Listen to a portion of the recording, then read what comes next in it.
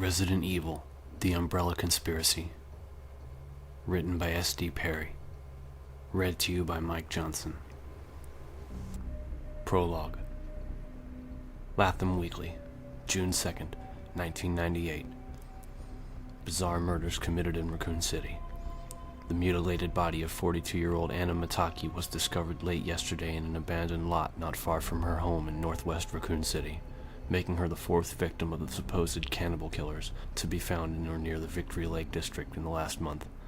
Consistent with the coroner reports of the other recent victims, Mataki's corpse showed evidence of having been partially eaten, the bite marks apparently formed by human jaws. Shortly after the discovery of Miss Mataki by two joggers at approximately 9 o'clock last night, Chief Irons made a brief statement insisting that the RPD is working diligently to apprehend the perpetrators of such heinous crimes, and that he is currently consulting with city officials about more drastic protection measures for Raccoon citizens. In addition to the murderous spree of cannibal killers, 3 others have died from probable animal attacks in Raccoon Forest in the past several weeks, bringing the toll of mysterious deaths up to 7. Raccoon Times, June 22nd, 1998. Horror in Raccoon. More victims dead.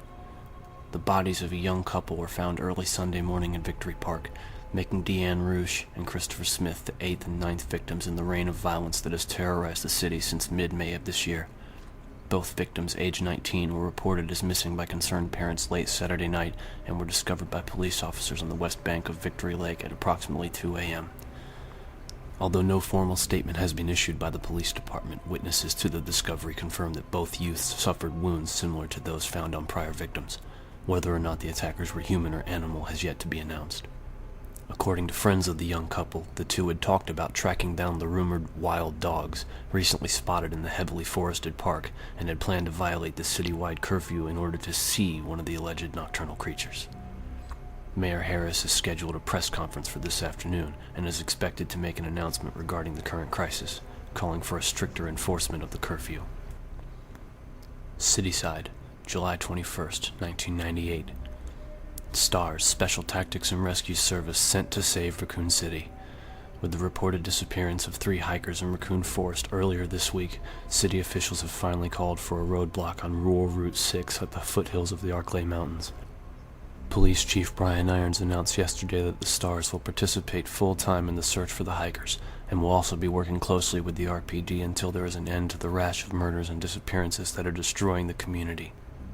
Chief Irons, a former S.T.A.R.S member himself, said today in an exclusive Cityside telephone interview that it is high time that we employ the talents of these dedicated men and women towards the safety of this city.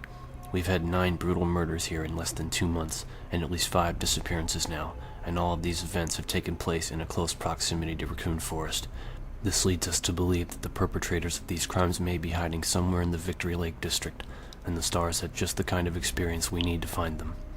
When asked why the S.T.A.R.S hadn't been assigned to these cases until now, Chief Irons would only say that the S.T.A.R.S had been assisting the RPD since the beginning, and that they would be a welcome addition to the task force currently working on the murders full-time. Founded in New York in 1967, the privately funded S.T.A.R.S organization was originally created as a measure against cult-affiliated terrorism by a group of retired military officials and ex-field operatives from both the CIA and FBI. Under the guidance of former NSDA National Security and Defense Agency Director Marco Palmieri, the group quickly expanded its services to include everything from hostage negotiation to code breaking to riot control. Working with local police agencies, each branch office of the S.T.A.R.S is designed to work as a complete unit in itself. The S.T.A.R.S set up its Raccoon City branch through the fundraising efforts of several local businesses in 1972 and is currently led by Captain Albert Wesker, promoted to the position less than 6 months ago.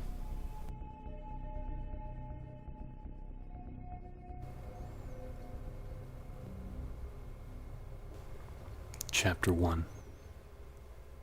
Jill was already late for the briefing when she somehow managed to drop her keys into her cup of coffee on the way out the door. There was a muted ting as they hit the bottom, and as she paused in mid-stride, staring in disbelief at the steaming ceramic mug, the thick stack of files she carried under her other arm slid smoothly to the floor. Paper clips and sticky notes scattered across the tan carpeting. "Oh, shit." She checked her watch and turned back toward the kitchen, cup in hand. Wesker had called the meeting for 1900 sharp, which means she had about 9 minutes to make the 10-minute drive, find parking, and get her butt into a chair. The first full disclosure meeting since the S.T.A.R.S had gotten the case. Hell, the first real meeting since she'd made the Raccoon transfer, and she was going to be late. Figures. Probably the first time in years I actually give a rat's ass about being on time, and I fall apart at the door.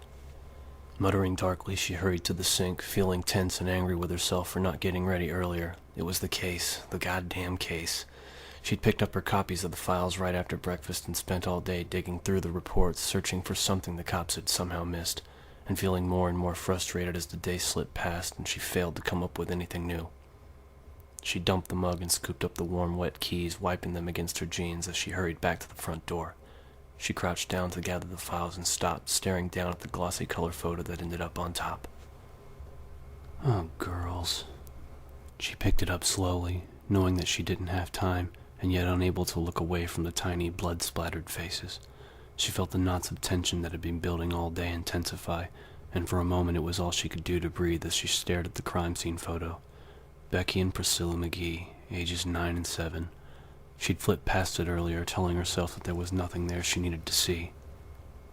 But it isn't true, is it? You can keep pretending or you can admit it. Everything's different now. It's been different since the day they died. When she'd first moved to Raccoon, she'd been under a lot of stress, feeling uncertain about the transfer, not even sure if she wanted to stay with the S.T.A.R.S. She was good at the job, but had only taken it because of Dick. After the indictment, he'd started to pressure her to get into another line of work. It had taken a while, but her father was persistent, telling her again and again that one Valentine in jail was one too many, even admitting that he was wrong to raise her the way he had. With her training and background, there wasn't a whole lot of options, but the S.T.A.R.S at least appreciated her skills and didn't care how she came by them. The pay was decent, there was the element of risk she'd grown to enjoy. In retrospect, the career change had been surprisingly easy. It made Dick happy and gave her the opportunity to see how the other half lived. Still, the move had been harder on her than she realized. For the first time since Dick had gone inside, she'd felt truly alone, and working for the law had started to seem like a joke. The daughter of Dick Valentine, working for truth, justice, and the American way. Her promotion to the Alphas, a nice little house in the suburbs, it was crazy. She'd been given serious thought to just blowing out of town, giving the whole thing up, and going back to what she'd been before. Until the two little girls who lived across the street had shown up on her doorstep and asked her with wide, tear-stained eyes if she was really a policeman. Their parents were at work and they couldn't find their dog. Becky in her green school dress, little Pris in her overalls, both of them sniffling and shy. The pup had been wandering through a garden only a few blocks away, no sweat, and she'd made 2 new friends as easy as that. The sisters had promptly adopted Jill, showing up after school to bring her scraggly bunches of flowers, playing in her yard on weekends, singing her endless songs they'd learned from movies and cartoons. It wasn't like the girls had miraculously changed her outlook or taken away her loneliness, but somehow her thoughts of leaving had been put on the back burner, left alone for a while. For the first time in her 23 years, she started to feel like part of the community she lived and worked in, the change so subtle and gradual that she'd hardly noticed. 6 weeks ago, Becky and Pris had wandered away from a family picnic in Victory Park and became the first 2 victims of the psychopaths that had since terrorized the isolated city. The photo trembled slightly in her hand, sparing her nothing. Becky lying on her back, staring blindly at the sky, a gaping ragged hole in her belly. Pris was sprawled next to her, arms outstretched, chunks of her flesh ripped savagely from the slender limbs. Both children had been eviscerated, dying of massive trauma before they'd bled out. If they'd screamed, no one had heard. Enough. They're gone, but you can finally do something about it. Jill fumbled the papers back into their folder and stepped outside into the early evening, breathing deeply. The scent of freshly cut grass was heavy in the sun-warmed air. Somewhere down the street, a dog barked happily amidst the shouts of children. She hurried to the small, dented gray hatchback parked by the front walk, forcing herself not to look at the silent McGee house as she started the car and pulled away from the curb. Jill drove through the wide suburban streets of her neighborhood, window down, pushing the speed limit but careful to watch for kids and pets. There weren't many of either around. Since the trouble had started, more and more people were keeping their children and animals indoors, even during the day. The little hatchback shuddered as she accelerated up the ramp to Highway 202, the warm, dry air whipping her long hair back from her face. It felt good, like waking up from a bad dream. She sped through the sun-dappled evening, the shadows of trees growing long across the road. Whether it was fate or just the luck of the draw, her life had been touched by what was happening in Raccoon City. She couldn't keep pretending that she was just some jaded ex-thief trying to stay out of jail, trying to toe the line to make her father happy, or that what the S.T.A.R.S were about to do was just another job. It mattered. It mattered to her that those children were dead, and that the killers were still free to kill again. The victim files next to her fluttered slightly at the top of the folder, caught by the wind. 9 restless spirits, perhaps Becky and Priscilla McGee's among them. She rested her right hand on the ruffled sheaf, stifling the gentle movement, and swore to herself that no matter what it took, she was going to find out who was responsible. Whatever she'd been before, whatever she would be in the future, she had changed, and wouldn't be able to rest until these murderers of the innocent had been held accountable for their actions. Yo, Chris! Chris turned away from the soda machine and saw Forrest Speyer striding down the empty hall toward him, a wide grin on his tanned, boyish face. Forrest was actually a few years older than Chris, but looked like a rebellious teenager. Long hair, studded jean jacket, tattoo of a skull smoking a cigarette on his left shoulder. He was also an excellent mechanic and one of the best shots Chris had ever seen in action. "Hey, Forrest, what's up?" Chris scooped up a can of club soda from the machine's dispenser and glanced at his watch. He still had a couple of minutes before the meeting. He smiled tiredly as Forrest stepped in front of him, blue eyes sparkling. Forrest was carrying an armful of equipment, vest, utility belt, and shoulder pack. Wesker gave Marina the go-ahead to start the search. Bravo team's going in. Even excited Forrest's Alabama twang slowed his words to a stereotypical drawl. He dropped his stuff on one of the visitors' chairs, still grinning widely. Chris frowned. "When?" "Now, soon as I warm up the copter." Forrest pulled the Kevlar vest over his t-shirt as he spoke. "While you alphas is taking notes, we're gonna kick some cannibal ass." "Nothing if not confident, us S.T.A.R.S. Yeah, well, just watch your ass, okay? I still think there's more going on here than a couple of slobbering nut jobs hanging around in the woods." "You know it." Forrest pushed his hair back and grabbed his utility belt, obviously already focused on the mission. Chris thought about saying more, but decided against it. For all of his bravado, Forrest was a professional. He didn't need to be told to be careful. "You sure about that, Chris? You think Billy was being careful?" Sighing inwardly, Chris slapped Forrest's shoulder lightly and headed for Ops through the doorway of the small upstairs waiting room and down the hall. He was surprised that Wesker was sending the teams in separately, although it was standard for the less experienced S.T.A.R.S to do the initial recon. But this wasn't exactly a standard operation. The number of deaths they were dealing with alone was enough to call for a more aggressive offense. The fact that there were signs of organization to the murders should have brought it to A1 status, and Wesker was still treating it like some kind of training run. Nobody else sees it. They didn't know Billy. Chris thought again about the late-night call he'd gotten last week from his childhood friend. He hadn't heard from Billy in a while, but knew that he'd taken a research position with Umbrella, the pharmaceutical company that was the single biggest contributor to the economic prosperity of Raccoon City. Billy had never been the type to jump at shadows, and the terrified desperation in his voice had jolted Chris awake, filling him with deep concern. Billy had babbled that his life was in danger, that they were all in danger, begged Chris to meet him at the diner at the edge of town, and then never showed up. No one had heard from him since. Chris had run it over and over again in his mind during the sleepless nights since Billy's disappearance, trying to convince himself that there was no connection to the attacks on Raccoon, and yet was unable to shake his growing certainty that there was more going on than met the eye, and that Billy had known what it was.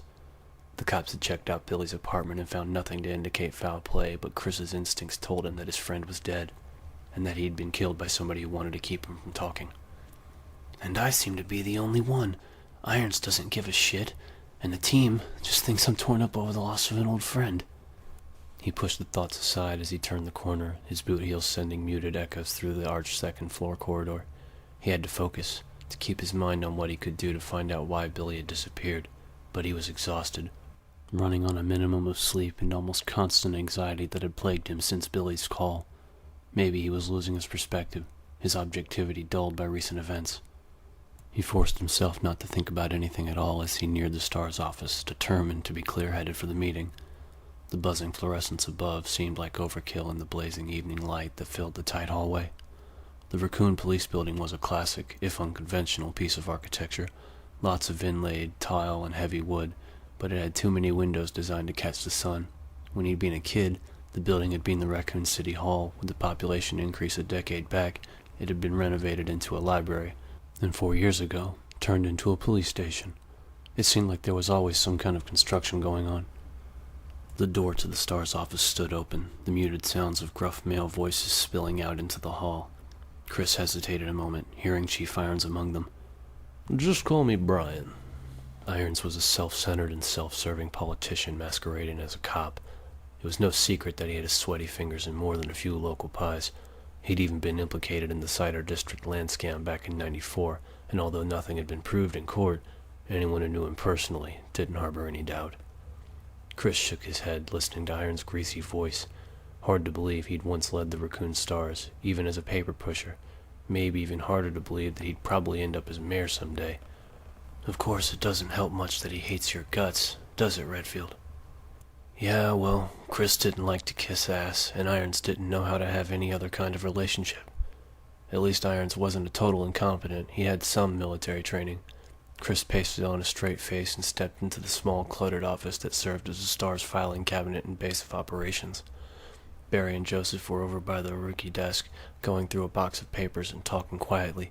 Brad Vickers, the Alpha pilot, was drinking coffee and staring at the main computer screen a few feet away, a sour expression on his mild features. Across the room, Captain Wesker was leaning back in his chair, hands behind his head, smiling blankly at something Chief Irons was telling him.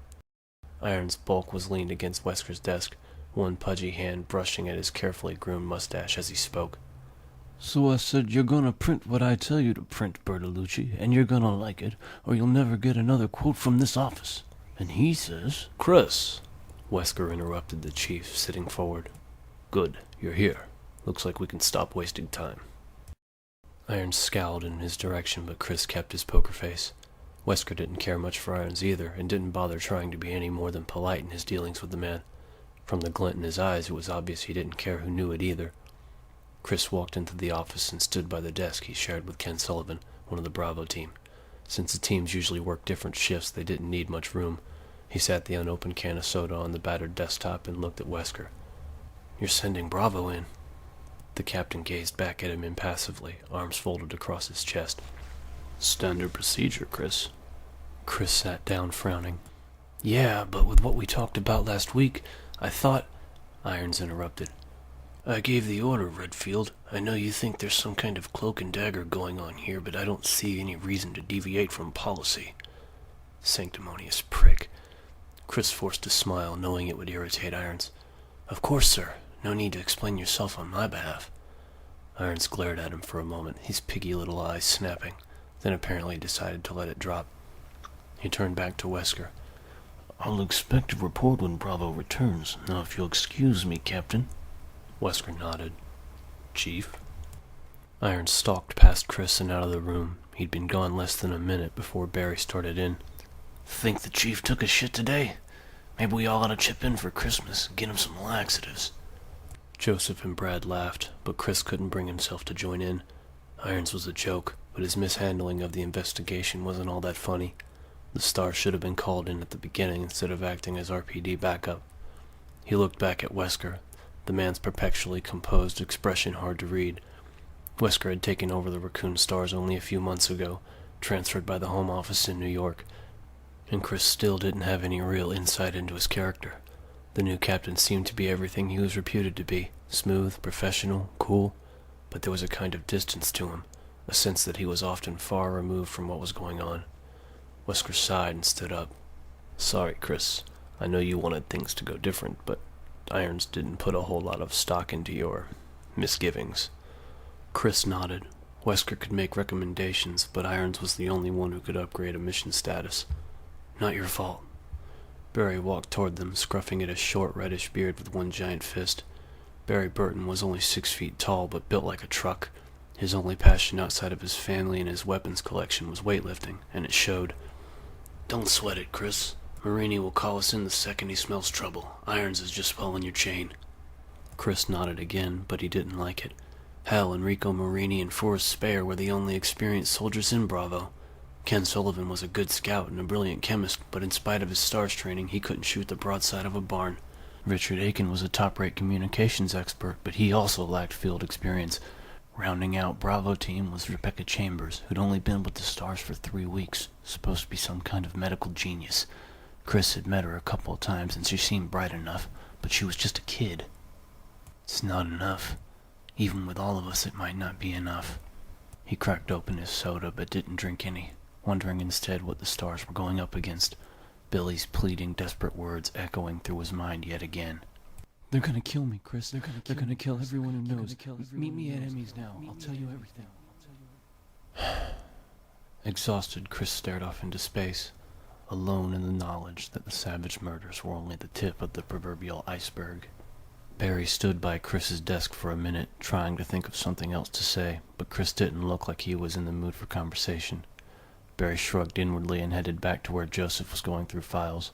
Chris was a good guy, but he took things too hard sometimes. He'd get over it as soon as it was their turn to step in. Man, it was hot. Seemingly endless trickles of sweat rolled down his spine, gluing his t-shirt to his broad back. The air conditioning was on the fritz as usual, and even with the door open, the tiny S.T.A.R.S office was uncomfortably warm. Any luck? Joseph looked up at him from the pile of papers, a rueful smirk on his lean face. You kidding? It's like somebody hid the damn thing on purpose. Barry sighed and scooped up a handful of files. Maybe Jill found it. She was still here when I left last night, going through the witness reports for about the 100th time. What are you two looking for anyway? Brad asked. Barry and Joseph both looked over at Brad, still sitting at the computer console, headset on. He'd be monitoring Bravo's progress throughout their flyby of the forested district, but for now, he looked bored as hell. Joseph answered him. Barry claims that there are floor plans in here somewhere on the old Spencer estate, some architectural digest that came out when the house was built. He paused, then grinned at Brad. Except that I'm thinking that old Barry's gone senile on us. They say memory's the first thing to go. Barry scowled good-naturedly. Old Barry could easily kick your ass into next week, little man. Joseph looked at him mock-seriously. Yeah, but would you remember it afterwards? Barry chuckled, shaking his head. He was only 38, but he'd been with the Raccoon S.T.A.R.S for 15 years, making him the senior member. He endured numerous old-age jokes, mostly from Joseph. Brad cocked an eyebrow. The Spencer place, why would it be in a magazine? You kids gotta learn your history, Barry said. It was designed by the one and only George Trevor, just before he disappeared. He was that hotshit architect who did all those weird skyscrapers in D.C.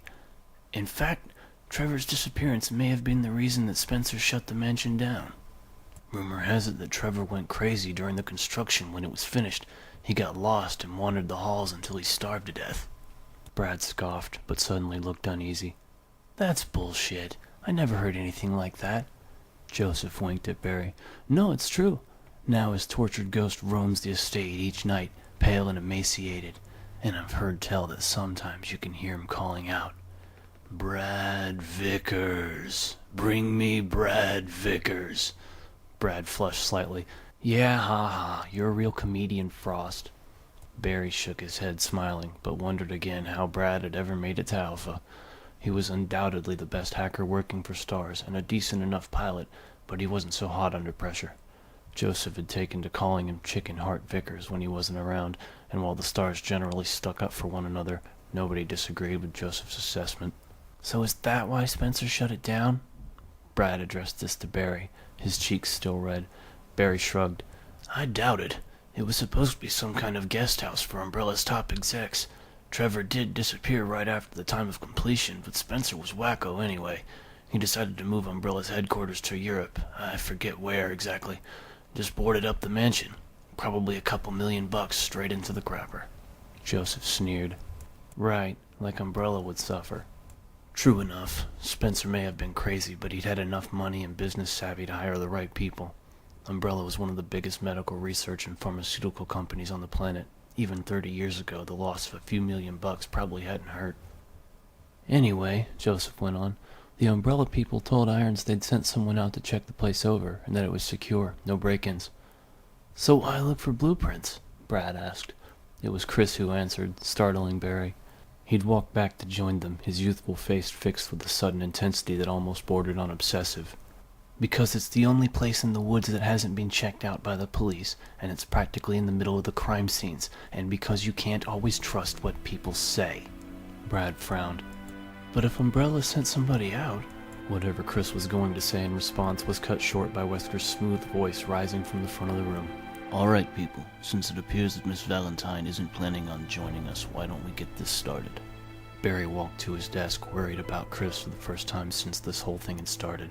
He'd recruited the younger man for the S.T.A.R.S a few years back thanks to a chance encounter at a local gun shop. Chris had proven to be an asset to the team, bright and thoughtful as well as a top-notch marksman and able pilot. But now, Barry gazed fondly at the picture of Kathy and the girls that sat on his desk. Chris's obsession with the murders in Raccoon was understandable, particularly since his friend had disappeared. Nobody in town wanted to see another life lost. Barry had a family and was determined as anyone else on the team to stop the killers, but Chris's relentless suspicions had gone a little overboard. What had he meant by that you can't always trust what people say? Either that Umbrella was lying or Chief Irons was. Ridiculous. Umbrella's branch chemical plant and administrative buildings on the outskirts of town supplied 3/4 of the jobs in Raccoon City. It'd be counterproductive for them to lie. Besides, Umbrella's integrity was at least as solid as any other major corporation's. Maybe some industrial espionage, but medical secret swapping was a far cry from murder. And Chief Irons, though a fat Weasley blowhard, wasn't the kind to get his hands any dirtier than they'd get accepting illegal campaign funds. The guy wanted to be mayor, for Christ's sake. Barry's gaze lingered on the picture of his family a moment longer before he turned his chair around to face Wesker's desk, and he suddenly realized that he wanted Chris to be wrong. Whatever was going on in Raccoon City, that kind of vicious brutality couldn't be planned, and that meant... Barry didn't know what that meant. He sighed and waited for the meeting to begin.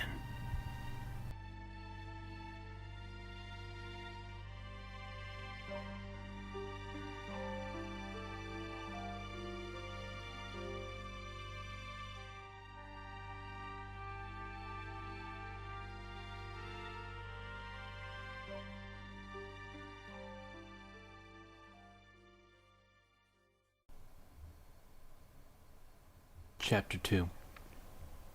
Jill was deeply relieved to hear the sound of Wesker's voice as she jogged toward the open door of the S.T.A.R.S office. She'd seen one of their helicopters taking off as she'd arrived, and been positive that they'd left without her.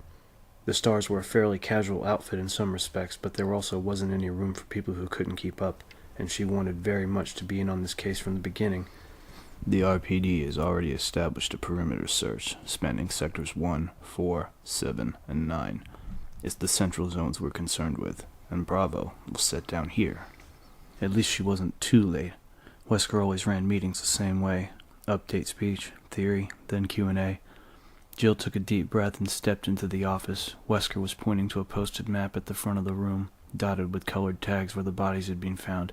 He hardly faltered in his speech as she walked quickly to her desk, feeling suddenly like she was back in basic training and had shown up late for class. Chris Redfield threw her a half-smile as she sat down, and she nodded back at him before focusing on Wesker. She didn't know any of the Raccoon team that well, but Chris had made a real effort to make her feel welcome since she'd arrived. After a flyby of the other central areas, once they report in, we'll have a better idea of where to focus our energies. But what about the Spencer place? Chris asked. It's practically in the middle of the crime scenes. If we start there, we can conduct a more complete search. And if Bravo's information points to that area, rest assured we'll search there. For now, I don't see any reason to consider it a priority. Chris looked incredulous. But we only have Umbrella's word that the estate is secure. Wesker leaned against his desk, his strong features expressionless. Chris, we all want to get to the bottom of this, but we have to work as a team. And the best approach here is to do a thorough search for those missing hikers before we start jumping to conclusions. Bravo will take a look-see, and we'll conduct this by the book. Chris frowned but said nothing more. Jill resisted the urge to roll her eyes at Wesker's little speech. He was doing the right thing technically, but had left out the part about it being politic to do as Chief Irons wanted. Irons had made it clear time and again throughout the killing spree that he was in charge of the investigation and was calling the shots. It wouldn't have bothered her so much except that Wesker presented himself as an independent thinker, a man who didn't play politics.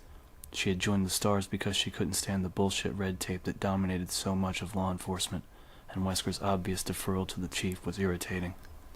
Well, and don't forget that you stood a good chance of ending up in prison if you hadn't changed your occupation.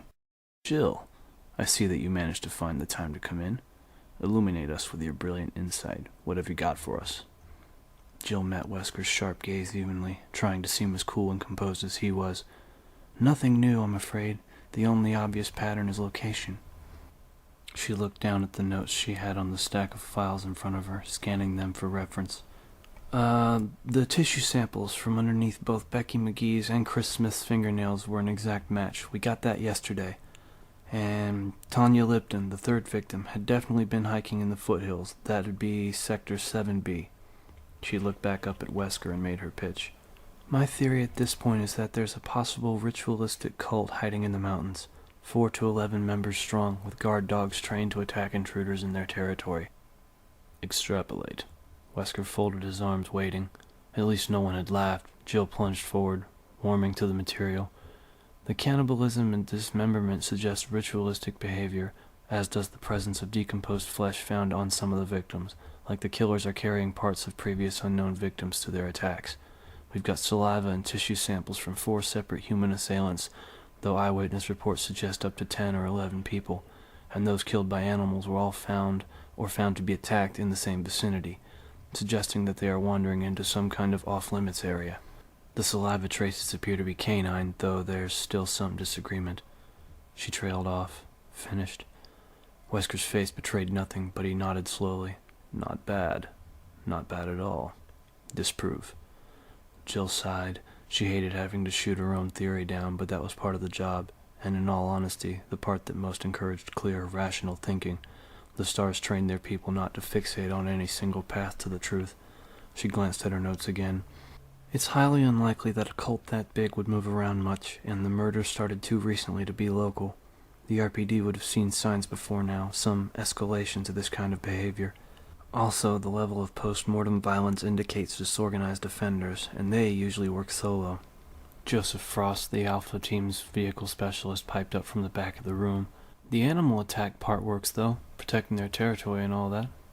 Wesker scooped up a pen and walked to the dry erase board next to his desk, talking as he moved. I agree. He wrote territoriality on the board, then turned back to face her. Anything else? Jill shook her head, but felt good that she'd contributed something. She knew the cult aspect was reaching, but it had been all she could come up with. The police certainly hadn't come up with anything better. Wesker turned his attention to Brad Vickers, who suggested that it was a new strain of terrorism, that demands would be made soon. Wesker put terrorism on the board, but didn't seem enthusiastic about the idea. Neither did anyone else. Brad quickly went back to his headset, checking on Bravo Team's status. Both Joseph and Barry passed on theorizing, and Chris's views on the killings were already well known, if vague. He believed that there was an organized assault going on, and that external influences were involved somehow. Wesker asked if he had anything new to add, stressing new, Jill noticed, and Chris shook his head, looking depressed. Wesker capped the black pen and sat on the edge of his desk, gazing thoughtfully at the blank expanse of board. It's a start, he said. I know you've all read the police and coroner reports, and listened to the eyewitness accounts. Vickers here, over, from the back of the room. Brad spoke quietly into his headpiece, interrupting Wesker. The captain lowered his voice and continued. Now at this point, we don't know what we're dealing with, and I know that all of us have some concerns with how the RPD has been dealing with this situation. But now that we're on the case, What? At the sound of Brad's raised voice, Jill turned toward the back of the room along with everyone else. He was standing up, agitated, one hand pressed to the earpiece on his headset. Bravo Team, report! Repeat, Bravo Team, report! Wesker stood up. Vickers, put it on the comm. Brad hit the switch on his console, and the bright, crackling sound of static filled the room. Jill strained to hear a human voice amidst the fuzz, but for several tense seconds there was nothing. Then, Do you copy? We kind of mechanical malfunction. We're gonna have to sit her down. the rest was lost in a burst of static. It sounded like Enrico Marini, the Bravo team leader. Jill chewed at her lower lip and exchanged a worried glance with Chris. Enrico had seemed frantic. They all listened for another moment, but there was nothing more than the sound of open air. Position, Wesker snapped. Brad's face was pale. They're in the, Sector 22, tail end of C. Except I've lost the signal. The transmitter's offline. Jill felt stunned, saw the feeling reflected in the faces of the others. The helicopter's transmitter was designed to keep working no matter what. The only way it would shut down was if something big happened. The entire system blanking out or being severely damaged. Something like a crash. Chris felt his stomach knot as he recognized the coordinates. The Spencer estate. Marini had said something about a malfunction. It had to be a coincidence, but it didn't feel like one. The Bravos were in trouble, and practically on top of the old Umbrella Mansion. All of this went through his head in a split second, and then he was standing, ready to move. Whatever happened, the S.T.A.R.S took care of their own. Wesker was already in action. He addressed the team even as he reached for his keys, heading for the gun safe. Joseph, take over the board and keep trying to raise them. Vickers, warm up the copter and get clearance. I want us ready to fly in 5. The captain unlocked the safe as Brad handed the headset to Joseph and hurried out of the room. The reinforced metal door swung open, revealing an arsenal of rifles and handguns shelved above boxes of ammo. Wesker turned to the rest of them, his expression as bland as ever, but his voice brisk with authority. Barry, Chris, I want you to get the weapons into the copter loaded and secure. Jill, get the vests and the packs and meet us on the roof. He clipped a key off his ring and tossed it to her. I'm going to put a call into Irons and make sure he gets us some backup and EMTs down at the barricade, Wesker said, then blew out sharply. 5 minutes or less, folks, let's move. Jill left for the locker room and Barry grabbed one of the empty duffel bags from the bottom of the gun safe, nodding at Chris. Chris scooped up a second bag and started loading boxes of shells, cartridges, and clips as Barry carefully handled the weapons, checking each one. Behind them, Joseph again tried hailing the Bravo team to no avail. Chris wondered again about the proximity of Bravo team's last reported position to the Spencer estate. Was there a connection? And if so, how? Billy worked for Umbrella. They own the estate? Chief, Wesker, we've just lost contact with Bravo. I'm taking us in. Chris felt a sudden rush of adrenaline and worked faster, aware that every second counted could mean the difference between life and death for his friends and teammates. A serious crash was unlikely. The Bravos would have been flying low and Forrest was a decent pilot, but what about after they'd gone down? Wesker quickly relayed the information to Irons over the phone, then hung up, walking back to join them. I'm going to make sure our copter's outfitted. Joseph, give it another minute, then turn it over to the boys at the front desk. You can help these two carry the equipment up. I'll see you on top. Wesker nodded to them and hurried out, his footsteps clattering loudly down the hall. He's good, Barry said quietly, and Chris had to agree. It was reassuring to see that their new captain didn't rattle easily. Chris still wasn't sure how he felt about the man personally, but his respect for Wesker's abilities was growing by the minute. Come in, Bravo. Do you copy? Repeat. Joseph patiently went on, his voice tight with strain, his pleas lost to the haze of white static that pulsed out into the room. Wesker strode down the deserted hall and through the shabbier of the 2 second-floor waiting rooms, nodding briskly at a pair of uniforms that stood talking by the soda machine.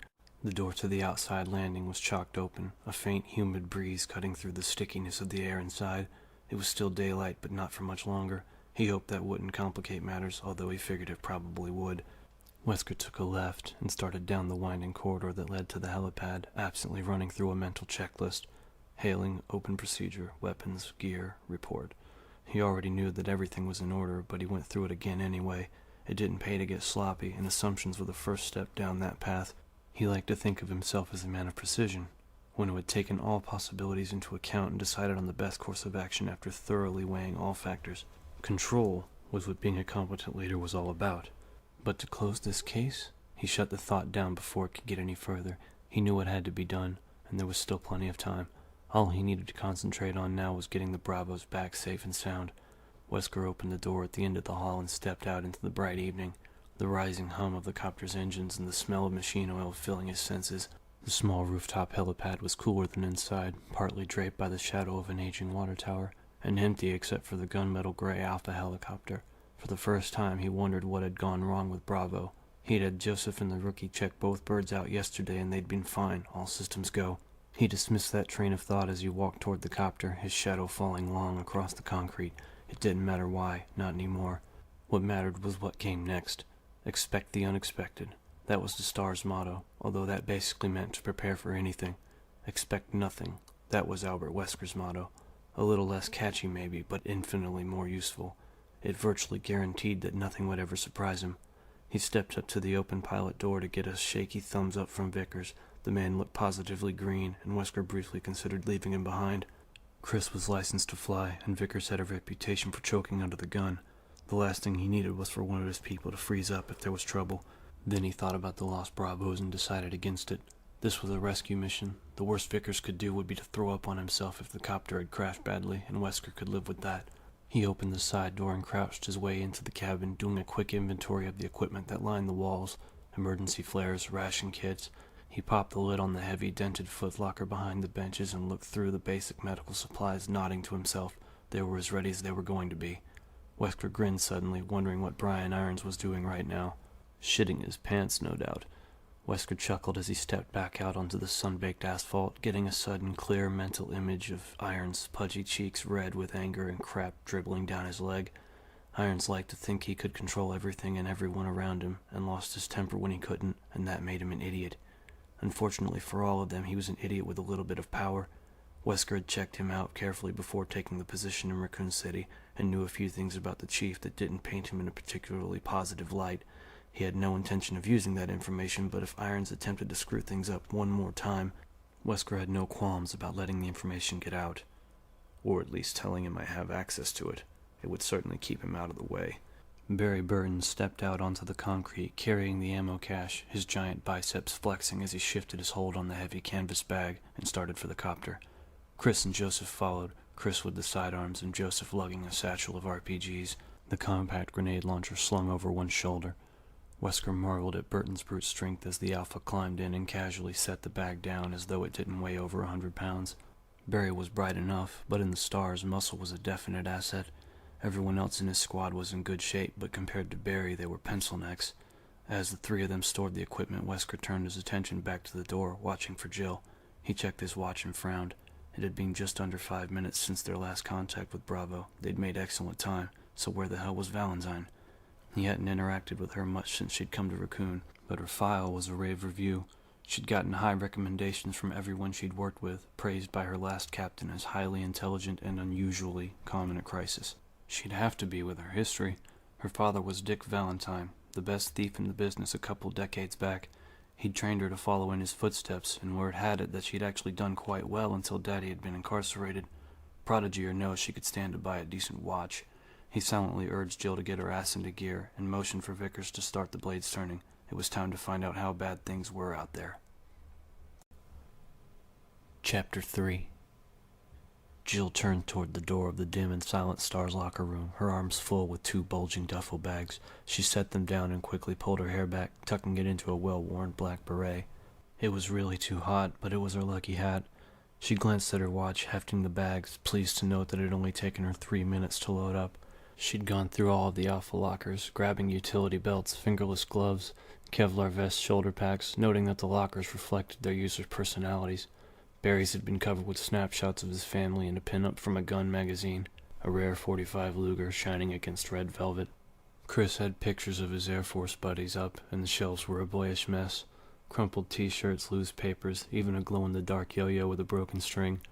Brad Vickers had a stack of self-help books, and Joseph, a Three Stooges calendar.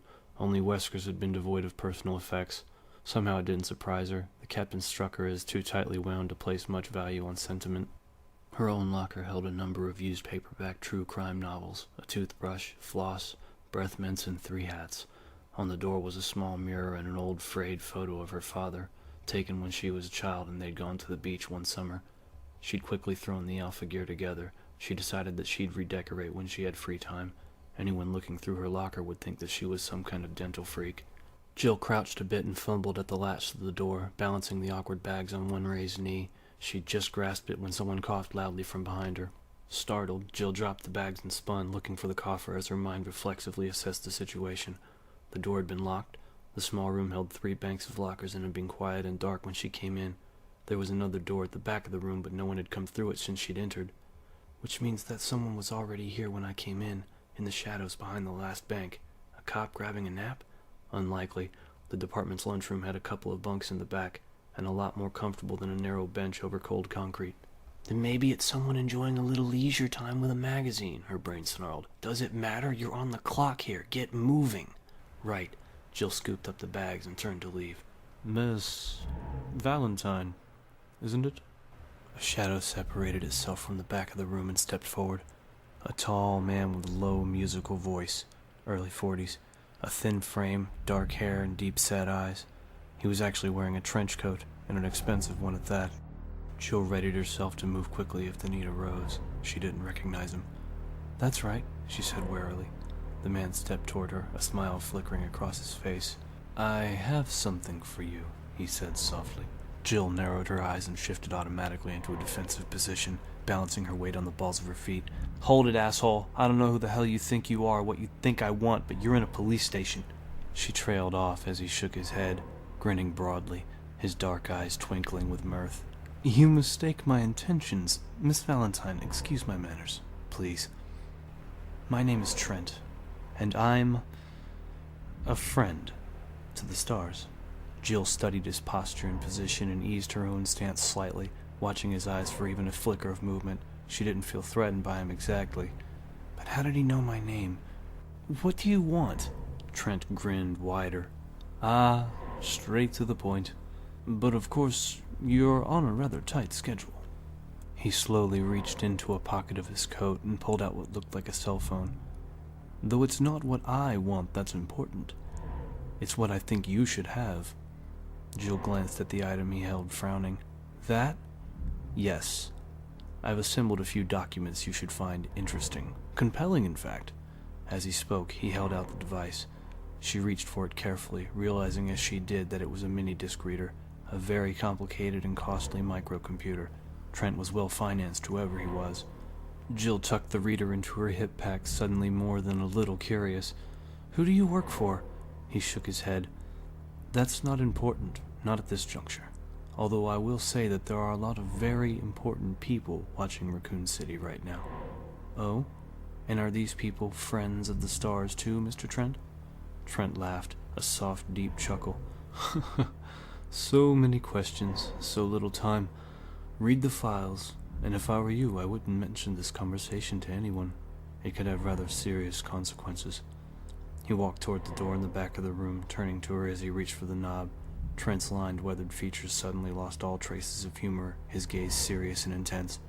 One more thing, Miss Valentine, and this is critical. Make no mistake. Not everyone can be trusted, and not everyone is who they appear to be. Even the people you think you know. If you want to stay alive, you'll do well to remember it. Trent opened the door, and just like that, he was gone. Jill stared after him, her mind going a million directions at once. She felt like she was in some old melodramatic spy movie and had just met the mysterious stranger. It was laughable. And yet he just handed you several $1,000s worth of equipment with a straight face and told you to watch your back. You think he's kidding?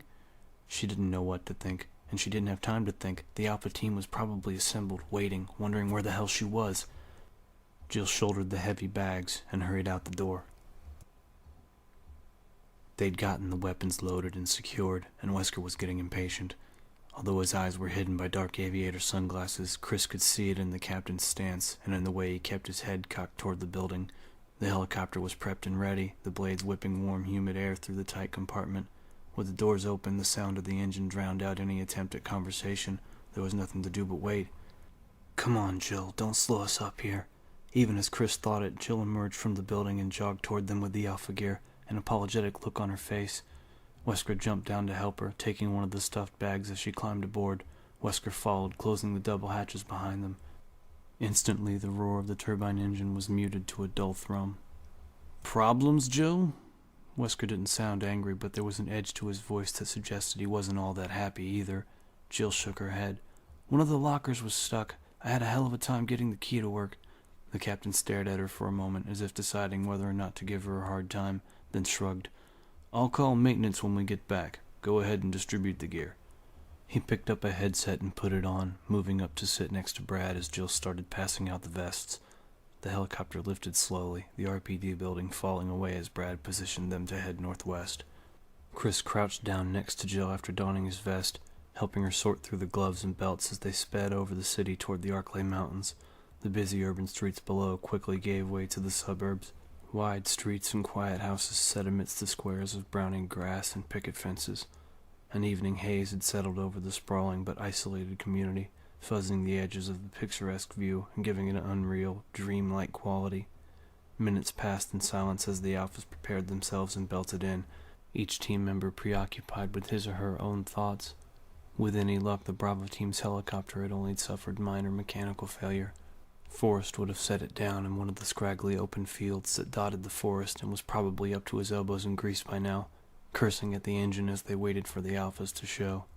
Without the bird in working order, Marini wouldn't start the proposed search. The alternative?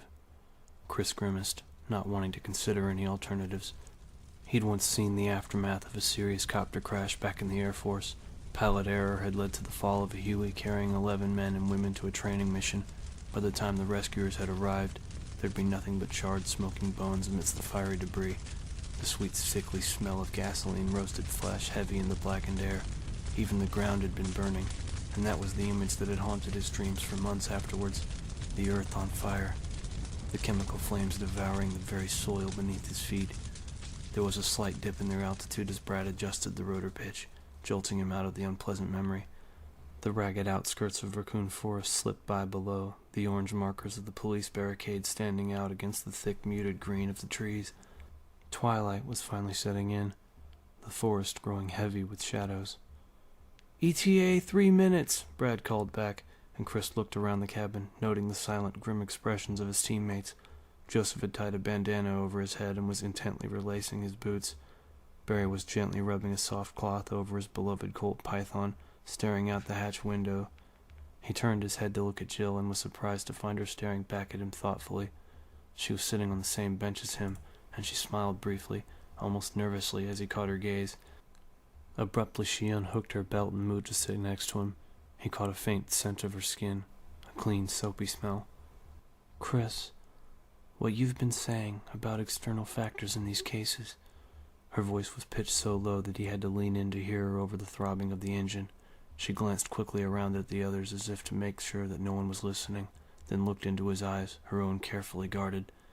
"I think you might be on the right track," she said softly, "and I'm starting to think that it might not be such a good idea to talk about it." Chris's throat suddenly felt dry. "Did something happen?" Jill shook her head, her finely chiseled features giving away nothing. "No. I've just been thinking that maybe you should watch what you say. Maybe not everyone listening is on the right side of this." Chris frowned, not sure what she was trying to tell him. "The only people I've talked to are on the job."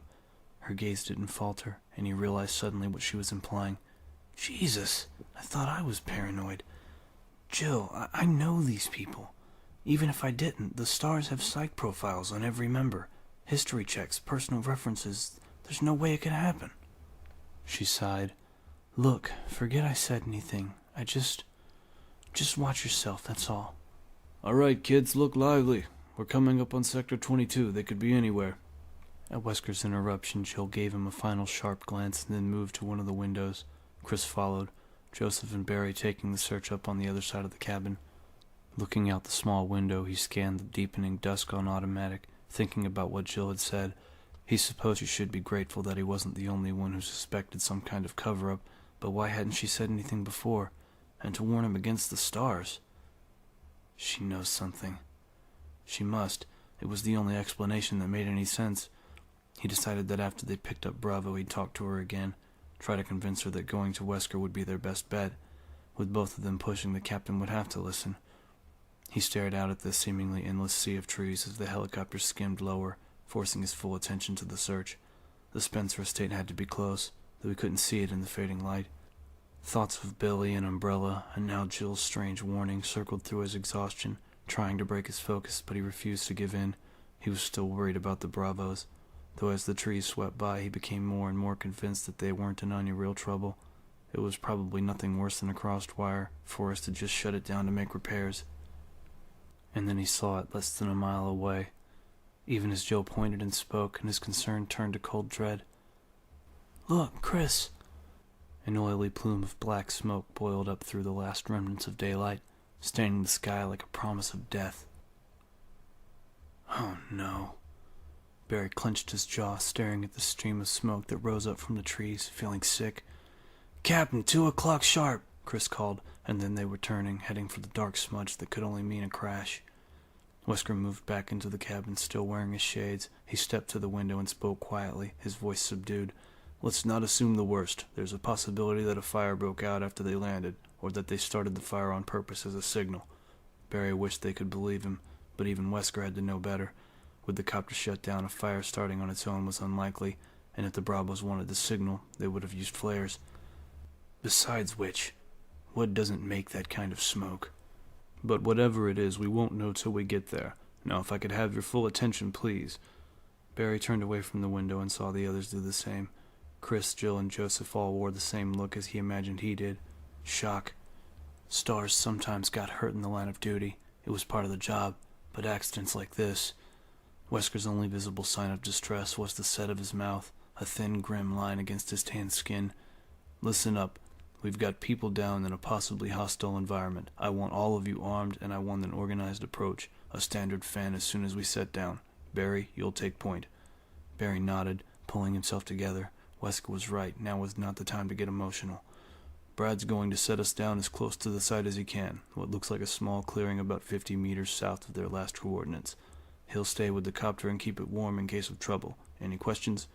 Nobody spoke, and Wesker nodded briskly. "Good. Barry, load us up. We can leave the rest of the gear on board and come back for it." The captain stepped to the front to talk to Brad, while Jill, Chris, and Joseph turned to Barry. As weapons specialist, he checked the firearms in and out to each S.T.A.R.S team member and kept them in prime condition. Barry turned to the cabinet next to the outer hatch and unhooked the latch, exposing 6 Beretta 9mm handguns on a metal rack, cleaned and sighted only yesterday. Each weapon held 15 rounds, semi-jacketed hollow point. It was a good gun, though Barry preferred his Python, a lot bigger punch with a .357 round. He quickly distributed the weapons, passing out 3 loaded clips with each. "I hope we don't need these," Joseph said, slapping in a clip, and Barry nodded in agreement. Just because he paid his dues to the NRA didn't mean he was some trigger-happy dumbass looking to kill. He just liked guns. Wesker joined them again, and the 5 of them stood at the hatch, waiting for Brad to bring them in. As they neared the plume of smoke, the helicopter's whirling blades pushed it down and out, creating a black fog that blended into the heavy shadows of the trees. A chance of spotting the downed vehicle from the air was lost to the smoke and dusk. Brad swung them around and settled the bird into a scrappy patch of tall grass snapping wildly from the forced wind. Even as the rails wobbled to the ground, Barry had his hand on the latch, ready to move out. A warm hand fell on his shoulder. Barry turned and saw Chris looking at him intently. "We're right behind you," Chris said, and Barry nodded. He wasn't worried, not with the Alphas backing him up. All he was concerned with was the Bravo team situation. Rico Marini was a good friend of his. Marini's wife had babysat for the girls more times than Barry could count, and was friends with Kathy. The thought of him dead to a stupid mechanical screw-up. "Hang on, buddy, we're coming." One hand on the butt of his Colt, Barry pulled the handle and stepped out into the humid, whipping twilight of Raccoon Forest, ready for anything. Chapter 4. They spread out and started north, Wesker and Chris behind and to Barry's left, Jill and Joseph on his right.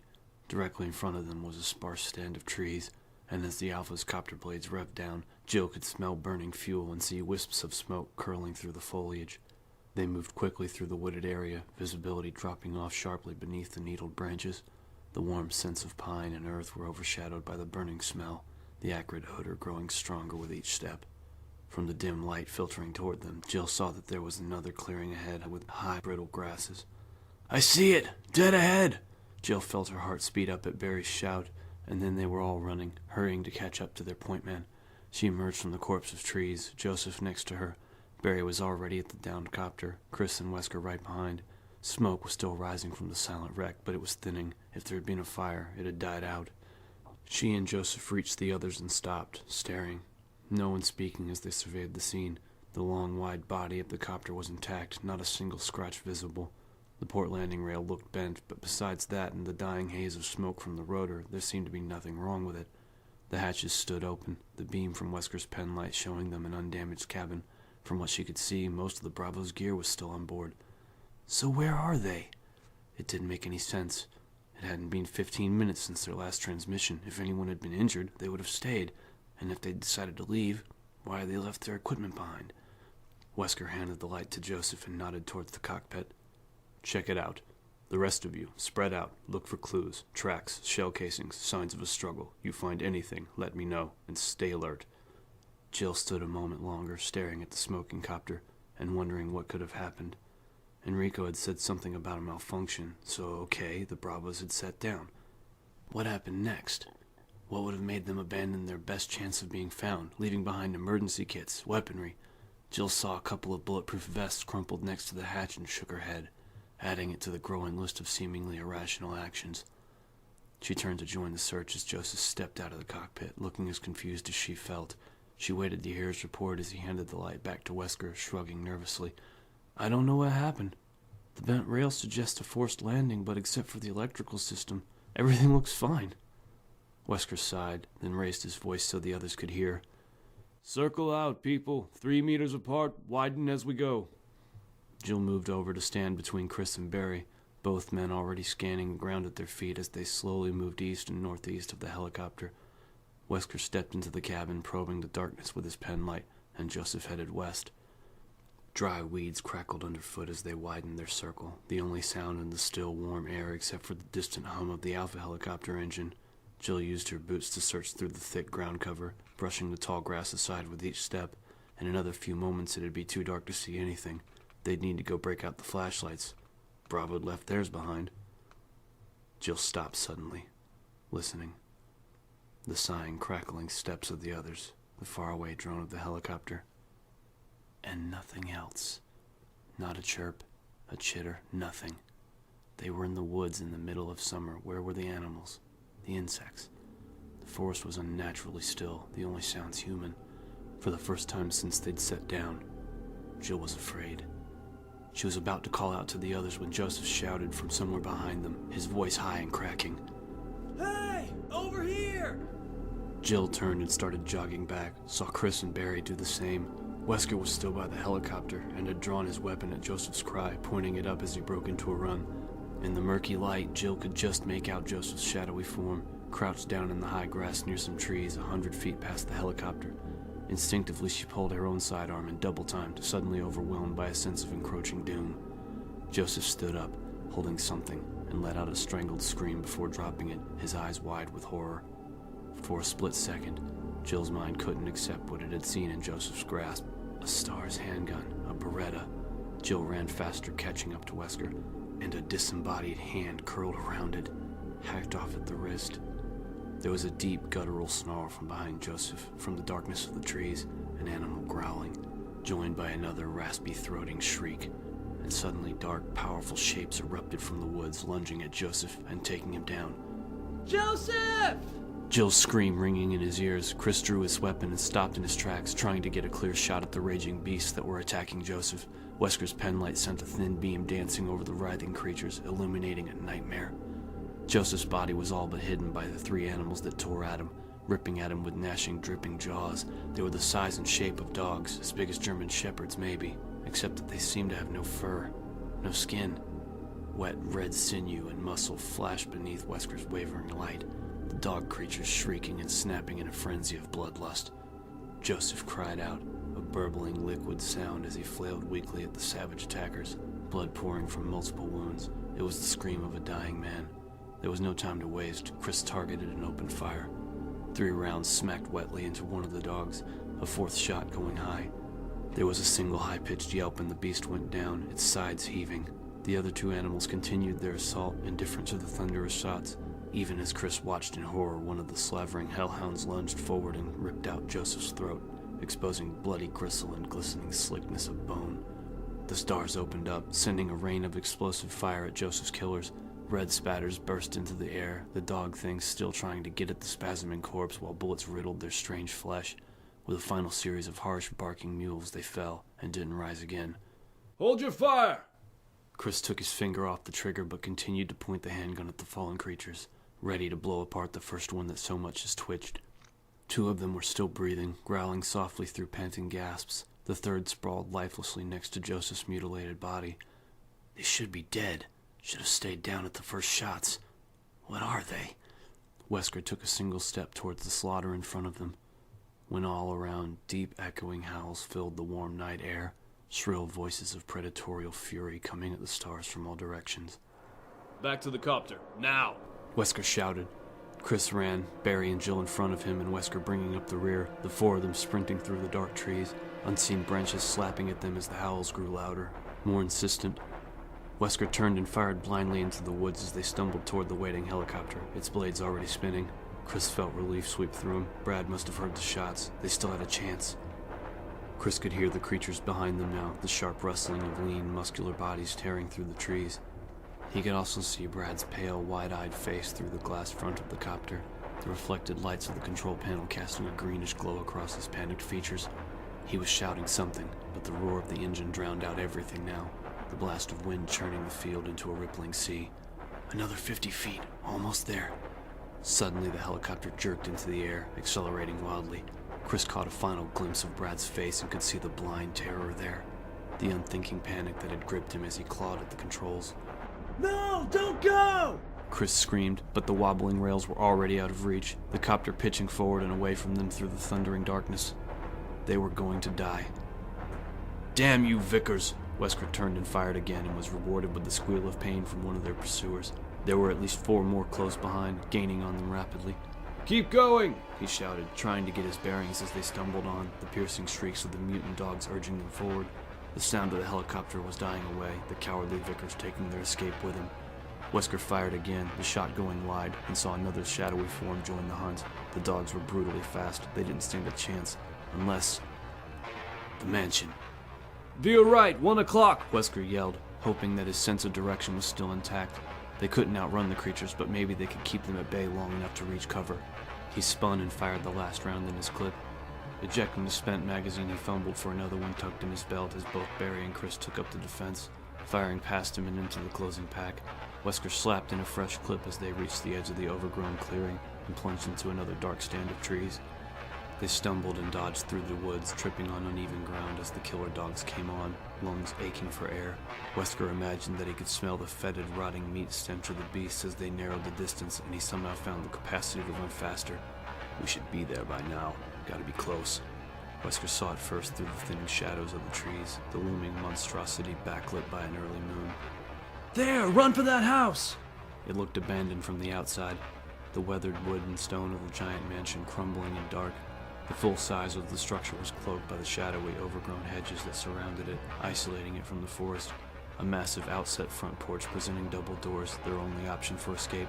Wesker actually heard the snap of powerful jaws behind him and fired at the sound, intuitively squeezing the trigger as he ran for the front of the mansion. A gurgling yelp and the creature fell, the howls of its siblings louder than ever, raised to a fever pitch by the thrill of the chase.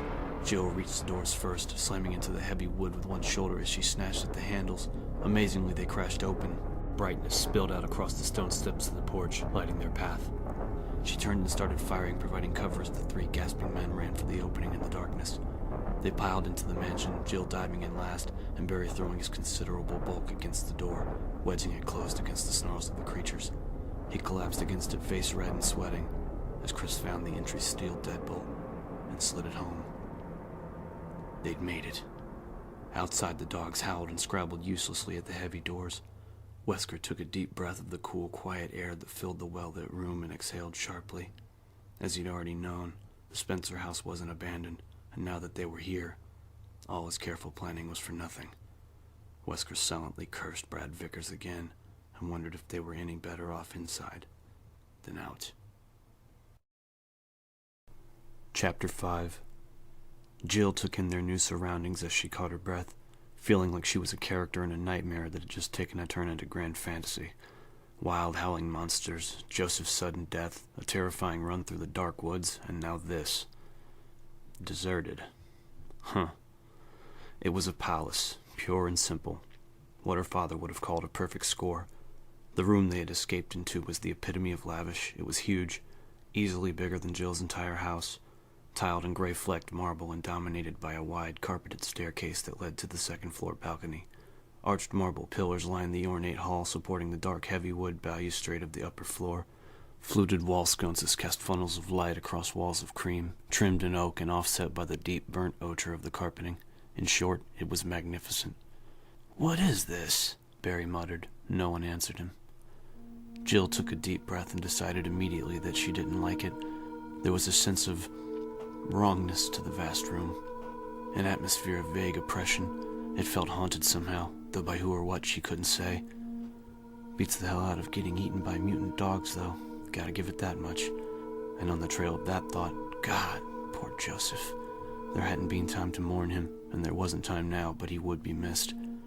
She walked towards the stairs, clutching her handgun, her footsteps muffled by the plush carpet that led from the front door. There was an antique typewriter on a small table to the right of the steps, a blank sheet of paper spooled into the works. A strange bit of decorum. The expansive hall was otherwise empty. She turned back toward the others, wondering what their take on all of this was. Barry and Chris both looked uncertain, their faces flushed and sweaty as they surveyed the room. Wesker was crouched by the front door, examining one of the latches. He stood up, his dark shades still in place, seeming as detached as ever. The wood around this lock is splintered. Somebody broke this door open before we got here. Chris looked hopeful. Maybe the Bravos. Wesker nodded. That's what I'm thinking. Help should be on the way, assuming our friend, Mr. Vickers, bothers to call it in. His voice dripped sarcasm, and Jill felt her own anger kindling. Brad had screwed up big time. Had almost cost them their lives. There was no excuse for what he'd done. Wesker continued, walking across the room toward one of the two doors on the west wall. He rattled the handle, but it didn't open. It's not safe to go back out. Until the cavalry shows up, we might as well take a look around. It's obvious that somebody's been keeping this place up, though why and for how long? He trailed off, walking back toward the group. How are we set for ammo? Jill ejected the clip from her Beretta and counted. 3 rounds left, plus the 2 loaded magazines on her belt. 33 shots. Chris had 22 left, Wesker 17, and Barry had 2 racked speed loaders for his Colt, plus an extra handful of loose cartridges tucked into a hip pouch. 19 rounds in all. Jill thought about all they'd left back on the helicopter and felt another rush of anger toward Brad. Boxes of ammunition, flashlights, walkie-talkies, shotguns, not to mention medical supplies. That Beretta that Joseph had found out in the field, the pale, blood-spattered fingers still wrapped around it. A S.T.A.R.S team member dead or dying, and thanks to Brad, they didn't even have a Band-Aid to offer. Thump! A sound of something heavy sliding to the floor, somewhere close by. In unison, they turned toward the single door on the east wall. Jill was suddenly reminded of every horror movie she'd ever seen. A strange house, a strange noise.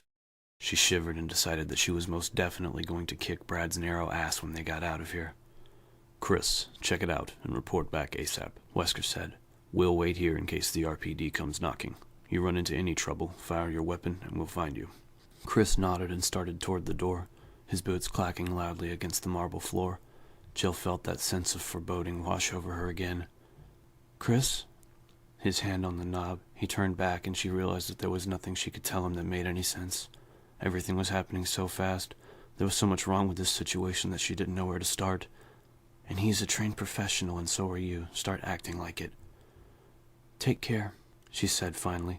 It wasn't what she wanted to say, but it would have to be enough. Chris gave her a lopsided grin, and then raised his Beretta and stepped through the doorway. Jill heard the ticking of a clock, and then he was gone, closing the door behind him. Barry caught her gaze and smiled at her, a look that told her not to worry, but Jill couldn't shake the sudden certainty that Chris wouldn't be coming back. Chris swept the room, taking in the stately elegance of the environment as he realized he was alone. Whoever had made the noise, they weren't here. The solemn ticking of a grandfather clock filled the cool air, echoing off shining black and white tiles. He was in a dining room, the kind he'd only ever seen in movies about rich people. Like the front room, this one had an incredibly high ceiling and a second-floor balcony, but it was also decorated with expensive-looking art and had an inset fireplace at the far end, complete with a coat of arms and crossed swords hung over the mantel. There didn't seem to be any way to get to the second floor, but there was a closed door to the right of the fireplace. Chris lowered his weapon and started for the door, still awed by the wealth of the abandoned mansion that the S.T.A.R.S had stumbled into. The dining room had polished red wood trim and expensive-looking art on the beige stucco walls surrounding a long wooden table that ran the length of the room. The table had to seat at least 20, though it was only set for a handful of people. Judging from the dust on the lacy placemats, nothing had been served for weeks. Except no one is supposed to have been here for 30 years, let alone hosted a formal dinner. Spencer had this place closed down before anyone ever stayed here. Chris shook his head. Obviously someone had reopened it a long time ago. So how was it that everyone in Raccoon City believed the Spencer estate to be boarded up, a crumbling ruin out in the woods? More importantly, why had Umbrella lied to Irons about its condition? Murders, disappearances, Umbrella, Jill. It was frustrating. He felt like he had some of the answers, but wasn't sure what the questions were. He reached the door and turned the knob slowly, listening for any sound of movement on the other side. He couldn't hear anything over the ticking of the old clock. It was set against the wall, and each movement of the second hand reverberated hollowly, amplified by the cavernous room. The door opened into one side of a narrow corridor, dimly lit by antique light fixtures. Chris quickly checked both directions. To the right was maybe 10 meters of hardwood hall, a couple of doors across from him, and a door at the end of the corridor. To the left, the hallway took a sharp turn away from where he stood, widening out. He saw the edge of a patterned brown rug on the floor there. He wrinkled his nose, frowning. There was a vague odor in the air, a faint scent of something unpleasant, something familiar. He stood in the doorway another moment, trying to place the smell. One summer when he was a kid, the chain had come off his bike when he'd been out on a ride with some friends. He'd ended up in a ditch about 6 inches away from a choice bit of roadkill, the dried-up, pulpy remains of what once had been a woodchuck. Time and the summer heat had dissipated the worst of the stink, though what had remained had been bad enough. Much to the amusement of his buddies, he'd vomited his lunch all over the carcass, taken a deep breath, and then puked again. He still remembered the sun-baked scent of the drying rot. Like thickly soured milk and bile, the same smell that lingered in the corridor now, like a bad dream. Thump. A soft shuffling noise from behind the first door to his right, like a padded fist sliding across a wall. There was someone on the other side. Chris edged into the hallway and moved toward the door, careful not to turn his back to the unsecured area. As he got closer, the gentle sounds of movement stopped, and he could see the door wasn't closed all the way. No time like the present. With an easy tap, the door swung inward, into a dim hall with green-flecked wallpaper. A broad-shouldered man was standing not 20 feet away, half hidden in shadow, his back to Chris. He turned around slowly. The careful shuffling of someone drunk or injured, and the smell that Chris had noticed before came off the man in thick, noxious waves. His clothes were tattered and stained, the back of his head patchy with sparse, scraggly hair. Gotta be sick. Dying, maybe. Whatever was wrong with him, Chris didn't like it. His instincts were screaming at him to do something. He stepped into the corridor and trained his Beretta on the man's torso. Hold it! Don't move! The man completed his turn and started toward Chris, shambling forward into the light. Its face was deathly pale, except for the blood smears around its rotting lips. Flaps of dried skin hung from its sunken cheeks, and the dark wells of the creature's eye sockets glittered with hunger as it reached out with skeletal hands. Chris fired, 3 shots that smacked into the creature's upper chest in a fine spray of crimson. With a gasping moan, it crumpled to the floor, dead. Chris staggered back, his thoughts racing in time with his hammering heart. He hit the door with one shoulder, was vaguely aware that it latched closed behind him as he stared at the fallen, stinking heap. Dead. That thing is the walking goddamn dead. The cannibal attacks in Raccoon, all of them near the forest. He'd seen enough late-night movies to know what he was looking at, but he still couldn't believe it. Zombies. No way, that was fiction. But maybe some kind of disease mimicking the symptoms. He had to tell the others. He turned and grabbed at the handle, but the heavy door wouldn't move. It must have locked itself when he'd stumbled. Behind him, a wet movement. Chris spun, eyes wide as the twitching creature clawed at the wooden floor, pulling itself toward him in an eager, single-minded silence. Chris realized that it was drooling, and the sight of the sticky pink rivulets pooling to the wood floor finally spurred him to action. He fired again, 2 shots into the thing's decaying, upturned face. Dark holes opened up in its knobby skull, sending tiny rivers of fluid and fleshy tissue through its lower jaw. With a heavy sigh, the rotting thing settled to the floor in a spreading red lake. Chris didn't want to make any bets on it staying down. He gave one more futile yank on the door and then stepped carefully past the body, moving down the corridor. He rattled the handle of a door on his left, but it was locked. There was a tiny etching in the key plate, what looked like a sword. He filed that bit of information into his confused, whirling thoughts and continued on, gripping the Beretta tightly. There was an offshoot to his right with a single door, but he ignored it, wanting to find a way to circle back to the front hall. The others must have heard the shots, but he had to assume that there were more creatures running around here like the one he'd killed. The rest of his team might already have their hands full. There was a door at the end of the hall on the left where the corridor turned. Chris hurried toward it, the putrid scent of the creature. The zombie, call it what it is, making him want to gag. As he neared the door, he realized that the smell was actually getting worse, intensifying with each step.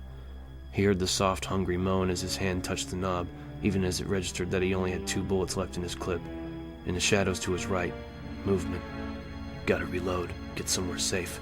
Chris jerked the door open and stepped into the arms of the shambling creature that waited on the other side, its peeling fingers grasping at him as it lunged for his throat. 3 shots. Seconds later, 2 more. The sound distant but distinct in the palatial lobby. Chris. Jill, why don't you? Wesker started, but Barry didn't let him finish. I'm going too, he said, already starting for the door on the east wall. Chris wouldn't waste shots like that unless he had to. He needed help. Wesker relented quickly, nodding. Go. I'll wait here. Barry opened the door, Jill right behind. There was another door at the opposite end, past a grandfather clock that ticked loudly in the frigid, dusty air. Barry jogged toward it, revolver in hand, feeling tense and worried. Christ, what a balls-up this operation was. S.T.A.R.S teams were often sent into risky situations where circumstances were unusual, but this was the first time since he'd been a rookie that Barry felt like things had gone totally out of control. Joseph was dead, Chicken Heart Vickers had left them to be eaten by dogs from hell, and now Chris was in trouble. Wesker shouldn't have sent him in alone. Jill reached the door first, touching the handle with slim fingers and looking to him. Barry nodded and she pushed it open, going in low and left. Barry took the other side, both of them sweeping an empty corridor. "Chris?" Jill called out quietly, but there was no answer. Barry scowled, sniffing the air. Something smelled like rotting fruit. "I'll check the doors," Barry said. Jill nodded and edged to the left, alert and focused. Barry moved towards the first door, feeling good that Jill was at his back. He'd thought she was kind of bitchy when she'd first transferred, but she was proving to be a bright and capable soldier, a welcome addition to the Alphas. Jill let out a high-pitched gasp of surprise, and Barry spun, the scent of decay suddenly thick in the narrow hall. Jill was backing away from an opening at the end of the corridor, her weapon trained on something Barry couldn't see. Stop! Her voice was high and shaky, her expression horrified, and she fired once, twice, still backing toward Barry, her breathing fast and shallow. Get clear! Left! He raised the Colt as she moved out of the way, as a tall man stepped into view. The figure's arms were stretched out like a sleepwalker's, the hands frail and grasping. Barry saw the creature's face, and then didn't hesitate. He fired a .357 round, peeling the top of its ashen skull away in an explosive burst, blood coursing down its strange, terrible features, and staining the cataracts of its pale, rolling eyes. It pitched back, sprawling face up at Jill's feet. Barry hurried to her side, stunned. "What?" He started, and then saw what was on the carpet in front of them, laying in the small sitting area that marked the end of the corridor. For a moment, Barry thought it was Chris, until he saw the S.T.A.R.S Bravo insignia on the vest, and felt a different kind of horror that set in as he struggled to recognize the features. The Bravo had been decapitated, the head laying a foot away from the corpse, the face almost unrecognizable. "Ah, jeez. It's Ken." Kenneth Sullivan was one of the best field scouts Barry had ever known, and a hell of a nice guy. There was a gaping, ragged wound in his chest, chunks of partly eaten tissue and gut strewn around the bloody hole. His left hand was missing, and there was no weapon nearby. It must have been his gun that Joseph had found out in the woods. Barry looked away, sickened. Ken had been a quiet, decent sort, did a lot of work in chemistry. He'd had a teenage son who lived with his ex in California. Barry thought of his own girls at home, Moira and Polly, and felt a surge of helpless fear for them. He wasn't afraid of death, but the thought of them growing up without a father. Jill dropped into a crouch next to his ravaged body and rifled quickly through the belt pack. She shot an apologetic look at Barry, but he gave her a slight nod. They needed the ammo. Ken certainly didn't. She came up with 2 clips for a 9mm and tucked them into her hip pocket. Barry turned and stared down at Ken's murderer in disgust and wonder. He had no doubt that he was looking at one of the cannibal killers that had been preying upon Raccoon City. It had a crusty scum of red around its mouth and gore-encrusted nails, as well as a ragged shirt that was stiff with dried blood. What was weird was how dead it looked. Barry had once done a covert hostage rescue in Ecuador, where a group of farmers had been held for weeks by a band of insane guerrilla rebels.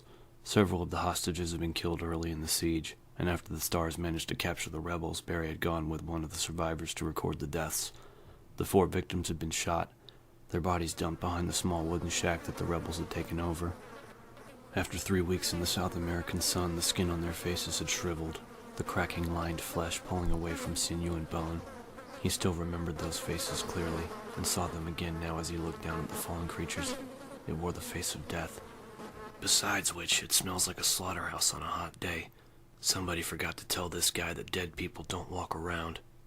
He could see the same sickened confusion on Jill's face, the same question in her eyes, but for now there weren't any answers.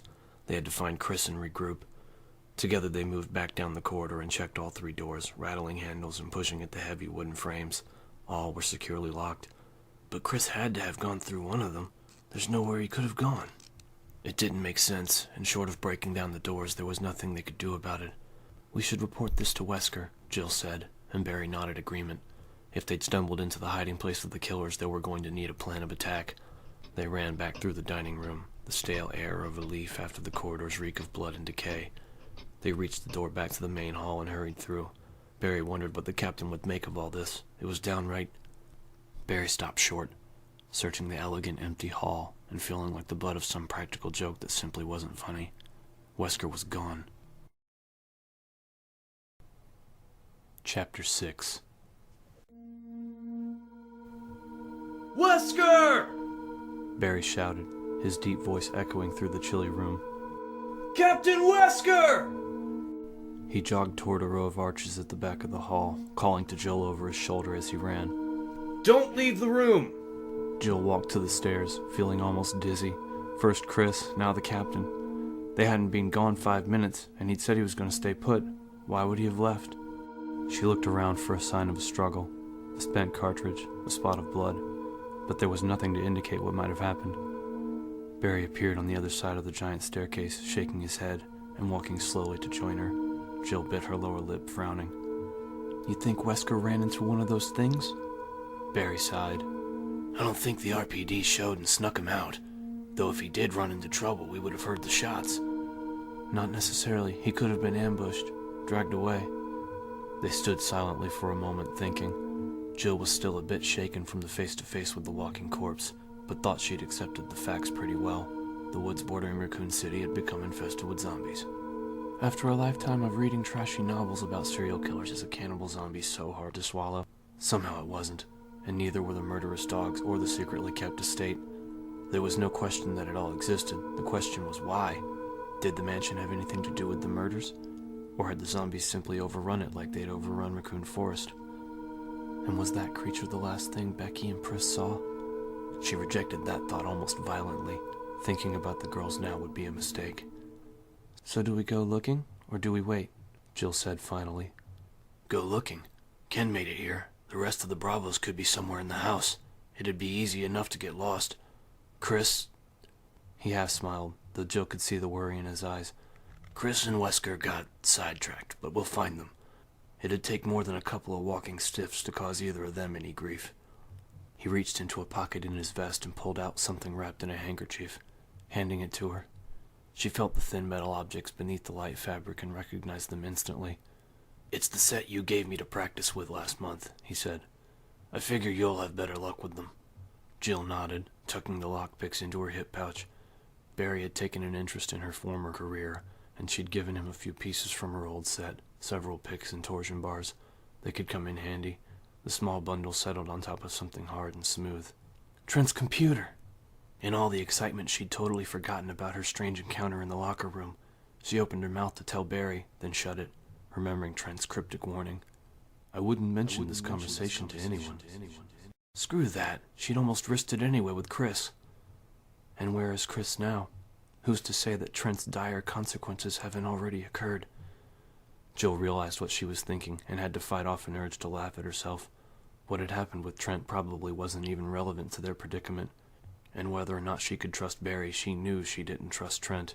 Still, she decided not to say anything about it, at least until she had a chance to see what the computer held. I think we should split up, Barry continued.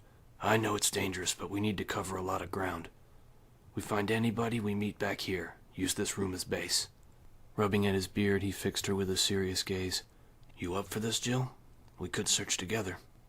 No, you're right, she said. I can take the West Wing.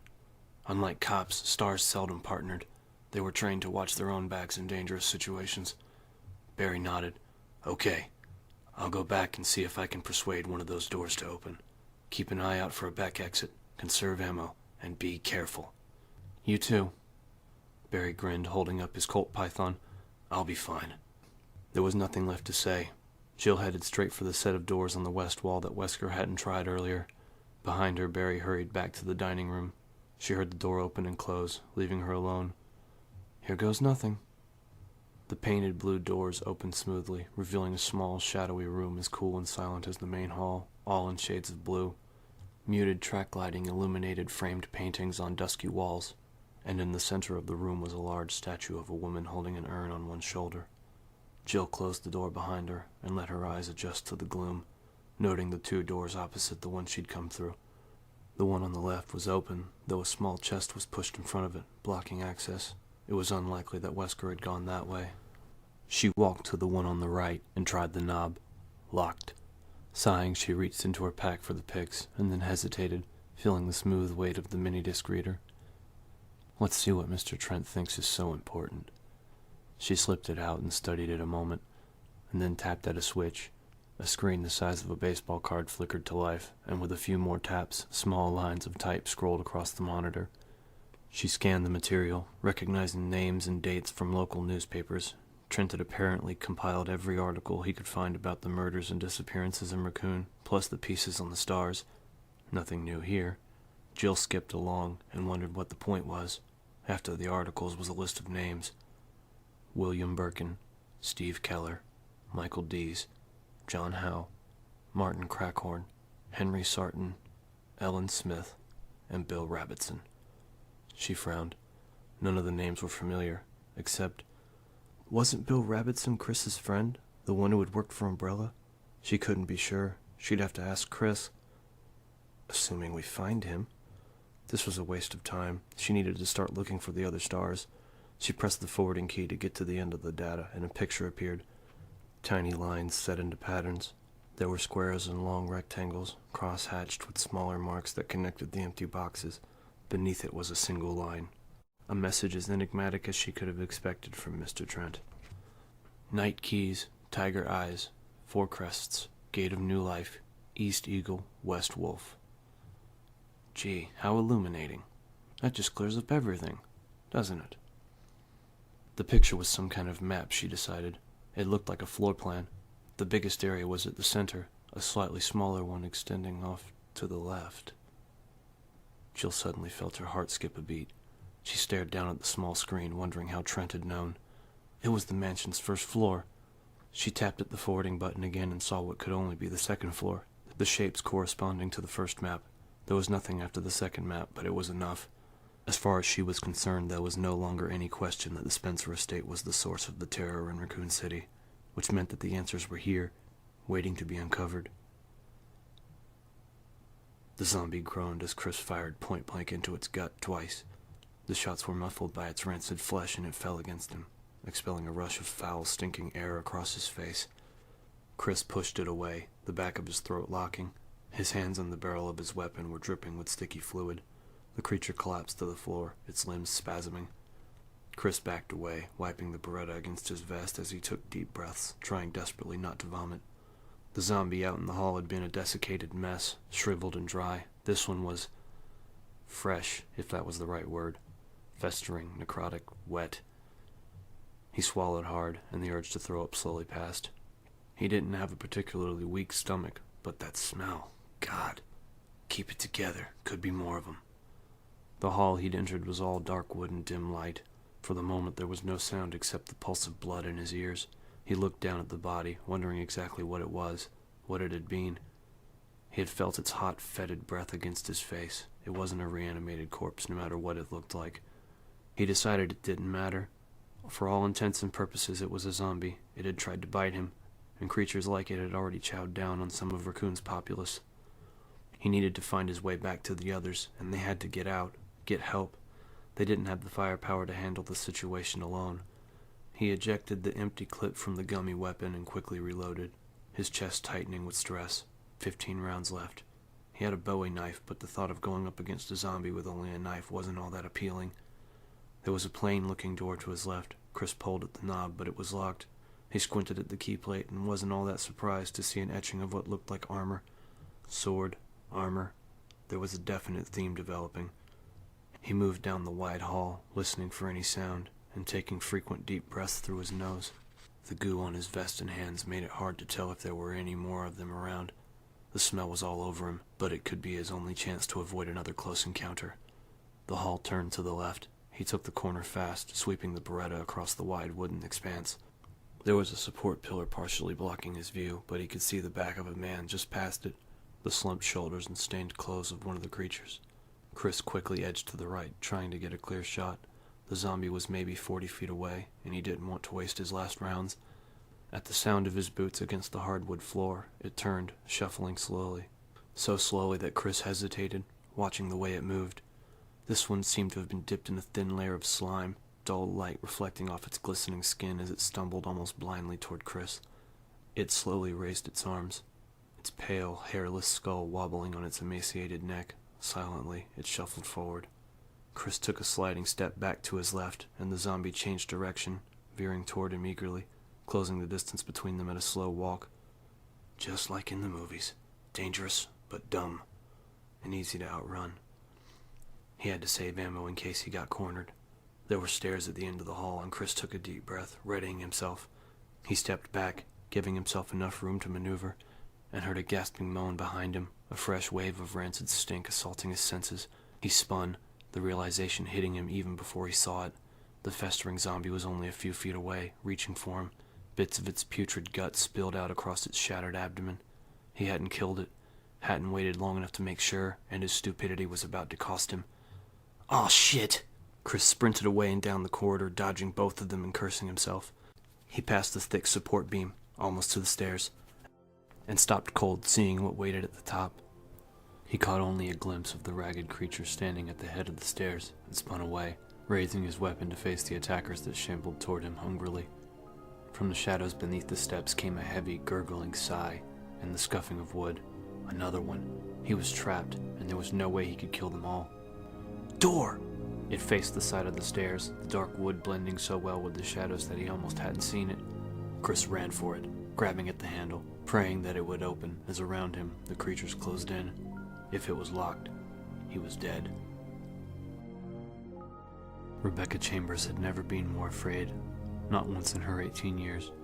For what seemed like an eternity, she'd listened to the soft scrape of rotting flesh brushing against the door and tried desperately to think of a plan, her dread building with each passing minute.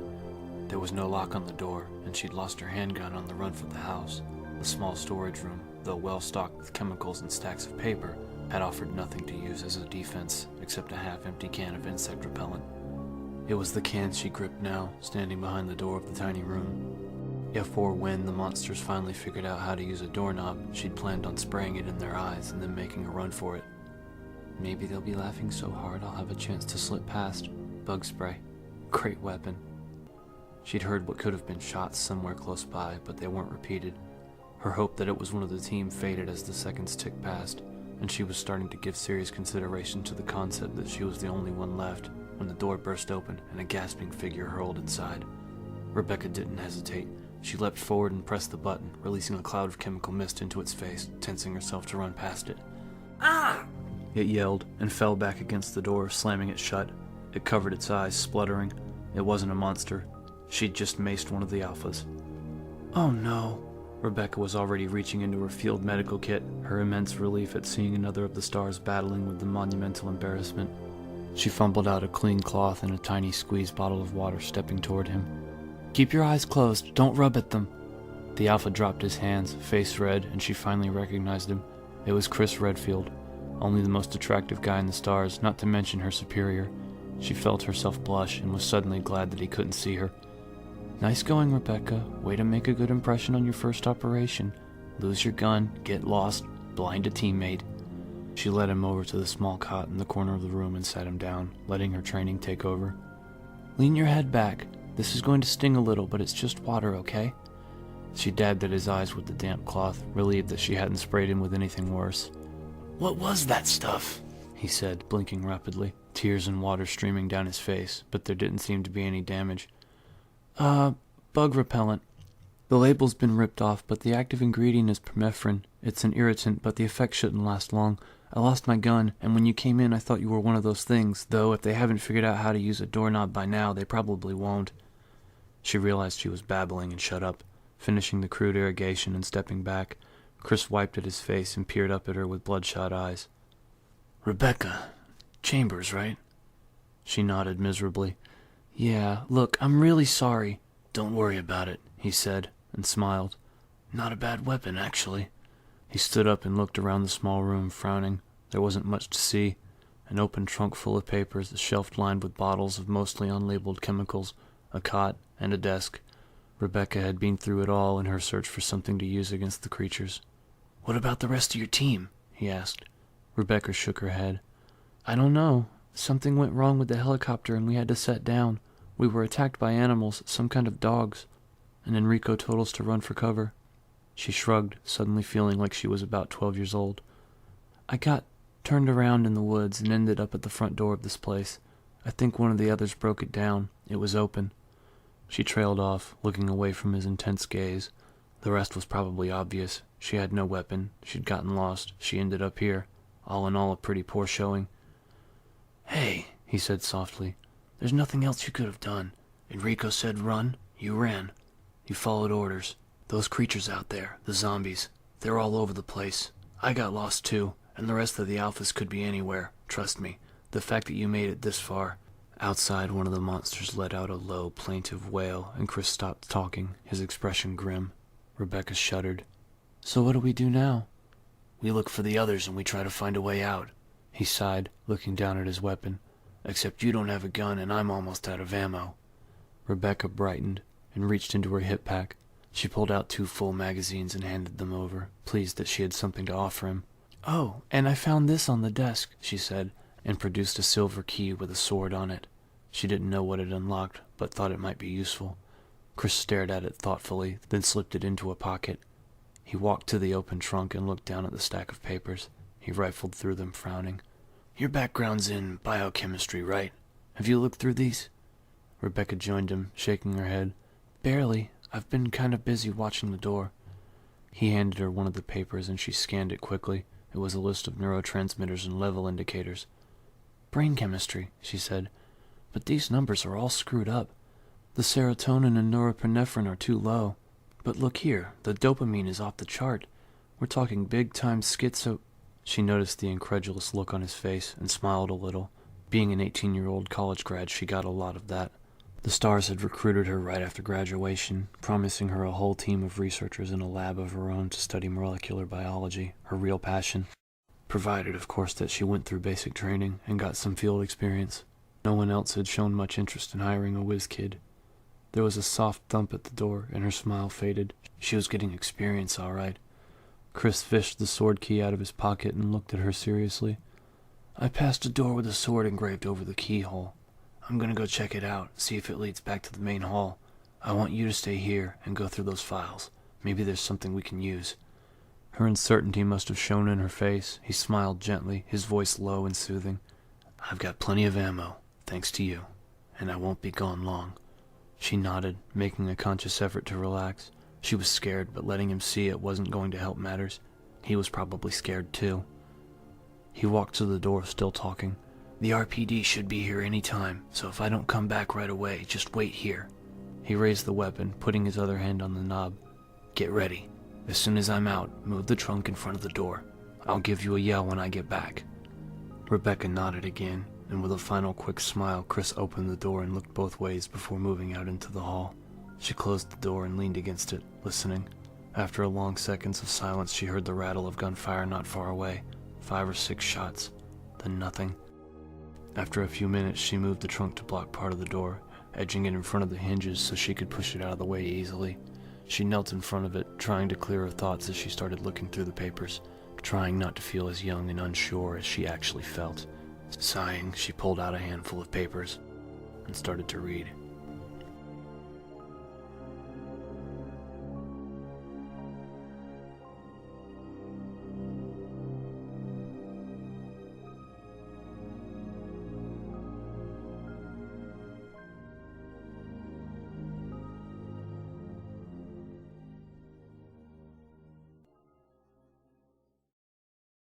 Chapter 7. The lock was a piece of cake, 3 flat tumblers in a single row. Jill could have opened it with a couple of paper clips. According to the map, the door would open into a long hall. Sure enough. She took another long look at the pocket computer's screen and then slipped it into her pack, thinking. It looked like there was a back way out through several halls and past a series of rooms. She could look for Wesker and the others along the way, and maybe secure an escape route at the same time. She stepped into the narrow corridor, the fully loaded Beretta in hand. It was a study in weirdness. The hall wasn't all that spectacular, the carpet runner and wallpaper done in basic tans and browns, the wide windows showing only the darkness outside, the display chests that lined the inner wall, though. There were 3 of them, each topped by a small lamp, and each prominently displaying a wide array of bleached human bones on open shelves. and interspersed with small items of obscurity. Jill started down the hall, stopping briefly at each bizarre spectacle. Skulls, arm and leg bones, hands and feet. There were at least 3 complete skeletons, and amidst the pale and pitted bones were feathers, clay beads, and gnarled strips of leather. Jill picked up one of the leather strips, then put it down quickly, wiping her fingers on her pants. She couldn't be sure, but it felt like she imagined tanned, cured human skin would feel, stiff and kind of greasy. The window behind her exploded inward. A lithe, sinewy form lunged into the hall, growling and snapping. It was one of the mutant killing hounds, its eyes as red as its dripping hide. It charged her, its teeth as bright and dangerous as the jagged glitter of glass still falling from the shattered frame. Back between 2 of the chests, Jill fired. The angle was wrong, the bullet splintering the wood at her feet as the dog jumped at her, growling deep in his throat. It hit her in the thighs, slamming her painfully against the wall, gnashing to get its jaws at her flesh. The smell of rotting meat washed over her, and she fired again and again, barely aware that she was moaning in fear and disgust. A sound as guttural and primal as the furious dying shrieks that came from the canine abomination. The 5th bullet fired directly into its barrel chest, knocking it away. With a final, almost puppyish yelp, it crumpled to the floor, blood gushing into the tan carpet. Jill kept her weapon trained on the still form, gulping air in huge, shuddery breaths. Its limbs twitched suddenly, its massive claws beating a brief tattoo across the wet, red floor before it laid still again. Jill relaxed, recognizing the movement as a death spasm, the body releasing life. She'd have bruises, but the dog was dead. She brushed her bangs out of her eyes and crouched down next to it, taking in the strange, exposed musculature and huge jaws. It had been too dark and hectic on the run to the house to get a good look at the things that had killed Joseph, but in the bright light of the corridor, her initial impression wasn't changed. It looked like a skinned dog. She stood up and backed away, warily eyeing the row of windows in the hall. Obviously, they offered no protection from the hazards outside. The corridor took a sharp left and she hurried on, past more of the macabre displays that decorated the inner wall. The door at the end of the long hall was unlocked. It opened into another hall, not as well lit as the first, but at least not as creepy either. The muted gray-green wallpaper sported paintings of generic scenery and gentle landscapes, not a bone or fetish in sight. The first door on the right was locked, a carving of armor on the key plate. Jill remembered the list on the computer, something about night keys, but decided not to bother with it for now. According to Trent's map, there was a room on the other side that didn't lead anywhere. Besides, if Wesker had come this way, she didn't imagine that he was locking doors behind him. Right, just like it was unlikely that Chris would disappear. Don't assume anything about this place. The next door she tried opened into a small bathroom with an antique feel, complete with a ceiling fan and an old-fashioned 4-footed tub. There was no sign of recent use. She stood for a moment in the stale tiny room, breathing deeply, feeling the aftermath of the adrenaline rush she'd had in the corridor. Growing up, she'd learned how to enjoy the thrill of danger, of sneaking in and out of strange places with only a handful of tools and her own wits to keep her safe. Since joining the S.T.A.R.S, that youthful excitement had faded away, lost to the realities of backup and handguns, but here it was again, unexpected and not unwelcome. She couldn't lie to herself about the simple joy that often followed facing death and walking away. She felt good, alive. Let's not have a party just yet, her mind whispered sarcastically. Or have you forgotten that stars are being eaten alive in this hellhole? Jill stepped back into the silent hallway and edged around another corner, wondering if Barry had found Chris and if either of them had run across any of the Bravos. She felt like she had an advantage with the maps and decided that once she'd checked out the possible escape, she'd go back to the main hall and wait for Barry. With the information on Trent's computer, they could search more quickly and thoroughly. The corridor ended with 2 doors facing each other. The one on the right was the one she wanted. She tried the handle and was rewarded with a soft snick of the bolt retracting. She stepped into a dark hall and saw one of the zombies, a hulking pale shadow standing next to a door maybe 10 feet away. As she raised her weapon, the creature started toward her, emitting a soft hunger sound from its decaying lips. One of its arms hung limply at its side, and although Jill could see jagged bone protruding from the shoulder, it still clenched and unclenched its rotting fist eagerly as it reached out with its other arm. The head! Aim for the head! The shots were incredibly loud in the chilly gloom, the first blowing off its left ear, the second and third punching holes into its skull just above its pallid brow. Dark fluid streamed down the peeling face, and it fell to its knees, its flat, lifeless eyes rolling back into its head. There was shuffling movement in the shadows at the back of the hall to the right, exactly where she meant to go. Jill trained the gun on the darkness and waited for it to move closer, her entire body wired with tension. How many of these things are there? As soon as the zombie cleared the corner, she fired, the Beretta jumping lightly in her sweating hands. The second shot punctured its right eye, and it immediately collapsed to the dark, polished wood of the floor. The sticky, viscous material of the blown eyeball flecked across its skeletal face. Jill waited, but other than the spreading pools of blood around the dead creatures, nothing moved. Breathing through her mouth to avoid the worst of the stench, she hurried to the back of the hall and turned right down a short, tight passage that dead-ended at a rusting metal door. It creaked open, and fresh air flooded past her, warm and clean after the morgue-like chill of the house. Jill grinned, hearing the drone of cicadas and crickets on the night air. She reached the final leg of her little excursion, and although she wasn't outside yet, the sounds and smells of the forest renewed her sense of accomplishment. Got a secure path now, straight to the back of this place. We can head north, hit one of the logging roads, and hike down to the barricade. Jill stepped out onto a covered walkway, a mosaic of green stone surrounded by high concrete walls. There were small, intermittent openings near the ceiling of the pathway, accounting for the faint pine-scented breeze. Ivy trickled down from the arched openings like a reminder of the outside world. She hurried down the dim passage, remembering from the map that there was a single room at the end, and to the right, probably a storage shed.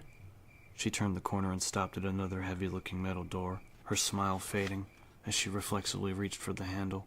The keyhole was plugged. She crouched and poked at the tiny hole, but to no avail. Someone had stopped it up with epoxy. To the left of the door was some kind of diagram set into the concrete made of dull copper.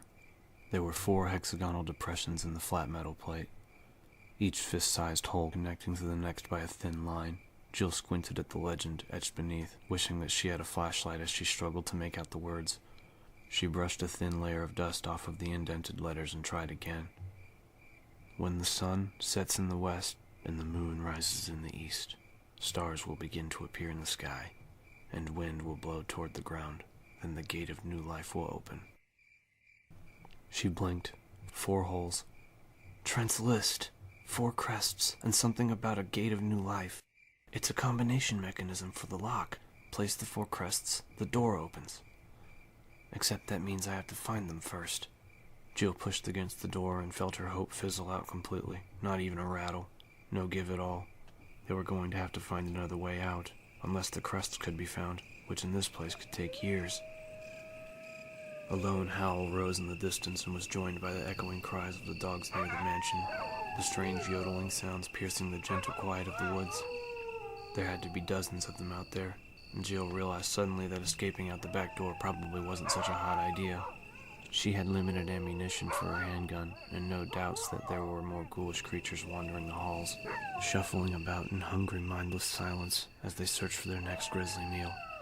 She sighed heavily and started back to the house, already dreading the cold stench of death and trying to prepare herself for the dangers that seemed to lurk at every corner. The stars were trapped. Chris knew he had to make the ammo count, so when he left Rebecca, he took off through the dim corridor at a full run, his boots pounding at the wood floor. There were still only 3 of them, all grouped near the stairs.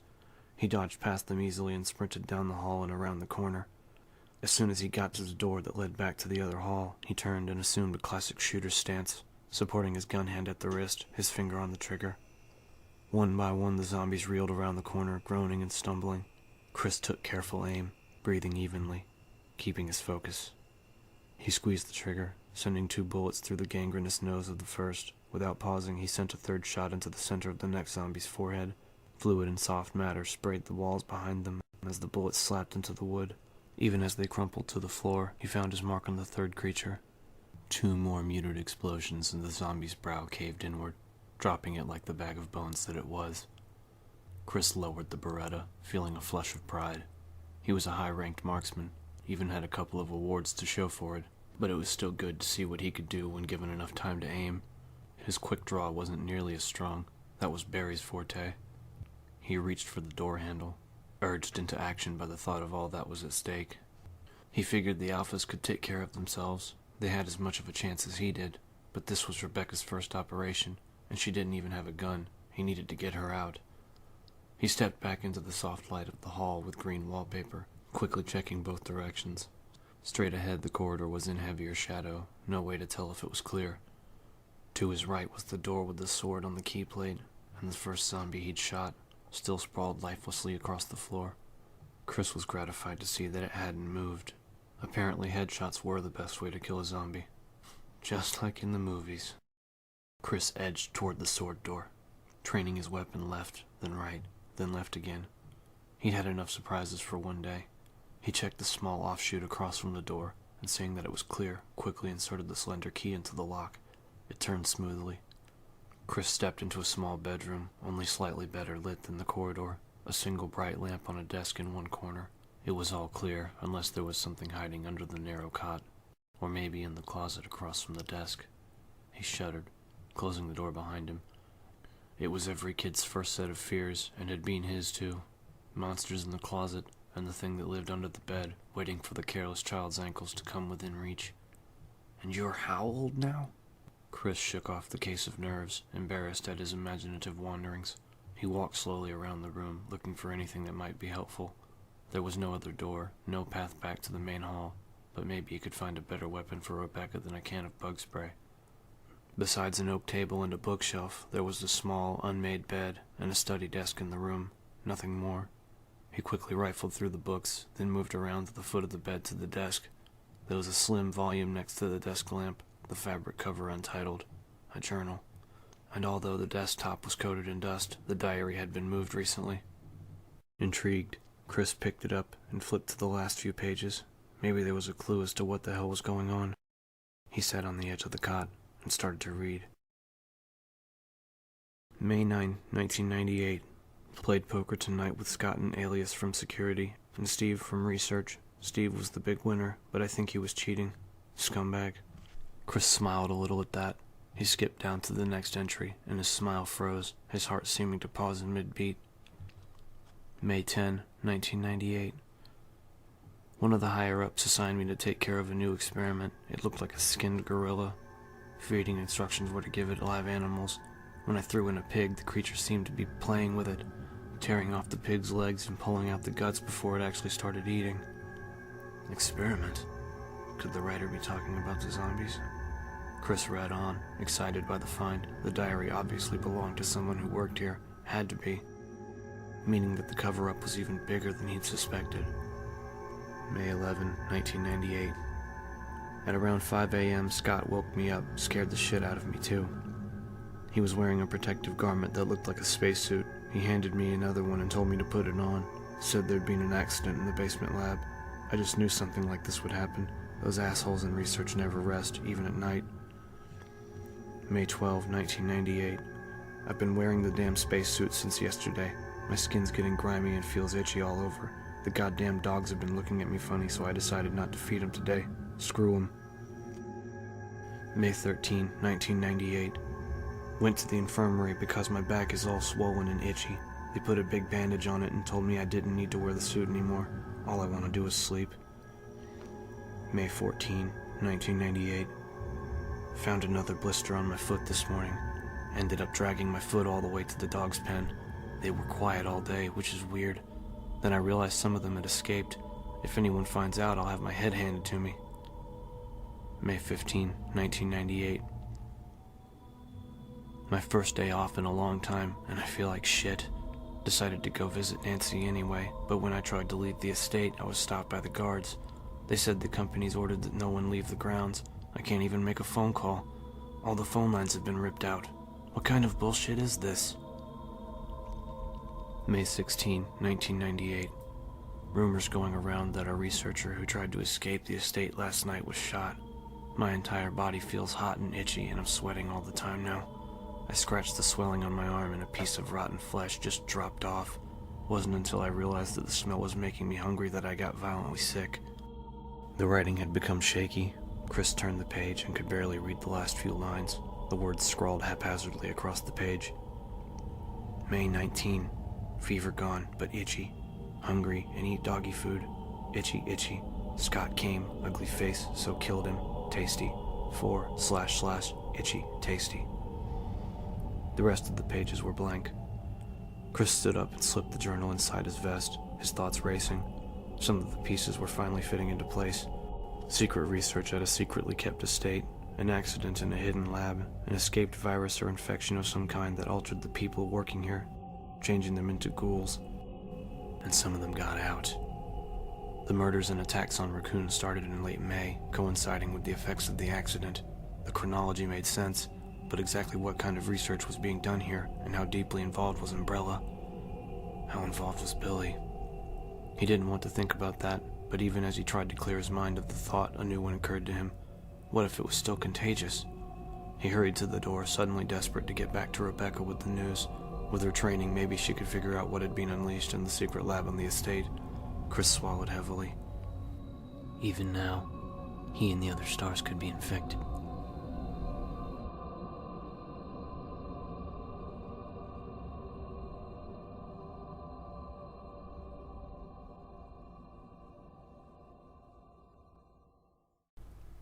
Chapter 8.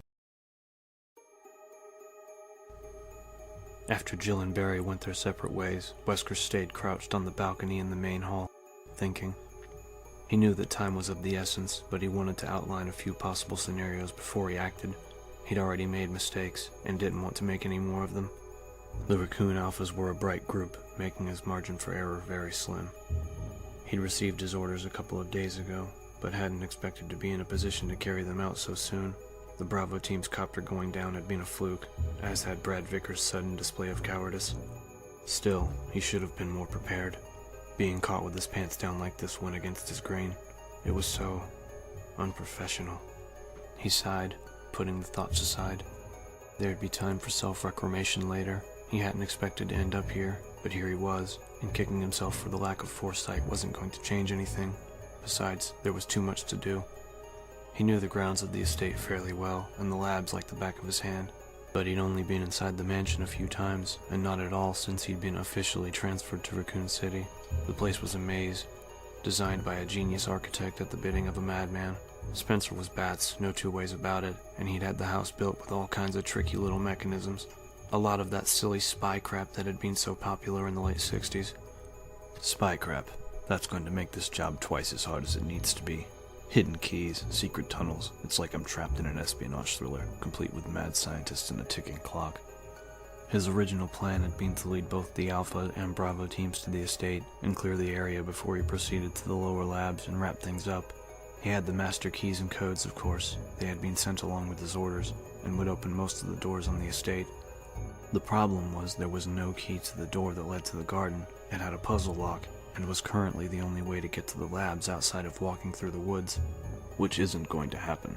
The dogs would be on me before I could take 2 steps, and if the 121s got out. Wesker shuddered, remembering the incident with the rookie guard who'd gotten too close to one of the cages a year or so back. The kid had been dead before he could even open his mouth to call for help. Wesker had no intention of going back outside without an army to back him up. The last contact with the estate had been over 6 weeks ago, an hysterical call from Michael Dees to one of the suits in the White Office. The doctor had sealed the mansion, hiding the 4 pieces of the puzzle lock in a fruitless effort to keep any more of the virus carriers from reaching the house. By then they were all infected and suffering from a kind of paranoid mania, one of the more charming side effects of the virus. God only knew what tricks and traps the researchers down in the labs had screwed with as they slowly lost their minds. Dees had been no exception, although he had managed to hold out longer than most of the others. Something to do with individual metabolism, or so Wesker had been told. The company had already decided to call a complete wipe, though the babbling scientist had been assured that help was on the way. Wesker had enjoyed a good laugh over that one. There was no way the White Boys would risk further infection. They'd sat on their hands for almost 2 months while Raccoon suffered the consequences, letting the incompetent RPD investigate while the virus gradually lost its punch, and then sent him in to clean up the mess, which by now was considerable. The captain absently ran his fingers across the plush carpet, trying to remember details of the briefing about T's call. Whether he liked it or not, everything had to be taken care of tonight. He had to collect the required evidence and get to the labs, and that meant finding the pieces of the puzzle lock. Dees had been mostly incoherent, ranting about murderous crows and giant spiders, but he had insisted that the crust keys to the puzzle lock were hidden where only Spencer could find them, and that made sense. Everyone who worked in the house knew about Spencer's penchant for cloak and dagger mechanisms. Unfortunately for Wesker, he hadn't bothered learning much about the mansion, since he never thought he'd need the information. He remembered a few of the more colorful hiding places, The statue of the tiger with the mismatched eyes came to mind, as did the armored display room with the gas and the secret room in the library. But I don't have time to go through all of them. Not by myself. Wesker grinned suddenly and stood up, amazed that he hadn't thought of it already. Who said he had to be by himself? He'd ditched the stars to map out a new plan and search for the crests, but there was no reason that he had to do everything. Chris wasn't viable, he was too gung-ho, and Jill was still an unknown quantity. Barry, though. Barry Burton was a family man, and both Jill and Chris trusted him. And while they're all still fumbling around in the house, I can get to the triggering system, then get the hell out. Mission accomplished. Still grinning, Wesker walked through the door that led to the dining room balcony, surprised to find that he was looking forward to his little adventure. It was a chance to test his skills against the rest of the team, and against the accidental test subjects that were surely still lurching around, not to mention old Spencer himself. And if he pulled it off, he was going to be a very rich man. This might actually turn out to be fun. Chapter 9. Jill whipped her Beretta toward the sound, the mournful shriek echoing all around as the door slipped closed behind her. Then she saw the source of the noise and relaxed, smiling nervously. What the hell are they doing in here? She was still in the back part of the house and had decided to check out a few of the other rooms before heading back to the main hall. The first door she'd tried had been locked, a carving of a helmet on the key plate. Her picks had been useless, the lock a type she'd never encountered, so she decided to try her luck on the door across the hall. It had opened easily enough, and she'd gone in ready for anything. Though about the last thing she expected to see was a flock of crows, perched along the support bar of the track lighting that ran the length of the room.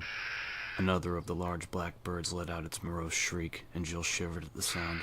There were at least a dozen of them, ruffling their shiny feathers and watching her with bright, beady eyes as she quickly surveyed the room for threats. It was clear. The U-shaped chamber she entered was as cold as the rest of the house, perhaps colder, and empty of furniture. It was a viewing hall, nothing but portraits and paintings lining the inner wall.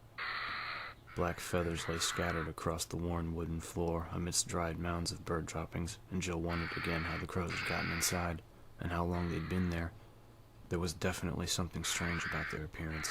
They seemed much larger than normal crows, and they studied her with an intensity that seemed almost unnatural. Jill shivered again, turning back toward the door. There wasn't anything important in the room, and the birds were giving her the creeps. Time to move on. She glanced at a few of the paintings on her way out, mostly portraits, noticing that there were switches beneath the heavy frames. She assumed they were for the track lighting, though she couldn't imagine why anyone had bothered setting up such an elaborate gallery for such mediocre art. A baby, a young man. The paintings weren't awful, but they weren't exactly inspired either. She stopped as she touched the cold metal handle of the door, frowning. There was a small inset control panel set at eye level to the right of the door, labeled Spots. She punched one of the buttons, and the room dimmed as a single directional light went out. Several of the crows barked their disapproval, fluttering ebony wings, and Jill turned the light back on, thinking, so if these are light switches, what are the controls beneath the paintings for? Perhaps there was more to the room than she'd thought. She walked to the first painting across from the door, a large painting of flying angels and clouds shot with sunbeams. The title was, From Cradle to Grave. There wasn't a switch below it, and Jill moved to the next. It was a portrait of a middle-aged man, his lined features sagging with exhaustion, standing next to an elaborate fireplace. From the cut of his suit and his slick-back hair, it looked to have been painted in the late 40s or early 50s. There was a simple on-off switch underneath, unlabeled. Jill flicked it from left to right, and heard an electrical snap. And behind her the crows exploded into screaming motion, rising as one from their brooding perch. All she could hear was the beat of their dark wings and the sudden manic ferocity of their cries as they swarmed toward her. And Jill ran, the door seeming a million miles away, her heart pounding. The first of the crows reached her as she grabbed for the handle, its claws finding the soft skin at the back of her neck. There was a sharp stab of pain just behind her right ear, and Jill flailed at the rustling feathers that brushed her cheeks, moaning as the furious shrieks enveloped her. She slapped at the air behind her and was rewarded with the startled squawk of surprise. The bird let go of her, reeling away. Too many! Out! Out! Out! She jerked the door open and fell into the hallway, kicking the door closed as she hit the floor. She lay there a moment, catching her breath. relishing the cool silence of the corridor in spite of the zombie stench. None of the crows had gotten out. As her heartbeat returned to something approaching normal, she sat up and carefully touched the wound behind her ear. Her fingers came away wet, but it wasn't too bad. The blood was already clotting. She had been lucky when she thought of what could have happened if she'd tripped and fallen. Why had they attacked? What had the control switch done? She remembered the snap of electricity when she'd flipped it, the sound of a spark. The perch. She felt a sudden rush of grudging admiration for whoever had set up the simple trap. When she'd hit the switch, she must have sent a current through the metal bar they'd been perched on. She'd never heard of attack-trained crows, but could think of no other explanation, which meant that someone had gone through a lot of trouble to keep whatever was in that room a secret. To get to the answer, she'd have to go back in. I can stand in the doorway, take them out one at a time. She didn't much like that idea. She didn't trust her aim, and would certainly waste a lot of ammunition. Only fools accept the obvious and go no further. Use your brain, Jilly. Jill smiled a little. It was her father talking, reminding her of the training she'd had before the S.T.A.R.S. One of her earliest memories was of hiding in the bushes outside of the rickety old house in Massachusetts her father had rented for them, studying the dark, empty windows as he explained how to properly case a prospect. Dick had made it into a game, teaching her over the next 10 years all the finer points of breaking and entering. Everything from how to remove panes of glass without damaging them to walking on stairs so they didn't creak, and he'd also taught her again and again that every riddle had more than one answer. Killing the birds was too obvious. She closed her eyes, concentrating. Switches and portraits. A little boy, a toddler, a young man, a middle-aged man. From cradle to grave. Cradle to grave. Once the solution occurred to her, she was almost embarrassed by the simplicity of it. She stood up and dusted herself off, wondering how long it would take for the crows to return to their roost. Once they were settled, she shouldn't have any more problems uncovering the secret. She cracked the door open and listened to the whispering beat of wings, promising herself to be more careful this time. Pushing the wrong button in this house could be deadly. Rebecca, let me in. It's Chris. There was the sound of something heavy sliding against the wall, and the doors of the storage room creaked open. Rebecca stepped away from the entrance as he hurried inside, already pulling the diary out of his vest. I found this journal in one of the rooms, he said. It looks like there was some kind of research going on here. I don't know what kind, but... Virology, Rebecca interrupted, and held up a stack of papers, grinning. You were right about there being something useful in here. Chris took the papers from her and skimmed the first page. As far as he could tell, it was a foreign language made out of numbers and letters. What is this stuff? DH5A MCR? You're looking at a strain chart, Rebecca said brightly. That one's a host for generating genomic libraries containing methylated cytosine or adenine residues, depending. Chris cocked an eyebrow at her. Let's pretend that I have no idea what you're talking about, and try again. What did you find? Rebecca flushed slightly and took the pages back from him. Sorry. Basically, there's a lot of, stuff in here on viral infection. Chris nodded. That I understand. A virus. He quickly flipped through the journal, counting the dates from the first report of the accident in the lab. On May 11th, there was some kind of spill or outbreak in the laboratory on this estate. Within 8 or 9 days, whoever wrote this had turned into one of those creatures out there. Rebecca's eyes widened. Does it say when the first symptoms appeared? Looks like within 24 hours, he or she was complaining of itchy skin, swelling and blisters within 48 hours. Rebecca paled. That's... wow. Chris nodded. Yeah, my thoughts exactly. Is there any way to tell if we could be infected? Not without more information. All of that, Rebecca motioned at the trunk full of papers, is pretty old, 10 years plus, and there's nothing specific about application, though an airborne with that kind of speed and toxicity. If it was still viable, all of Raccoon City would probably be infected by now. I can't be positive, but I doubt it's still contagious.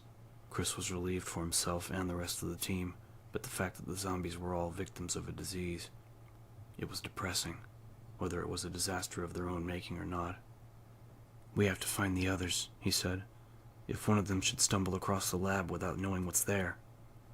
Rebecca looked stricken at the thought, but nodded gamely and moved quickly toward the door. Chris decided that with a little experience, she'd make a first-rate S.T.A.R.S member. She obviously knew her chemistry, and even without a gun, she was willing to leave the relative safety of the storage room in order to help the rest of the team. Together they hurried through the dark, wooded hallway, Rebecca sticking close to his side. When they reached the door back to the first hallway, Chris checked his Beretta, and then turned to Rebecca. "Stay close. The door we want is to the right and at the end of the hall. I'll probably have to shoot the lock, and I'm pretty sure there's a zombie or two wandering around, so I'll need you to watch my back." "Yes, sir," she said quietly, and Chris grinned in spite of the situation. Technically, he was her superior. Still, it was weird to have it pointed out. He opened the door and stepped through, training his gun on the shadows straight ahead, and then down the hall to the right. Nothing moved. "Go," he whispered, and they jogged down the corridor, quickly stepping over the fallen creature that blocked their path. Rebecca turned to face the open stretch behind them as Chris rattled the doorknob, hoping vainly that it had unlocked itself. No such luck. He backed away from the door and took careful aim. Firing at a locked door wasn't as easy or safe as it looked in the movies. A ricochet off of metal at such close range could kill the shooter. "Chris!" He glanced over his shoulder and saw a shambling figure at the other end of the hall moving slowly toward them. Even in the dim light, Chris could see that one of its arms was missing. The distinctive odor of decay wafted toward them as the zombie moaned thickly, stumbling forward. Chris turned back to the door and fired, twice. The frame splintered. The inset metal square of the lock revealed in a spray of wood chips. He jerked at the knob and the lock gave way, the door swinging open. He turned and grabbed at Rebecca's arm, hustling her through the doorway as he pointed the Beretta back down the hall. The creature had made it halfway, but was stopped at the lifeless body of the zombie that Chris had killed earlier. Even as Chris watched in horror and disgust, the one-armed zombie dropped to its knees and plunged its remaining hand into the other's crushed skull. It moaned again, a wet, phlegmy sound, and brought a handful of slushy gray matter to its eager lips. "Oh, man." Chris shuddered involuntarily and hurriedly stepped through to join Rebecca, closing the door on the gruesome scene. Rebecca was pale but seemed composed, and again Chris admired her courage. She was young but tough, tougher than he'd been at 18. He took in the hall at a glance, immediately noticing the changes. To their right, about 20 feet away, was a corpse of one of the creatures, the top of its head blown away. It lay face up, the deep sockets of its eyes filled with blood. To their left were the two doors that Chris hadn't tried when he'd first come to investigate. The one at the very end of the hall was standing open, revealing deep shadows. "At least one of the stars came this way, probably looking for me." "Follow me," he said softly, and moved toward the open door, holding the Beretta tightly. He wanted to get back to the main hall with Rebecca, but the fact that one of his team must have gone through the opening deserved a quick look. As they passed the closed door on the right, Rebecca hesitated. "There's a picture of a sword next to the lock," she whispered. He kept his attention on the darkness just past the open door, but realized as she spoke that there were too many ways for them to get sidetracked. He didn't think the rest of the team was still waiting for him, but his original orders had been to report back to the lobby. He shouldn't be leading an unarmed rookie into unknown territory without at least checking. Chris sighed, lowering his weapon. "Let's get back to the main hall," he said. "We can come back and check it out later." Rebecca nodded, and together they walked back toward the dining room, Chris hoping against hope that someone would be there to meet them. Barry pointed his Colt toward the crawling ghoul and fired, the heavy round splattering the thing's mushy skull into liquid even as it reached for his boot. Tiny drops of wetness splashed his face as the zombie spasmed and died. Scowling, Barry wiped at his skin with the back of his hand. The tiny white tiles of the kitchen wall got it much worse, rivulets of red coursing down the grouted tracks and pooling to the faded brown linoleum. Still, it was pretty disgusting. Barry lowered the revolver, feeling the ache in his left shoulder. The door upstairs had been solidly locked. He had the bruises to prove it, and staring down at the zombie hash in front of him, he realized that he was going to have to go back up and break down another one. If he hadn't been certain before, he was now. Chris hadn't come this way. If he had, the crawling creature would have already been history. "So where the hell are you, Chris?" Of the 3 locked doors, Barry had picked the one at the end of the hall on pure instinct. He'd ended up in a dark, silent hall that led past an empty elevator shaft and down a narrow set of stairs. The bare white kitchen at the bottom had seemed deserted, the counters thick with dust and corrosion stains on the walls. No sign of recent use, no sign of Chris, and the single door across from the sink had been locked. He'd been about to leave when he'd noticed the trails of disturbed dust on the floor and followed them. Sighing heavily, Barry stepped over the stinking monster, a final check before he headed back up for door number 2. There were some stacked crates and the same old-fashioned elevator shaft, also empty. He didn't bother with the call button since the one upstairs hadn't worked. Besides, judging from the rust on the metal grate, no one had used it in quite a while. He turned back the way he'd come, wondering how Jill was making out. The sooner they could get away, the better. Barry had never disliked any place as much as he did this mansion. It was cold, it was dangerous, and it smelled like a meat locker that had been unplugged for a week. He generally wasn't the type to frighten easily or let his imagination get out of hand, but he half expected to see some white-sheeted spook rattling chains every time he turned around. There was a distant echoing clatter behind him. Barry spun, a knot of dread in his gut as he pointed his weapon randomly at the empty air, his eyes wide and mouth dry. There was another metallic clatter followed by a low, throbbing hum of machinery. Barry took a deep breath and blew it out slowly, getting a hold of himself. Not a disembodied spirit after all. Someone was using the elevator. Who? Chris and Wesker are missing, and Jill's in the other wing. He stayed where he was, lowering the Colt slightly as he waited. He didn't think the ghouls were smart enough to work the buttons, let alone open the gate, but he didn't want to take any chances.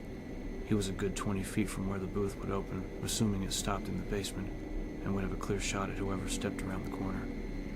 A glimmer of hope sparked through his confusion. Maybe it was one of the Bravos, or someone who lived here and could tell him what had happened. With a dull clang, the elevator stopped in the kitchen. There was a squeal of dry metal hinges and footsteps. And Captain Wesker stepped into view, his perpetual sunglasses propped on his tanned brow. Barry lowered the revolver, grinning as cool relief swept over him. Wesker stopped in his tracks and grinned back at him. "Barry, just the man I was looking for," he said lightly. "God, you gave me a scare. I heard the elevator start up and I thought I was gonna have a heart attack." Barry trailed off, his grin faltering. "Captain," he said slowly, "where did you go? When we came back, you were gone." Wesker's grin widened. "Sorry about that. I had some business to attend to. You know, call of nature." Barry smiled again, but was surprised by the confession. Trapped in hostile territory, and the man had gone off to take a leak? Wesker reached up and lowered his shades, breaking their eye contact, and Barry suddenly felt a little nervous. Wesker's grin, if anything, seemed to grow wider. It looked like every tooth was showing. "Barry, I need your help. Have you ever heard of White Umbrella?" Barry shook his head, feeling more uncomfortable by the second. White Umbrella is a sector of Umbrella Inc., a very important division. They specialize in biological research, I guess you could say. The Spencer estate houses their research facilities, and recently an accident occurred. Wesker brushed off a section of the kitchen's center island and casually leaned against it, his tone almost conversational. This division of Umbrella has a few ties to the S.T.A.R.S organization, and not long ago I was asked to assist in their handling of this situation. It's a very delicate situation, mind you, very hush-hush. White Umbrella doesn't want a whisper of their involvement getting out. Now what I'm supposed to do is to get to the laboratories on the grounds here and put an end to some rather incriminating evidence. Proof that White Umbrella is responsible for the accident that's caused so much trouble in Raccoon as of late. Problem is, I don't have the key to get to those labs. Keys, actually, and that's where you come in. I need you to help me find those keys." Barry stared at him for a moment, speechless, his mind churning. An accident, a secret lab doing biological research, and murderous dogs and zombies loose in the woods. He raised his revolver and pointed it at Wesker's smiling face, stunned and angry. Are you insane? You think I'm gonna help you destroy evidence, you crazy son of a bitch? Wesker shook his head slowly, acting as if Barry were a child. "Ah, Barry, you don't understand. You don't have a choice in the matter. See, a few of my friends from White Umbrella are currently standing outside of your house, watching your wife and daughters sleep. If you don't help me, your family is going to die." Barry could actually feel the blood drain from his face. He cocked the hammer back on the Colt, feeling a sudden vicious hatred for Wesker infusing every fiber of his being. "Before you pull the trigger, I should mention that if I don't report back to my friends fairly soon, their orders are to go ahead and do the deed anyway." The words cut through the red haze that had flooded Barry's mind, turning his hands clammy with terror. Kathy, the babies. You're bluffing, he whispered, and Wesker's grin finally disappeared, his expression slipping back into the unreadable mask that he usually wore. I'm not, he said coldly. Try me. You can apologize to their headstones later. For a moment, neither of them moved, the silence a palpable thing in the chill air. Then Barry slowly eased the hammer back down and lowered the weapon. His shoulders slumped. He wouldn't risk it. His family was everything. Wesker nodded and reached into one of his pockets, producing a ring of keys, his manner suddenly brisk and businesslike. There are 4 copper plates somewhere in this house. Each one is about the size of a teacup, and has a picture engraved on one side. Sun, moon, stars, and wind. There's a back door on the other side of the mansion where the 4 of them belong. He unlocked a key from the ring and set it on the table, sliding it across to Barry. This should open all the doors in the other wing, or at least the important ones, 1st and 2nd floor. Find those pieces for me, and your wife and children will be fine. Barry reached for the key with numb fingers, feeling weak and more afraid than he'd ever been in his life. Chris and Jill will undoubtedly want to help you search. If you see either of them, tell them that the back door you've discovered could be the way out. I'm sure they'll be more than happy to work with their trusted friend, good old Barry. In fact, you should unlock every door you can, in order to promote a more thorough job. Wesker smiled again, a friendly half-grin that belied his words. Of course, you tell them you've seen me. That could complicate matters. If I run into trouble, say, get shot in the back, well, enough said. Let's just keep this to ourselves. The key was etched with a little picture, a chest plate for a suit of armor. Barry slipped it into his pocket. Where will you be? Oh, I'll be around. Don't worry. I'll contact you when the time is right. Barry looked at Wesker pleadingly, helpless to keep the wavering fear out of his voice. You'll tell them that I'm helping you, right? You won't forget to report. Wesker turned and walked toward the elevator, calling out over his shoulder. Trust me, Barry. Do what I tell you, and there's nothing to worry about. There was the rattle of the elevator's gate opening and closing, and Wesker was gone. Barry stood a moment longer, staring into the empty space where Wesker had been, trying to find a way out of the threat. There wasn't one. There was no contest between his honor and his family. He could live without honor.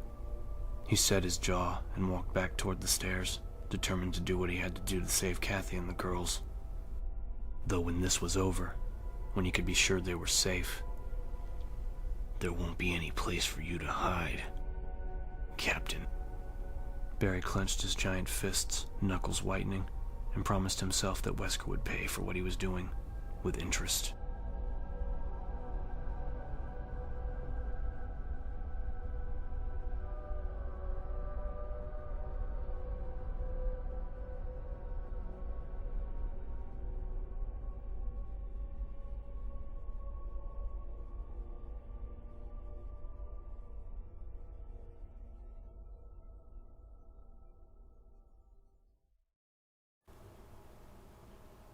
Chapter 10.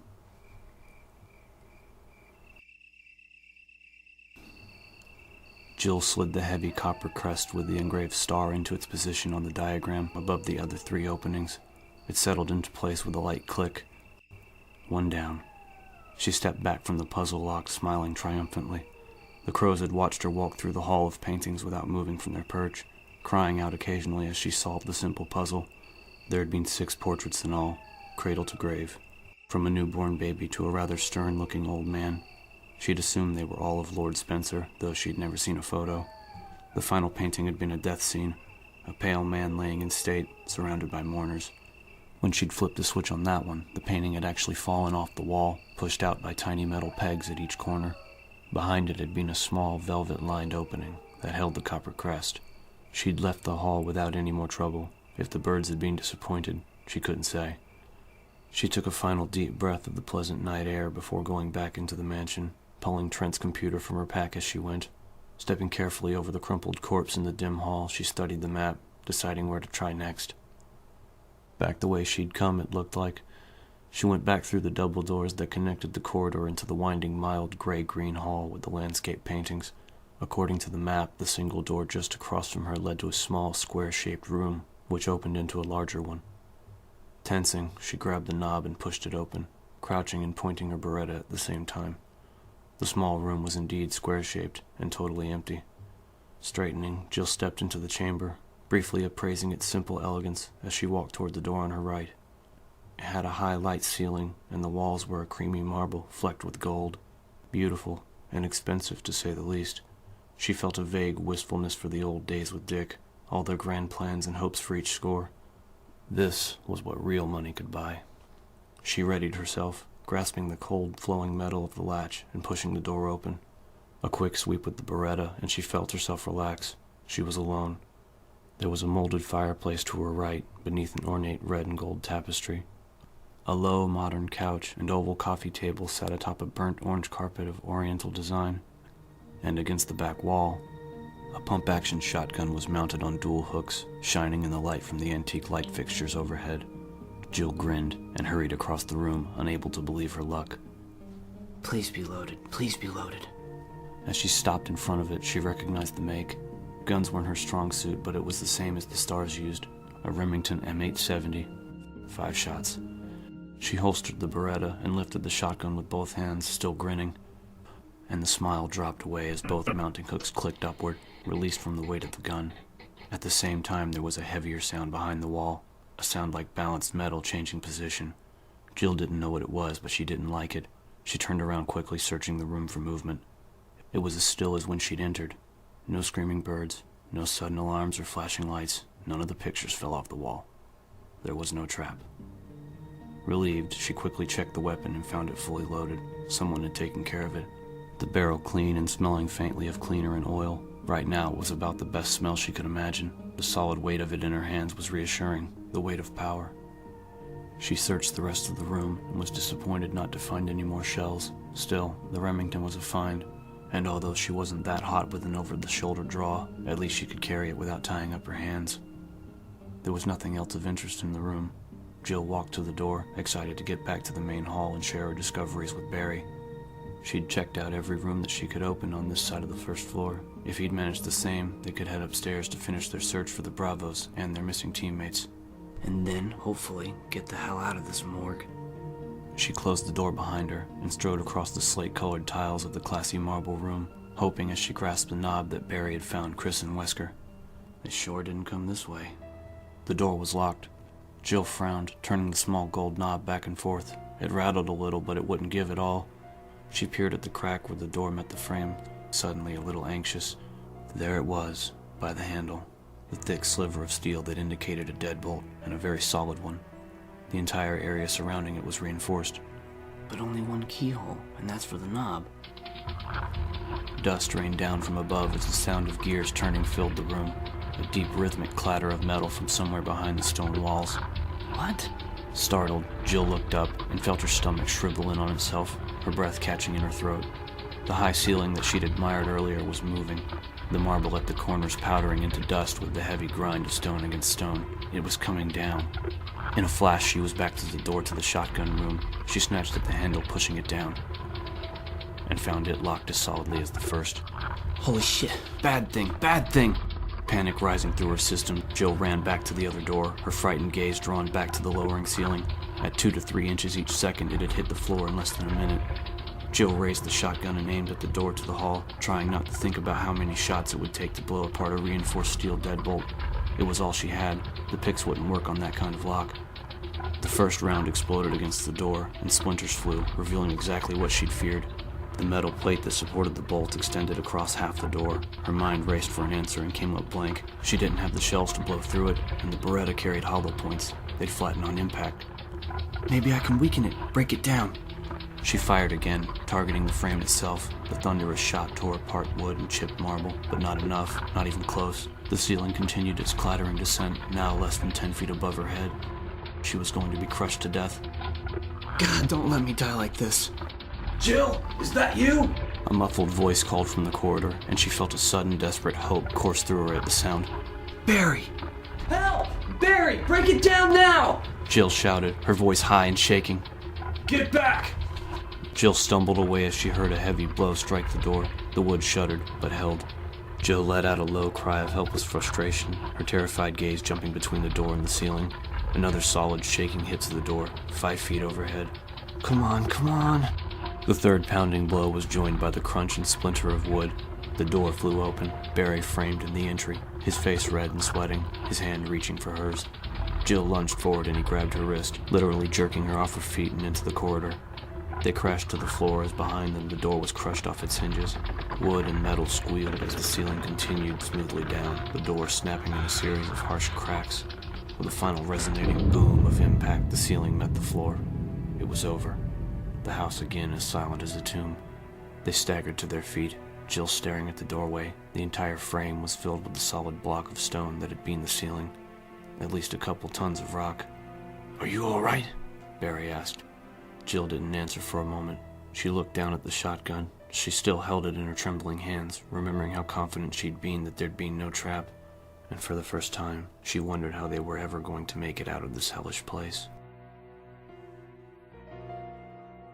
They stood in the empty front hall, Chris pacing the carpet in front of the stairs, Rebecca standing nervously by the banister.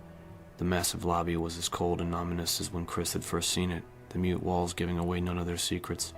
The stars were gone, and there were no clues as to where or why.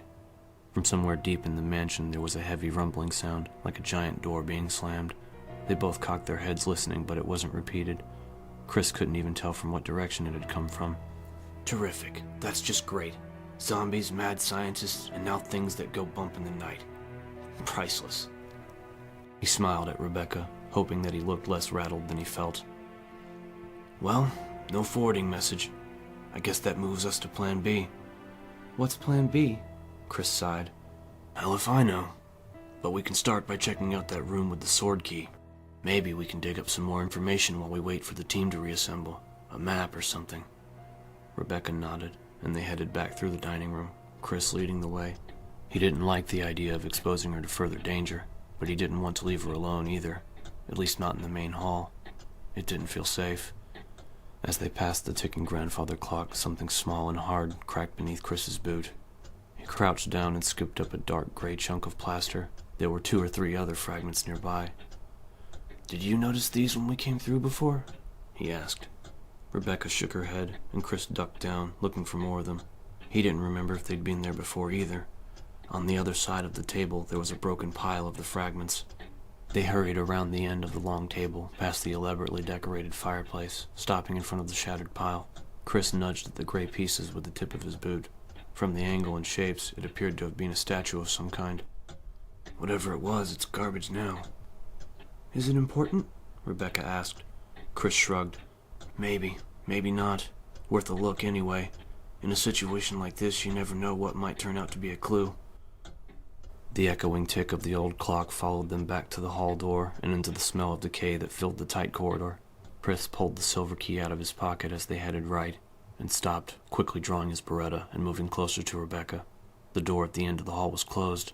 When they'd left, it had been standing open. There was no sense of being watched, of movement in the hall, but someone must have come through while they'd been in the lobby. The thought was disconcerting, reaffirming Chris's uneasy feelings that secret things were happening all around them.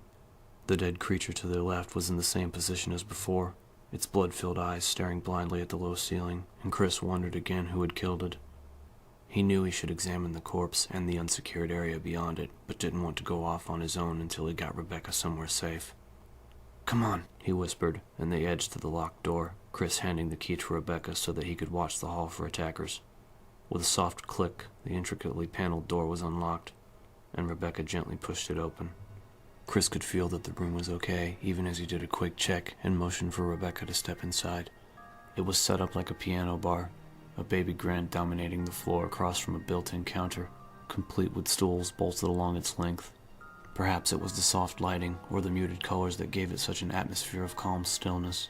Whatever it was, Chris decided that it was the nicest room he'd encountered so far. And maybe a good place for Rebecca to stay while I try to find the others. Rebecca perched herself on the edge of the dusty black piano bench while Chris did a more thorough search of the room. There were a couple of potted plants, a small table, and an alcove behind the wall where the piano was situated. A couple of wood bookshelves pushed him back. The only entrance was the one they'd come through. It was an ideal spot for Rebecca to hide. He holstered his weapon and joined her at the piano, trying to choose his words carefully. He didn't want to scare her with the suggestion that she stay behind.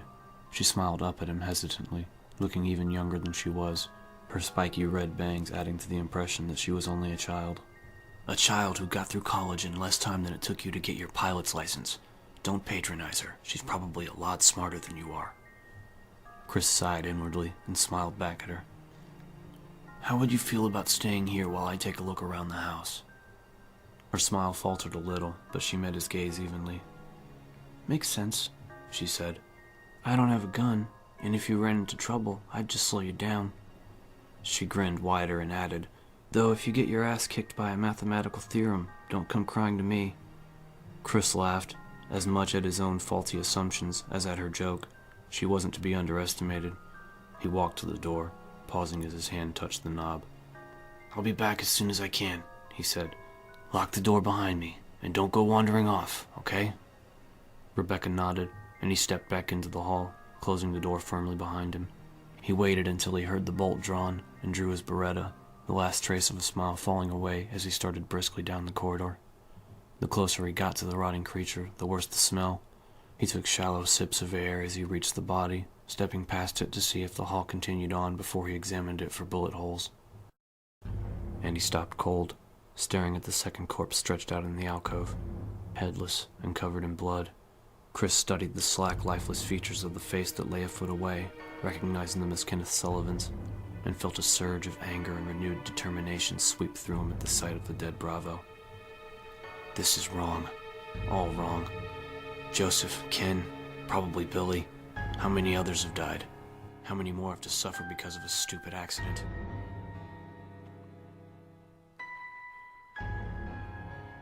He finally turned away, striding purposefully toward the door that led back to the dining room.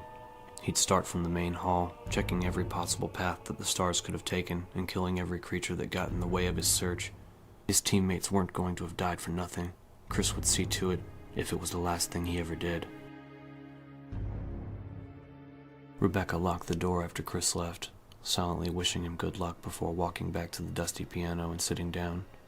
She knew that he felt responsible for her and wondered again how she could have been so stupid, dropping her gun. At least if I had a gun, he wouldn't have to worry so much. I may be inexperienced, but I went through basic training just like everybody else. She traced a finger aimlessly across the dusty keys, feeling useless. She should have taken some of those files from the storage room. She didn't know if there was much more to be learned from them, but at least she'd have something to read. She wasn't very good at sitting still, and having nothing to do only made it worse. You could practice, her mind suggested brightly, and Rebecca smiled a little, gazing down at the keys.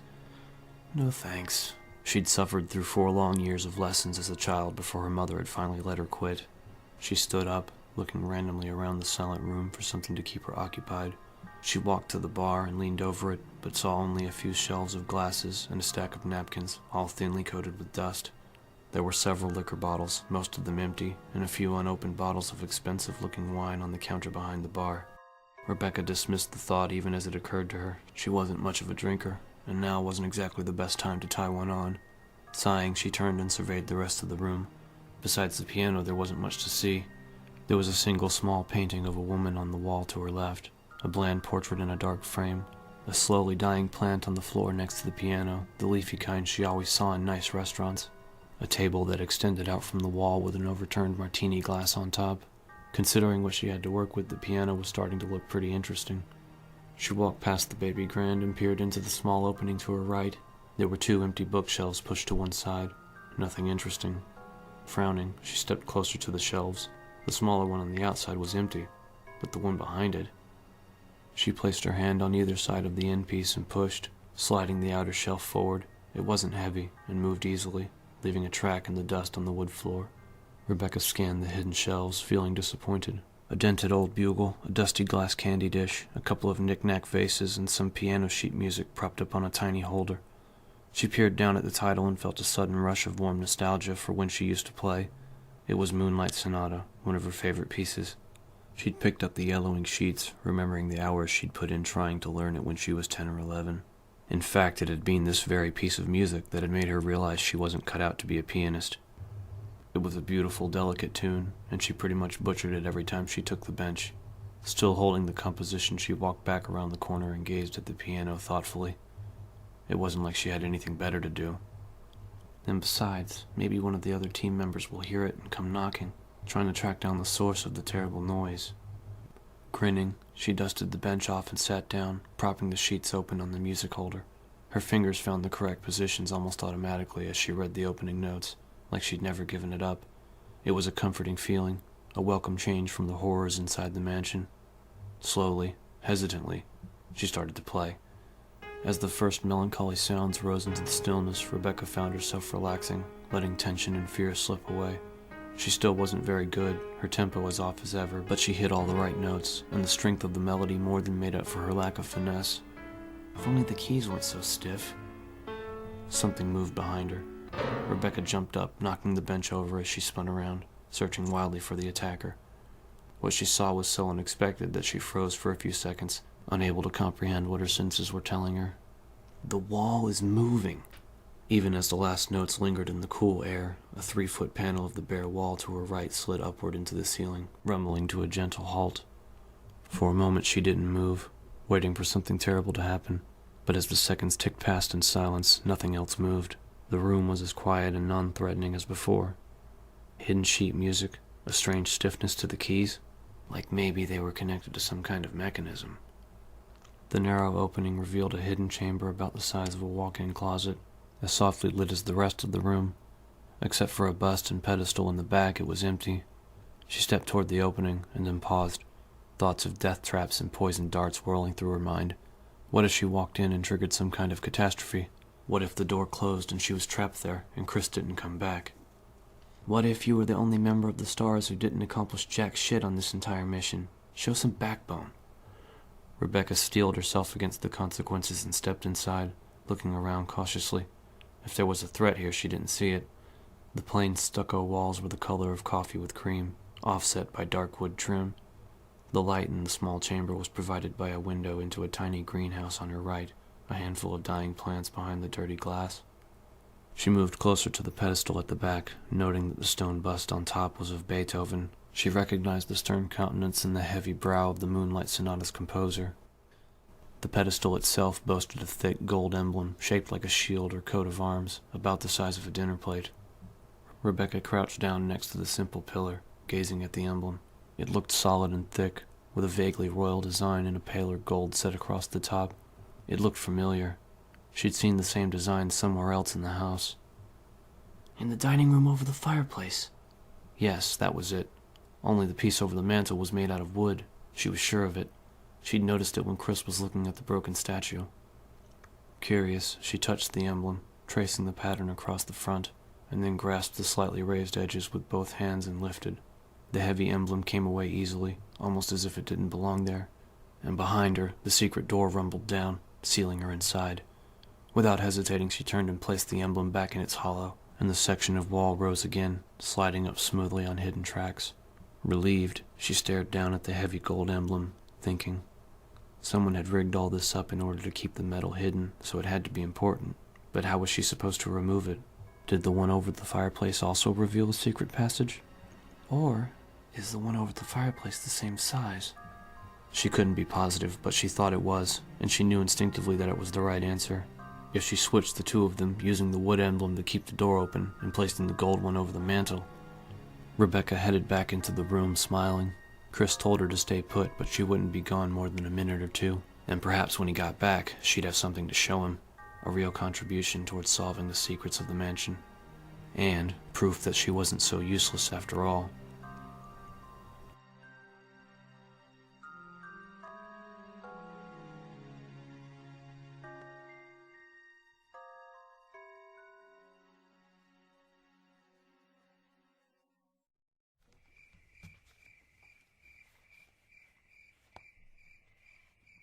Chapter 11.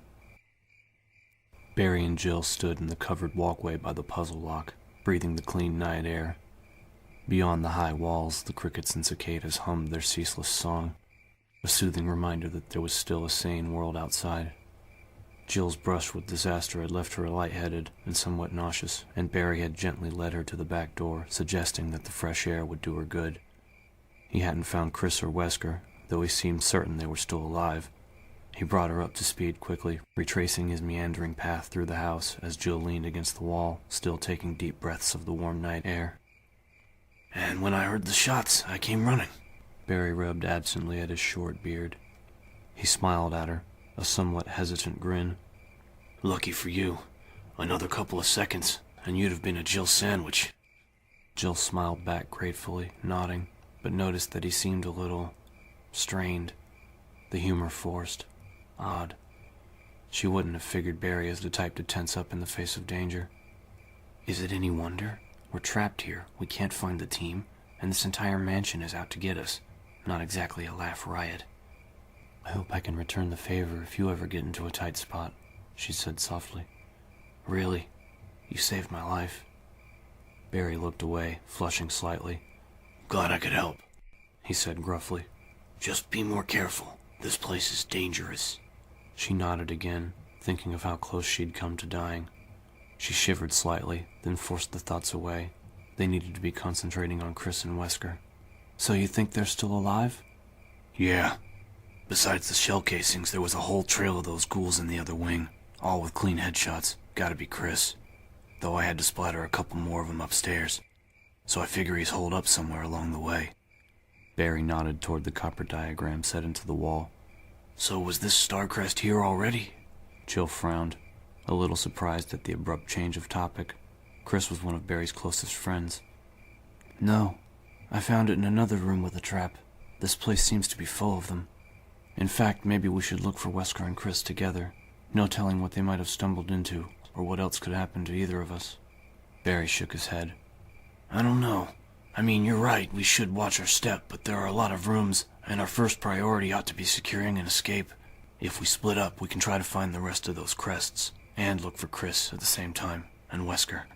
Though his demeanor didn't change, Jill had the sudden distinct impression that Barry was uncomfortable. He had turned away to study the copper diagram, but it almost seemed as if he was trying to avoid eye contact. Besides, he said, we know what we're up against now. As long as we use a little common sense, we'll be fine.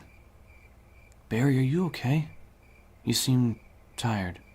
It wasn't the right word, but it was the only one that came to mind. He sighed, finally looking at her. He did seem tired. There were dark circles under his eyes, and his wide shoulders were slumped. No, I'm all right. Just worried about Chris, you know? Jill nodded, but she couldn't shake the feeling that there was more to it than that. Since he'd pulled her out of the trap, he'd been acting unusually subdued, even nervous. Paranoid much? This is Barry Burton you're talking about, the backbone of the Raccoon Stars, not to mention the man who just saved your life. What could he possibly be hiding? Jill knew she was probably being overly suspicious, but all the same, she decided to keep her mouth shut about Trent's computer. After all she'd been through, she wasn't feeling particularly trusting, and it sounded like he had a pretty good idea of the mansion's layout, so it wasn't like he needed the information. That's it. Keep rationalizing. Next thing you'll be suspecting Captain Wesker of planning this whole thing. Jill scoffed inwardly as she pushed herself away from the wall, and she and Barry walked slowly back toward the house. Now that was paranoid. They stopped as they reached the door, Jill taking a few lungfuls of the sweet air, letting it settle her nerves. Barry had taken out his Colt Python and was reloading the empty chambers, his expression grim. I thought I'd go back over to the east wing, see if I can pick up Chris's trail, he said. Why don't you head upstairs and start looking for the other crests? That way we can cover all the rooms, work our way back to the main hall. Jill nodded, and Barry opened the door, the rusty hinges squealing in protest. A wave of cold swept past them, and Jill sighed, trying to prepare herself to face another maze of frigid, shadowy halls, another series of unopened doors, and the secrets that lay behind them. You're gonna do fine, Barry said smoothly, placing a warm hand on her shoulders and gently ushering her back inside. As soon as the door closed behind them, he lifted his hand in a casual salute. Good luck, he said, and before she could respond, he turned and hurried away, weapon in hand. With another creak of ancient metal, he slipped through the double doors at the end of the hall and was gone. Jill stared after him, alone once again in the chilled, stinking silence of the dim corridor. It wasn't her imagination. Barry was keeping something from her. But was it something she needed to worry about? or was he just trying to protect her? Maybe he found Chris or Wesker dead and didn't want to tell me. It wasn't a pleasant thought, but it would explain his strange, hurried behavior. He obviously wanted them to get out of the house as soon as possible, and wanted her to stay on the west side. And the way he'd fixated on the puzzle mechanism, seeming more concerned with their exit than with Chris or Wesker's whereabouts. She looked down at the two crumpled figures in the hall, at the tacky, dying pools of red that surrounded them. Maybe she was trying too hard to find a motive that didn't exist. Maybe, like her, Barry was scared and sick of feeling like death could come at any time. Maybe I should stop thinking about it and do my job. Whether or not we find the others, he's right about needing to get out of here. We have to get back to the city, let people know what's out here. Jill straightened her shoulders and walked to the door that led to the stairwell, drawing her weapon. She'd made it this far. She could make it a little further, try to unravel the mystery that had taken the lives of so many. Or die trying, her mind whispered softly.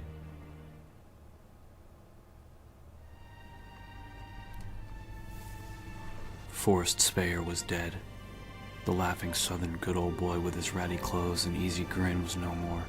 That Forrest was gone, leaving behind a bloody, lifeless imposter slumped against a wall.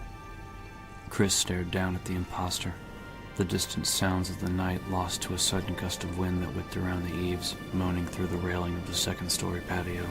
It was a ghostly sound, but Forrest couldn't hear it. Forrest would never hear anything again. Chris crouched down next to the still body, carefully prying Forrest's Beretta from beneath cool fingers. He told himself he wouldn't look, but as he reached for Forrest's belt pack, he found his gaze fixated on the terrible emptiness where the Bravo's eyes had once been. Jesus, what happened? What happened to you, man? Forrest's body was covered with wounds, most an inch or two across and surrounded by raw, bloody flesh. It was as if he'd been stabbed hundreds of times with a dull knife, each vicious cut ripping away chunks of skin and muscle. Part of his ribcage was cruelly exposed, slivers of white showing beneath tattered redness. His eyeless, streaming stare was the crowning horror, like the killers hadn't been content to take Forrest's life, wanting his soul instead. There were 3 clips for the Beretta in Forrest's pack. Chris shoved the magazines into a pocket and quickly stood up, tearing his gaze from the mutilated body. He looked out over the dark woods, breathing deeply. His thoughts were jumbled and grasping, trying to find an explanation and yet unable to hold on to any coherent facts. Once in the main hall, he decided to check all the doors to see which were unlocked, and when he'd seen the bloody handprint in the tiny upstairs hall and heard the wailing cries of birds, he'd charged in, ready to deal out some justice. Crows. It sounded like crows, an entire flock, or a murder, actually. Pack of dogs, kindle of kittens, murder of crows. He blinked, his tired mind focusing on the seemingly random bit of trivia. Frowning, Chris crouched back down next to Forrest Ravaged body, studying the jagged wounds closely. There were dozens of tiny scratches amidst the more serious cuts, scratches set into lined patterns. Claws. Talons. Even as the thought occurred to him, he heard a restless flutter of wings. He turned slowly, still holding Forrest's Beretta in a hand that had suddenly gone cold. A sleek, monstrous bird was perched on the railing not 2 feet away, watching him with bright black eyes. Its smooth feathers gleamed dully against its bloated body, and a ribbon of something red and wet hung from its beak. The bird tilted its head to the side and let out a tremendous shriek, the streamer of forced flesh dropping to the railing. From all around, the answering cries of its gathered siblings flooded the night air. There was a furious wisp of oversized wings as dozens of dark, fluttering shapes swooped out from beneath and around the eaves, screeching and clawing. Chris ran. The image of Forrest's bloody, terrible eyes burned into his pounding thoughts as he lunged for the escape. He stumbled into the tiny hall and slammed the door against the rising screams of the birds, adrenaline pumping through his system in hot, surging beats. He took a deep breath, then another, and after a moment his heart slowed down to a more normal pace. The shriek of the crows gradually grew distant, blown away on a softly moaning wind. Jesus, how dumb can I get? Stupid, stupid. He'd stormed out onto the deck looking for a fight, looking to avenge the deaths of the other stars, and been shocked into stupidity by what he'd found. If he hadn't let himself get so freaked out by Forrest's death, he would have made the connection sooner between the birds and the types of wounds. and perhaps noticed the gathering flesh-eaters that had watched him from the shadows, looking for their next victim. He headed for the door back to the main hall, angry with himself for going into a situation unprepared. He couldn't afford to keep making mistakes, to let his attention wander from what was in front of him. This wasn't some kind of game where he could push a reset button if he'd missed a trick. People were dying. His friends were dying. And if you don't pull your head out of your ass and start being more careful, you're going to join them. Another torn and lifeless body crumpled in a cold hallway somewhere. Another victim to the insanity of this house. Chris silenced the nagging whisper, taking a deep breath as he stepped back into the high gallery of the lobby and closed the door behind him. Beating himself up was no more useful than charging blindly around in a strange and dangerous environment, looking for revenge. He had to concentrate on what was important, the lost alphas, and Rebecca. He walked toward the stairs, tucking forced weapon into his waistband. At least Rebecca would be able to defend herself. Chris! Startled, he looked down to see the young S.T.A.R.S member at the base of the wide stairs, grinning up at him. He jogged down the stairs, glad to see her in spite of himself. What happened? Is everything all right? Rebecca held up a silver key as he reached her, still smiling widely. I found something I thought you could use. He took the key, noting that the handle was etched with a tiny shield, before slipping it inside his vest. Rebecca was beaming, her eyes flashing with excitement. After you left, I played the piano and the secret door opened up in the wall. There was this gold emblem inside like a shield, and I switched it with the one in the dining room. And the grandfather clock moved, and that key was behind it. She broke off suddenly, her smile faltering as she studied his face. I'm sorry. I know I shouldn't have left, but I thought I could catch you before you got too far. It's okay, he said, forcing a smile. I'm just surprised to see you. Here, I found you something a little better than a can of insect repellent. He handed her the Beretta, pulling out a couple of clips to go with it. Rebecca took the gun, staring down at it thoughtfully. When she looked up at him again, her gaze was serious and intense. Who was it? Chris thought about lying, but saw that she wasn't going to buy it, and realized suddenly what it was about her that made him feel so protective, that made him want to shield her from the sad and sickening truth. Claire. That was it. Rebecca reminded him of his little sister. From her tomboy sarcasm and quick wit to the way she wore her hair. Listen, she said quietly, I know you feel responsible for me, and I admit that I'm pretty new at this, but I'm a member of this team, and sheltering me from the facts could get me killed. So who was it? Chris stared at her for a moment, and then sighed. She was right. Forrest. I found him outside. He'd been pecked to death by crows. Kenneth's dead too. A sudden anguish passed across her eyes, but she nodded firmly, keeping her gaze on his. Okay. So what do we do now? Chris couldn't help the slightest of smiles, trying to remember if he'd ever been so young. He motioned up the stairs, hoping that he wasn't about to make another mistake. I guess we try another door. Wesker didn't catch much of the conversation between Barry and Jill, but after a muffled good luck from Mr. Burton, he heard a door open and close somewhere nearby, and a moment later, the hollow thumps of bootsteps against wood, followed by another closing door. The hall outside was clear, his team off on their mission to find the rest of the Copper Crests. Looks like I picked the right room to wait in. He'd used the helmet key to lock himself into a small study by the back door, the perfect place from which to monitor the team's progress. Not only could he hear them coming and going, but he'd be able to get a head start to the labs. He held the heavy wind crest up to the light of the desk lamp, grinning. It had been too easy, really. He'd happened across the plaster statue on his way back from talking to Barry, and remembered that it had a secret compartment somewhere.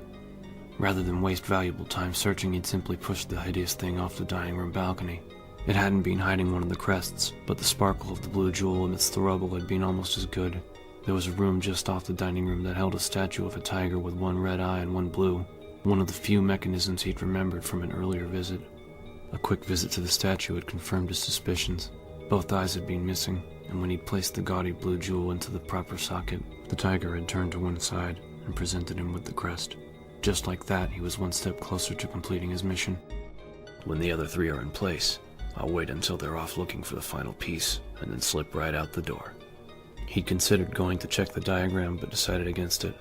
The house was big, but not that big, and there was no need to expose himself to further risk of being seen. Besides, They probably hadn't managed to find any of the other crests yet. He'd already had a close call when he'd gone downstairs to retrieve the jewel, almost stepping directly into Chris Redfield's path. Chris had found the rookie, and the two of them were blundering around, probably looking for clues. Besides, this room is comfortable. Maybe I'll take a nap while I wait for the rest of them to catch up.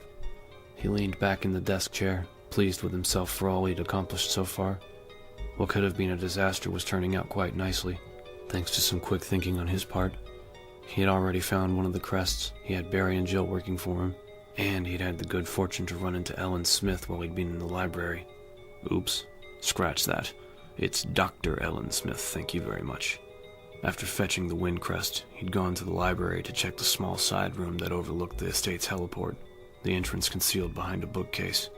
A quick search had revealed nothing useful, and he'd been about to check the back room when Dr. Smith had shambled out to greet him. He'd tried to get a date with her ever since he'd moved to Raccoon, drawn in by her long legs and platinum blonde hair. He'd always been partial to blondes, particularly smart ones. Not only had she repeatedly turned him down, she hadn't even tried to be nice about it. When he'd called her Ellen, she'd coolly informed him that she was his superior, and a doctor, and would be addressed as such. Ice Queen through and through. If she hadn't been so damn good-looking, he never would have bothered in the first place. But my, how your beauty has faded, Dr. Ellen. Wesker closed his eyes, smiling, reliving the experience. It had been the ratty strings of blonde hair that had given her away as she'd shuffled out from behind a shelf, moaning and reaching for him. Her legs were still long, but they'd lost a lot of their appeal, not to mention a fair amount of skin. "What lovely perfume you're wearing, Dr. Smith," he'd said. Then 2 shots to the head and she'd gone down in a spray of blood and bone. Wesker didn't like to think of himself as a shallow man, but pulling the trigger on that high-riding bitch had been wonderful. No, deeply gratifying. Like icing on the cake. A little bonus perk for taking matters in hand. Maybe if I'm lucky, I'll run into that prick Sarton down in the labs. After a few moments, Wesker stood up and stretched, turning to scan some of the titles on the bookshelf behind him. He was eager to get moving, but it might take the S.T.A.R.S a while to find the rest of the puzzle pieces, and there was really nothing he could do to hurry the process. He might as well keep busy. He frowned, struggling to make sense of the technical titles. One of the books was called Phagemids, Alpha Complementation Vectors. The next one was cDNA Libraries and Electrophoresis Conditions. Biochemistry text and medical journals. Terrific. Maybe he'd get that nap in after all. Just reading the titles was making him sleepy. His gaze fell across a heavy-looking tome sitting by itself on one of the lower shelves, bound in fine red leather. He picked it up, glad to see a title he could read printed across the front, even one as stupid as Eagle of East, Wolf of West. Wait, that's the same thing written on the fountain. Wesker stared at the words, feeling his good mood slipping away. It couldn't be. The researchers had gone nuts, but surely they wouldn't have locked down the labs. There was no reason for it. He opened the book almost frantically, praying that he was wrong, and let out a low moan of helpless rage at what was tucked into the sham book's glued pages.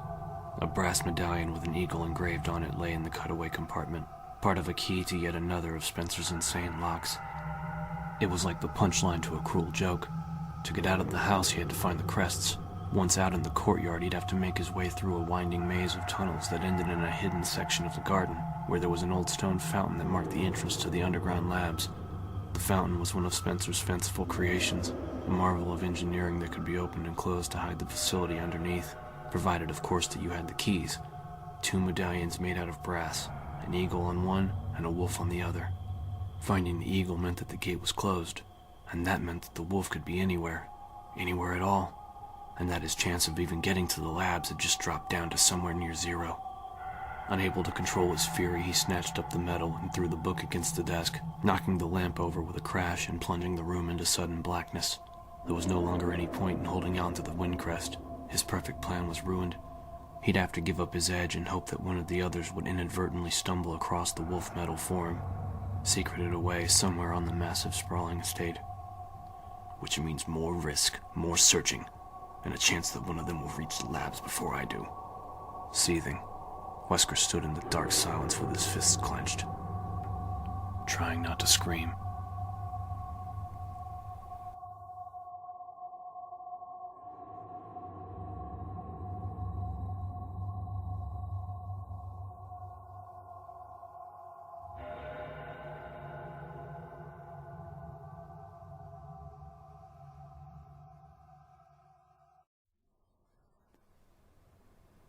Chapter 12.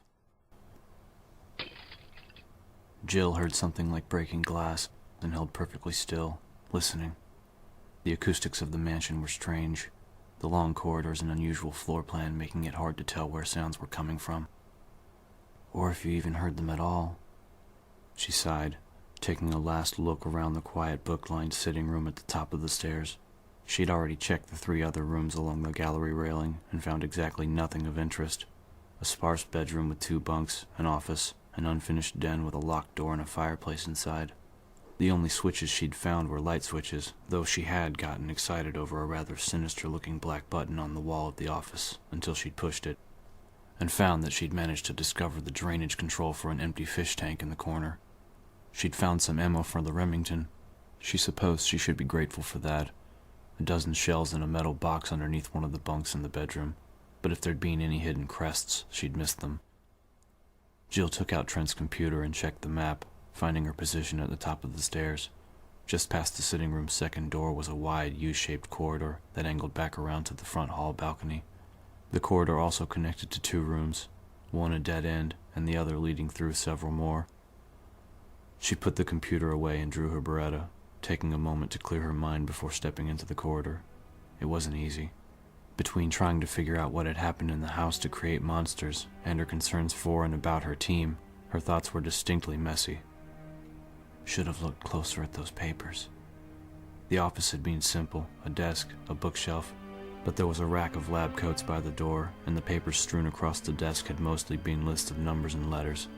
She knew just enough chemistry to know that she was looking at chemistry, so she didn't bother trying to read them. But since finding the papers, she had begun to think of the zombies as the results of a research accident. The mansion was too well maintained to have come from private money, and the fact that it had been kept a secret for so long suggested a cover-up. She'd guessed that there was a couple of months' worth of dust on almost everything, which coincided with the first attacks in Raccoon.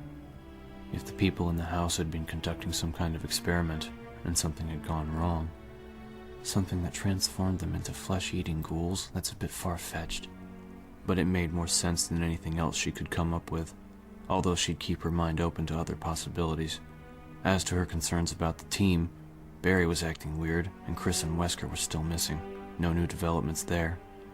And there won't be any if you don't get going. Right. Jill put her musings on hold and stepped out into the hall. She noticed the smell before she actually saw the zombie further down the corridor, crumpled to the floor. The small wall sconces cast an uneven glow over the body, reflecting off of dark red trim and tinting everything in the corridor a smoky crimson. She trained her weapon on the still body, and heard a door closing somewhere close by. Barry? He'd said he was going to be in the mansion's other wing, but maybe he'd found something and had come looking for her, or maybe she was finally going to meet up with someone else from the team. Smiling at the thought, she hurried down the gloomy hall, eager to see another familiar face. As she neared the corner, a fresh wave of decay washed over her, and the fallen creature at her feet grabbed at her boot, clutching her ankle with surprising strength. Startled, Jill flailed her arms to keep her balance, crying out in disgust as the slobbering zombie inched its rotting face toward her boot. Its peeling skeletal fingers scrabbled weakly at the thick leather, seeking a firmer grip, and Jill instinctively brought her other boot down on the back of its head, the heavy treads sliding across the skull with a sickening wet sound. A wide piece of flaking scalp tore away, revealing glistening bone. The creature kept clawing at her, oblivious to the pain.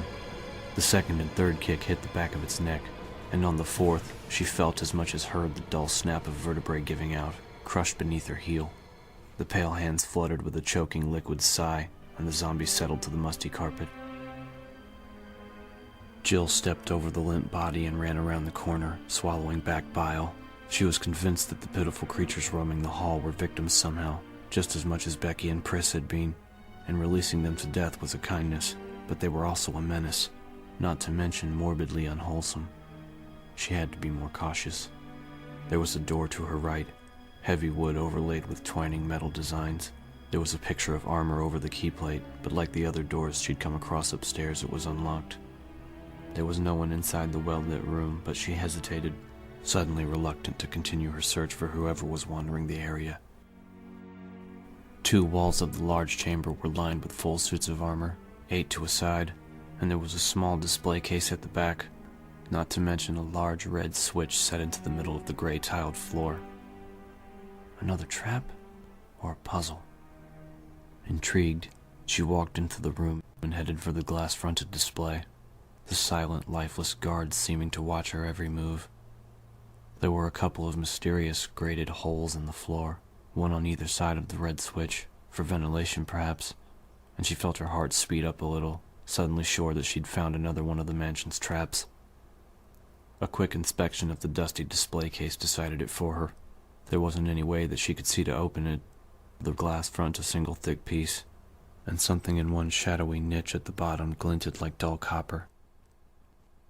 I'm supposed to push that button, thinking that it will open the case. And then what? She had a sudden vivid image of the ventilation hole sealing off and the door locking itself, a death by slow suffocation in an airless tomb. The chamber could fill with water, or some kind of poisonous gas. She looked around the room, frowning, wondering if she should try to block the door open, or if perhaps there was another switch hidden in one of the empty suits. Every riddle has more than one answer, Jilly. Don't forget it. Jill grinned suddenly. Why push the button at all? She crouched down next to the case and took a firm grip of the barrel of her handgun. With a single firm strike, the glass cracked, thin lines spidering away from the impact. She used the butt of her gun to knock out a thick chunk and reached carefully inside. She withdrew a hexagonal copper crest engraved with an archaic smiling sun. She smiled back at it, pleased with her solution. Apparently some of the house's tricks could be worked around, provided she ignored a few rules of fair play. All the same, she found herself hurrying back to the door, not wanting to call it a win until she was clear of the solemn chamber. Stepping back into the blood-hued corridor, she stood for a moment, holding the crest as she weighed her options. She could continue to look for whoever had closed that door, or head back to the puzzle lock and place the crest. As much as she wanted to find her team, Barry had been right about needing to get out of the mansion. If any of the other stars were still alive, they'd surely also be looking for an escape. Her thoughtful gaze fell across the fetid, broken creature that she'd killed, lingering on the slowly spreading pool of dark fluids surrounding its scabby head, and she realized suddenly that she desperately wanted to leave the house, to escape its tainted air and the pestilent creatures that stalked its cold and dusty halls. She wanted out, and as soon as was humanly possible. Her decision made, Jill hurried back the way she'd come, gripping the heavy crest tightly. She'd already uncovered 2 of the pieces that the stars needed to escape the mansion. She didn't know what they'd be escaping to, but anything had to be better than what they would leave behind.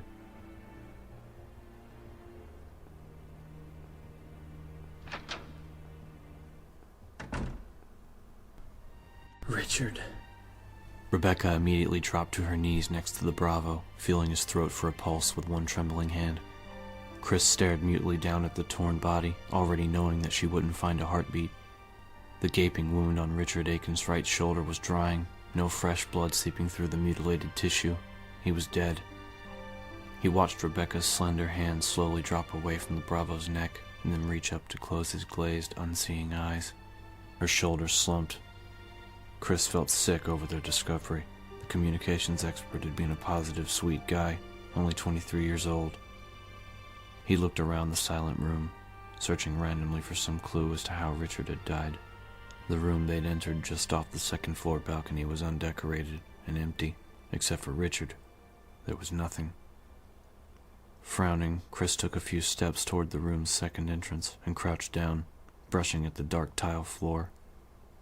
There was a dark crust of blood in the shape of a boot heel between Richard's body and the plain wooden door 10 feet away.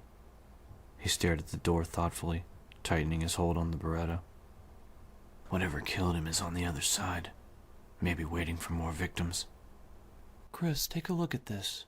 Rebecca was still kneeling by Richard, her gaze fixed on the bloody mess of his torn shoulder. Chris joined her, not sure what he was supposed to be looking at. The wound was ragged and messy, the flesh discolored by trauma. Strange, though, how it didn't seem very deep. See those purple lines radiating out from the cuts? And the way the muscle has been punctured here and here?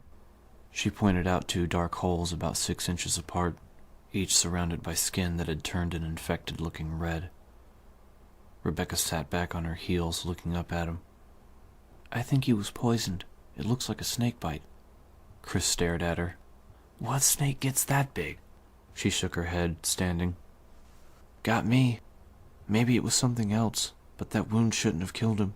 It would have taken hours for him to bleed out. I'm pretty sure he was poisoned. Chris regarded her with new respect. She had a good eye for details and was handling herself remarkably well, considering. He searched Richard's body quickly, coming up with another full clip in a shortwave radio. He handed both to Rebecca, tucking Richard's empty Beretta into his waistband. He looked at the door again, then back at Rebecca. Whatever killed him might be back there. Then we'll have to be careful, she said. Without another word, she walked to the door and stood there, waiting for him. I've got to stop thinking of her as a kid. She's outlived most of the rest of her team already. She doesn't need me to patronize her or tell her to wait behind. He stepped up to the door and nodded at her. She turned the knob and pushed it open, both of them raising their weapons as they edged into a narrow hallway. Straight ahead were a few wood steps leading to a closed door. To their left, an offshoot of the hall, another door at the end. There was blood smeared on the wall bordering the steps, and Chris was suddenly certain that it was Richard's. His killer was behind that door. He motioned down the offshoot, speaking quietly. You take that room. You run into any trouble, come back here and wait. Check back in 5 minutes either way. Rebecca nodded and moved down the narrow hall. Chris waited until she'd gone into the room before climbing the steps, his heart already thudding solidly against his ribs. The door was locked, but Chris saw that there was a tiny shield etched next to the keyhole. Rebecca was turning out to be more useful than he could have possibly imagined. He took out the key she'd given him and unlocked the wide door, checking his Beretta before moving inside. It was a large attic, as plain and unassuming as the rest of the mansion was ornate. Wooden support beams extended from the floor to the sloping ceiling, and other than a few boxes and barrels against the walls, it was empty. Chris walked farther in, his guard up as he scanned for movement. At the other side of the long room was a partial wall, maybe 4 feet by 9, standing several feet from the back of the attic. It reminded him of a horse stall, and it was the only area that wasn't open to view. Chris moved toward it slowly, his boots against the wood floor sending hollow echoes into the cool air. He edged to the wall, training his Beretta over the top as he peered down, heart pounding. No snake, but there was a jagged hole near the floorboards between the 2 walls, a foot high and a couple across. And a strange, acrid odor, musky, like the smell of some wild animal. Frowning at the scent, Chris started to back away, and stopped, leaning in closer. There was a rounded piece of metal next to the hole, like a penny the size of a small fist. There was something engraved on it, a crescent shape. Chris walked around the side and into the stall, keeping a wary eye on the hole as he crouched down and picked up the metal piece. It was a 6-sided disc of copper with a moon on it, a nice bit of craftsmanship. Inside the hole, a soft sliding sound. Chris jumped back, targeting the opening as he moved. He backed up quickly until his shoulders brushed the attic wall, and started to edge away. And a dark cylinder shot out from the opening, lightning fast. It was as big around as a dinner plate, and it hit the wall inches from his right leg, wood crunching from the impact. Oh, shit! Chris stumbled away as the giant reptile reared back, pulling more of its long, dusky body out of the wall. Hissing, it raised up, lifting its head as high as Chris's chest and exposing dripping fangs. Chris ran halfway across the room and spun, firing at the massive diamond-shaped head. The snake let out a strange hissing cry as a shot tore through one side of its gaping mouth, punching a hole through the tightly stretched skin. It dropped back to the floor and whipped itself toward him with a single waving push of its muscular body, at least 20 feet long. Chris fired again, and a chunk of scaly flesh erupted from the snake's back, dark blood spewing out from the wound. With another roaring hiss, the animal reared up in front of him, its head only inches away from Chris's gun, blood gushing from the hole in its mouth. Eyes! Get the eyes! Chris pulled the trigger and the snake fell across him, knocking him to the floor, its body thrashing wildly. The tail slammed into one of the thick support beams hard enough to crack it as Chris struggled to free his pinned arms to at least hurt it worse before he died. And the cold, heavy body suddenly went limp, sagging bonelessly to the floor. Chris! Rebecca rushed into the room and stopped cold, staring at the monstrous reptile. Whoa. His boot found one of the wooden supports, and with a tremendous shove, Chris managed to wiggle out from beneath the thick body. Rebecca reached down to help him up, her eyes wide with awe. They stared down at the wound that had killed the creature, the black liquid hole where its right eye had been obliterated by a 9mm slug. "Are you okay?" she asked softly. Chris nodded. A few bruised ribs maybe, but so what? He'd literally been inches from certain death, and all because he'd stopped to... He held up the copper crest, having to pry his clenched fingers from around the thick metal. He'd held onto it throughout the attack without even realizing it, and looked at it now. He had a gut feeling that it was important somehow. "Maybe because you were almost snake food for picking it up?" Rebecca took it from him, tracing a finger over the engraved moon. "You find anything?" he asked. Rebecca shook her head. "Table, couple of shelves. What's this for, anyway?" Chris shrugged, looking back down at the bloody hole where the snake's shining eye had been. He shuddered involuntarily, thinking of what would have happened if he'd missed that final shot. "Maybe we'll figure it out somewhere along the way," he said quietly. "Come on, let's get out of here."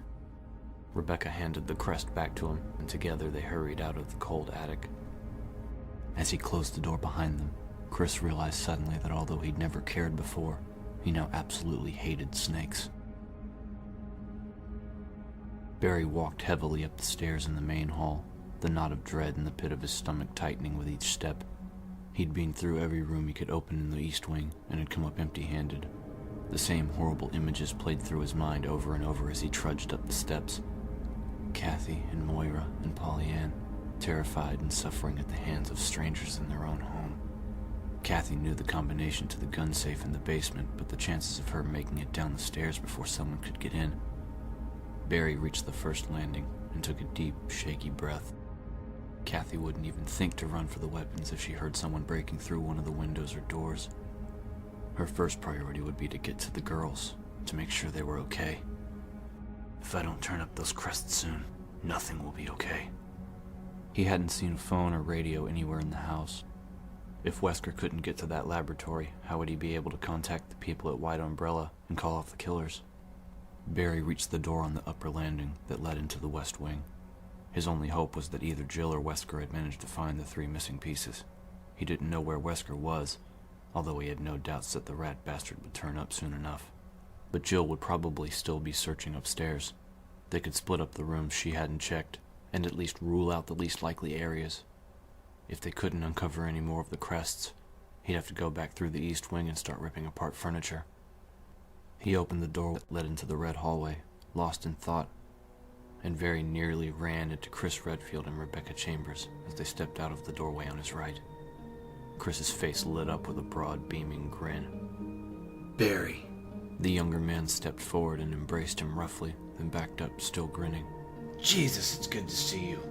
I was starting to think that me and Rebecca were the last ones alive. Where are Jill and Wesker?" Barry pasted a smile on as he fumbled for an acceptable answer, feeling almost sick with guilt. Lying to Jill hadn't been easy, but he'd known Chris for years. "Kathy and the girls. Dead. Jill and I came after you, but all the doors in that hall were locked, and when we got back to the lobby, the captain was gone. Since then, we've been looking for you two and trying to find a way out." Barry smiled more naturally. "It's good to see you too, both of you." At least that much is true. "So Wesker just disappeared?" Chris asked. Barry nodded, uncomfortable. "Yeah, and we found Ken. One of those ghouls got to him." Chris sighed. "I saw. Forrest and Richard are dead too." Barry felt a wave of sadness and swallowed thickly, suddenly hating Wesker even more. The people Wesker worked for had done this, and now they wanted to cover it all up, avoiding responsibility for their actions. "And like it or not, I'm going to help them do it." Barry took a deep breath and fixed an image of his wife and daughters in his mind's eye. "Jill found a back door, and we think it could be a way out, except it's got this trick lock, like a puzzle. We have to get all the pieces together to open it. There are these 4 metal crests made out of copper.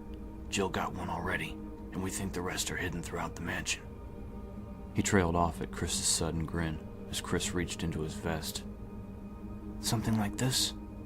Barry stared at the crest that Chris had produced, feeling his heart speed up. "Yeah, that's one of them. Where'd you find it? Rebecca spoke up, smiling shyly. He had to fight a big snake for it. A really big snake. I think it may have been affected by the accident, though a cross-genus virus, those are pretty rare. Barry reached for the crest as casually as he could manage, frowning. Accident? Chris nodded. We found some information that suggests there's some kind of secret research facility here on the estate, and that something they were working on got loose. A virus. One that can affect mammals and reptiles, Rebecca added. Not just different species, different families. It certainly infected mine, Barry thought bleakly. He let his frown deepen, feigning thoughtfulness as he struggled to come up with an excuse to get away. The captain wouldn't approach him unless he was alone, and he was desperate to get the copper piece into place, to prove that he was still on board, cooperating, and that he'd convinced the rest of the team to help him look. He could feel the seconds ticking away, the metal growing warm beneath his sweating fingers. We need to get the feds in on this, he said finally. A full investigation, military support, quarantine the area. Chris and Rebecca were both nodding, and again Barry felt nearly overwhelmed by guilt. God, if only they weren't so trusting. But to do that, we have to find all these crests. Jill might have turned up another one by now, maybe both of them. I can only pray. Do you know where she is? Chris asked. Barry nodded, thinking fast. I'm pretty sure, but this place is kind of a maze. Why don't you wait in the main hall while I go get her? That way we can organize our search, do a more thorough job. He smiled, hoping it looked more convincing than it felt. Though if we don't turn up soon, keep looking for more of those pieces. The back door is at the end of the west wing corridor, first floor. Chris just stared at him for a moment, and Barry could see the questions forming in his bright gaze. Questions that Barry wouldn't be able to answer. Why split up at all? What about finding the missing captain? How could he be so certain the back door was an escape? Please, just do as I say. Okay, Chris said, reluctantly. We'll wait, but if she's not where you think she is, come back and get us. We stand a better chance of making it through this place if we stick together. Barry nodded, and before Chris could say anything more, he turned and jogged away down the dim hall. He'd seen the hesitation in Chris's eyes, heard the uncertainty in his voice, and with his final words, Barry had felt himself wanting desperately to warn his friends of Wesker's betrayal. Leaving was the only way to keep himself from saying something he might regret, saying something that might get his family killed. As soon as he heard the door back to the balcony close, he picked up speed, taking the corners at a full run. There was a dead zombie near the door that led to the stairs, and Barry leapt over it, the stench falling away as he ducked through the connecting passage. He took the back stairs 3 at a time as his conscience yammered mercilessly away at him, reminding him of his treachery. You're a liar, Barry. Using your friends the way Wesker's using you, playing on their trust. You could have told them what was really going on. Let them help you put a stop to it. Barry shook the thoughts away as he reached the door to the covered walkway, slamming the heavy metal aside. He couldn't risk it, wouldn't. What if Wesker had been nearby, had overheard? The captain had Barry's family to blackmail him with, but once Chris and the others knew the truth, what was to stop Wesker from just killing them? If he helped Wesker destroy the evidence, the S.T.A.R.S wouldn't be able to prove anything. The captain could just let them all walk away. Barry reached the diagram next to the back door and stopped, staring. Relief flooded through him, cool and sweet. 3 of the 4 openings were filled. The sun, wind, and star crests in place. It was over. He can get to the labs now. Call off his people. He doesn't need us anymore. I can go back in and keep the team busy while he does whatever he has to do. The RPD will show eventually, and we can forget this ever happened. He was so elated that he didn't register the muted footsteps on the stone path behind him. Didn't realize that he wasn't alone anymore, until Wesker's smooth voice spoke up beside him. Why don't you finish the puzzle, Mr. Burton? Barry jumped, startled. He glared at Wesker, loathing the smug, bland face behind the sunglasses. Wesker smiled, nodding his head at the copper crest in Barry's hand. Yeah, right. Barry muttered darkly and slipped the final piece into place. There was a thick metallic sound from inside the door, and Wesker walked past him, pushing the door open to reveal a small, well-used tool shed. Barry peered inside, saw the exit at the opposite wall. There was no diagram set next to it, no more crazy puzzles to figure out. Kathy and the girls were safe. With a low bow, Wesker motioned for Barry to step inside the shed, still smiling. Time is short, Barry, and there's still a lot for us to do. Barry stared at him, confused. What do you mean? You can get to the lab now. Well, there's been a slight change of plans. See, it turns out that I need to find something else, and I have an idea of where it might be, but there are some dangers involved. And you've done such a good job so far, I wanted you to come along. Wesker's smile transformed into a shark-like grin, a cold, pitiless reminder of what was at stake. In fact, I'm afraid I'm going to have to insist on it. After a long, terrible moment, Barry nodded, helplessly.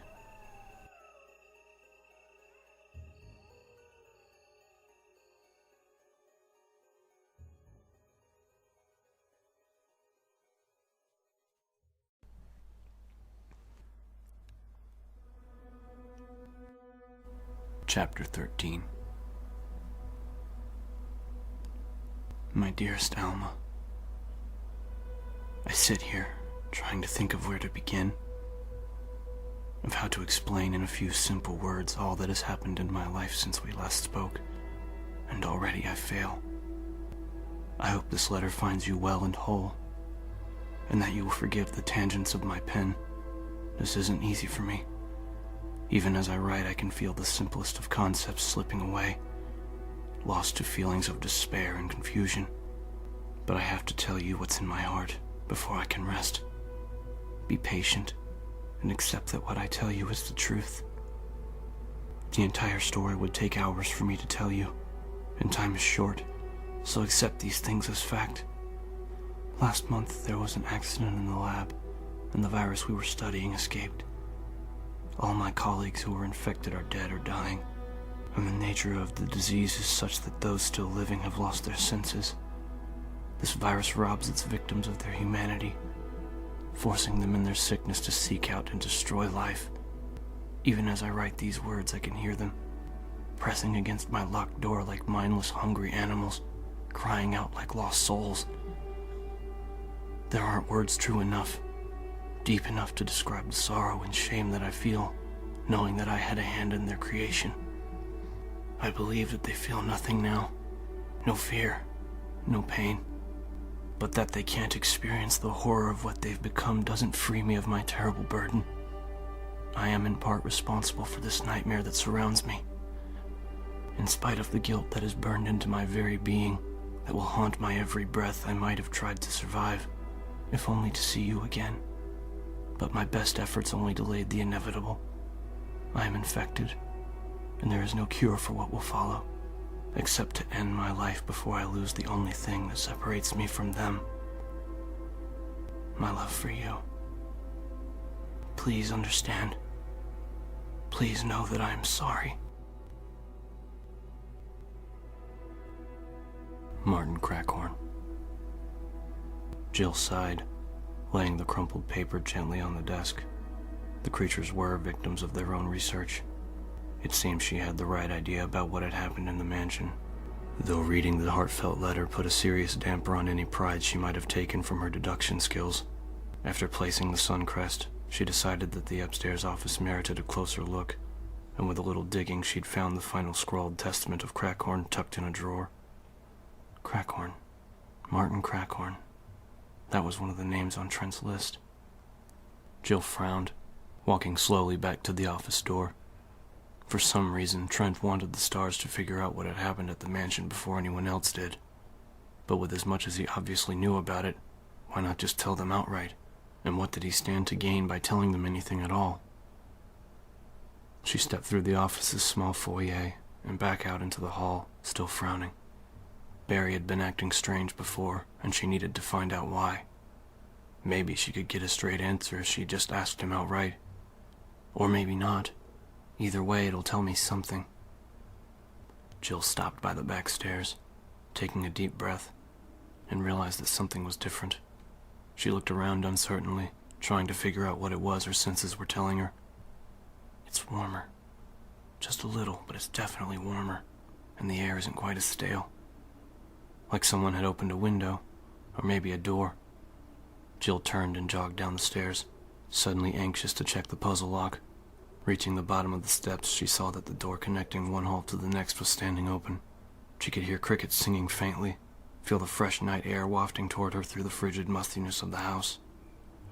She hurried to the darker corridor and hooked a right, trying not to get her hopes up. Another sharp right, and she could see the door that led to the covered walkway standing open. Maybe that's all it is. It doesn't mean the puzzle's solved. Jill broke into a run, feeling the clean warmth of the summer air against her skin as she rounded the corner in the stone path, and let out a short, triumphant laugh as she saw the four-placed crest standing next to the open door. A warm breeze was flowing through the room that the puzzle had unlocked, a small storage shed for gardening tools. The metal door on the wall opposite was standing open, and Jill could see moonlight playing across a brick wall just past the rusted hinges. Barry had been right. The door led outside.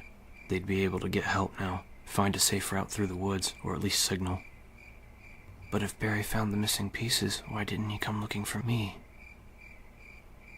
Jill's grin faded as she stepped into the shed, absently taking in the dusty boxes and barrels that lined the gray stone walls.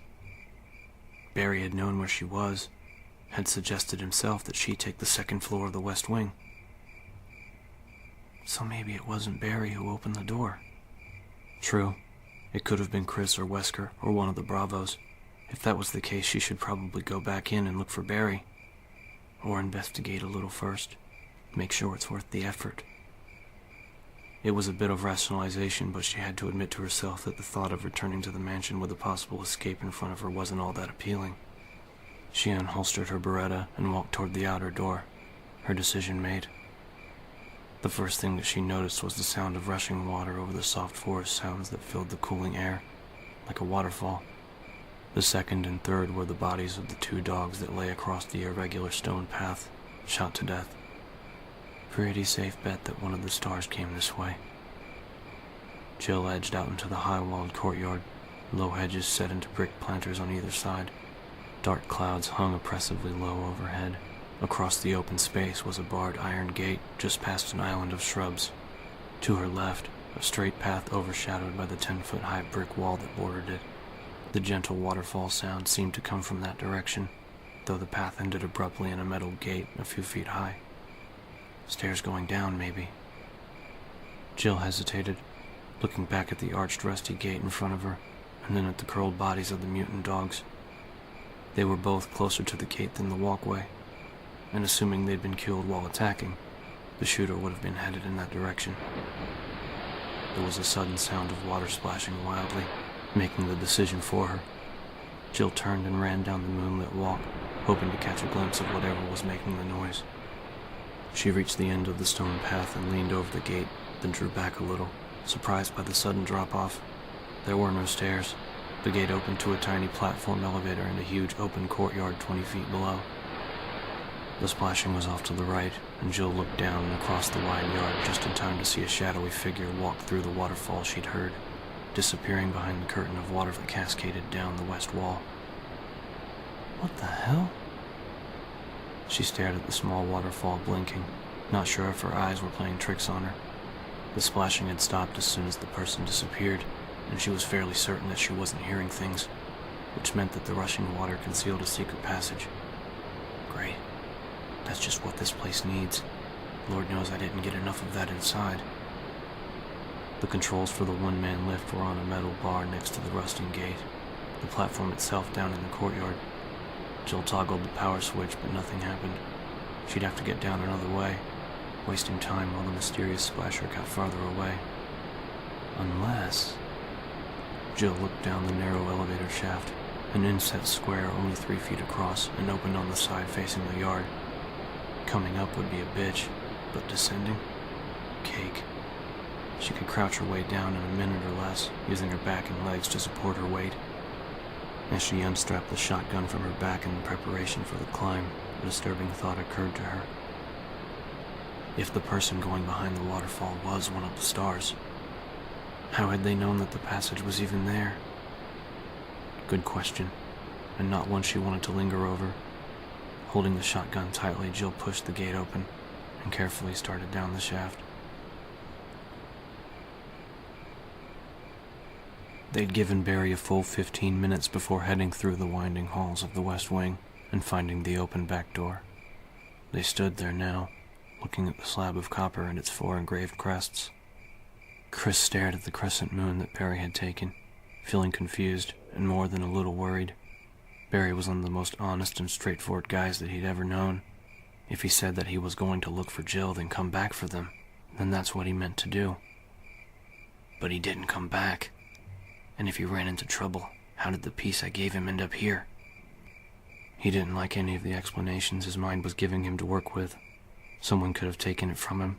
He could have placed it himself and then been injured somehow. The possibilities seemed endless, and none of them good. Sighing, he turned away from the diagram and looked at Rebecca. Whatever happened to Barry, we should go ahead. This may be the only way off the estate.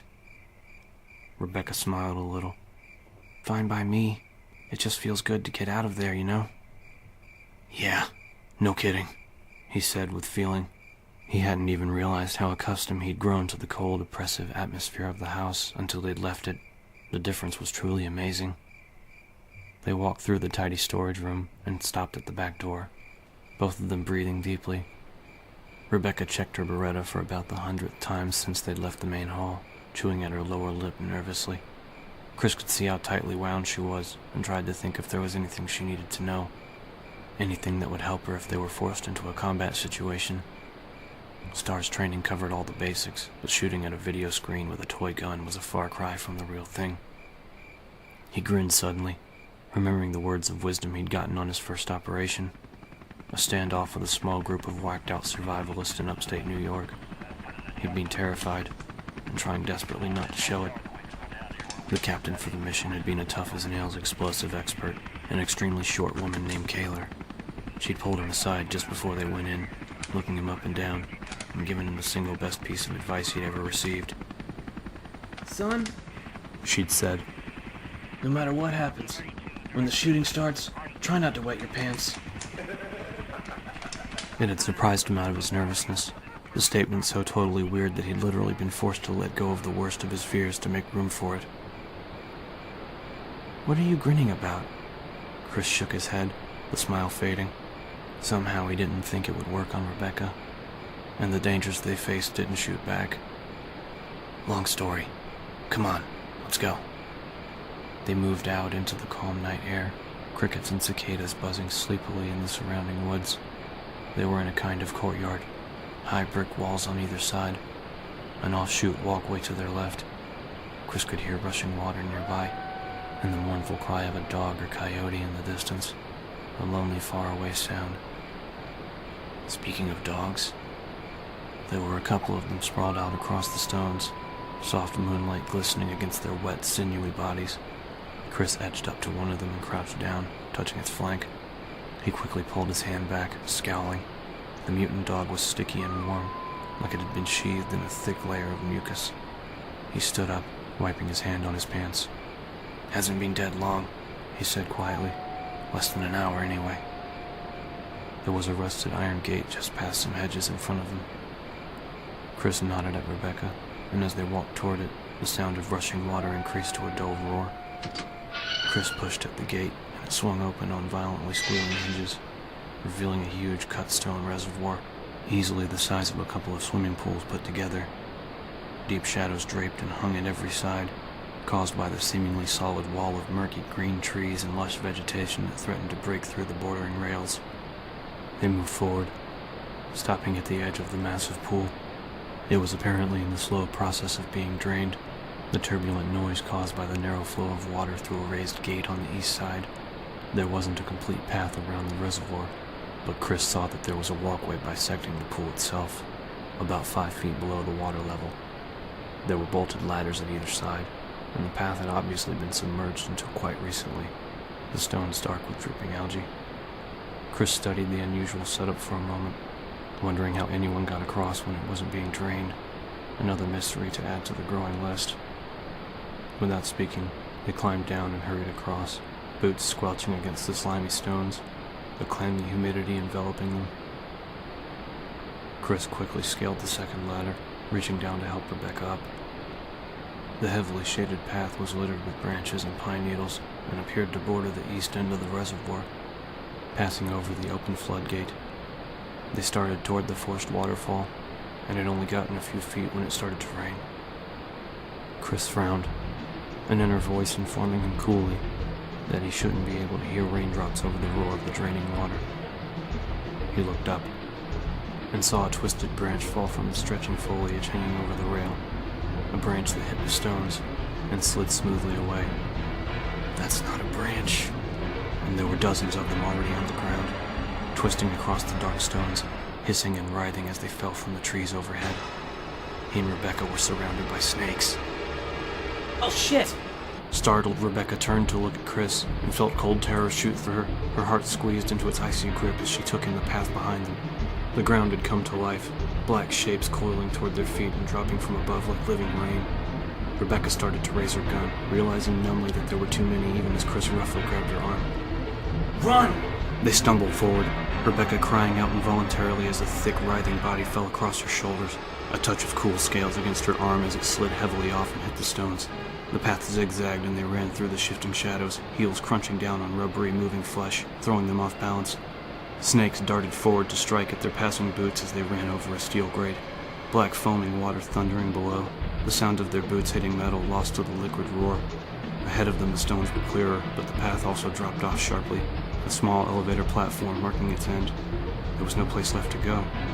They crowded onto the tiny platform, and Rebecca snatched at the controls, her breath coming in panicked gasps. Chris turned and fired repeatedly, the shots blasting over the crash of water as Rebecca found the operating button and slammed it down, slipping down past rock walls toward a massive empty courtyard below. Rebecca turned, raising the Beretta to help Chris, and felt her jaw drop, her throat locking at the gruesome scene. There had to be hundreds of them, the path almost completely hidden by the slithering creatures, hissing and squirming in an alien frenzy as they struck wildly at each other. By the time she'd managed to unfreeze, the loathsome sight had risen past eye level and was gone. The ride seemed to last forever, both of them staring up at the edge of the path they'd left behind, tensely, breathlessly waiting for the bodies to start falling.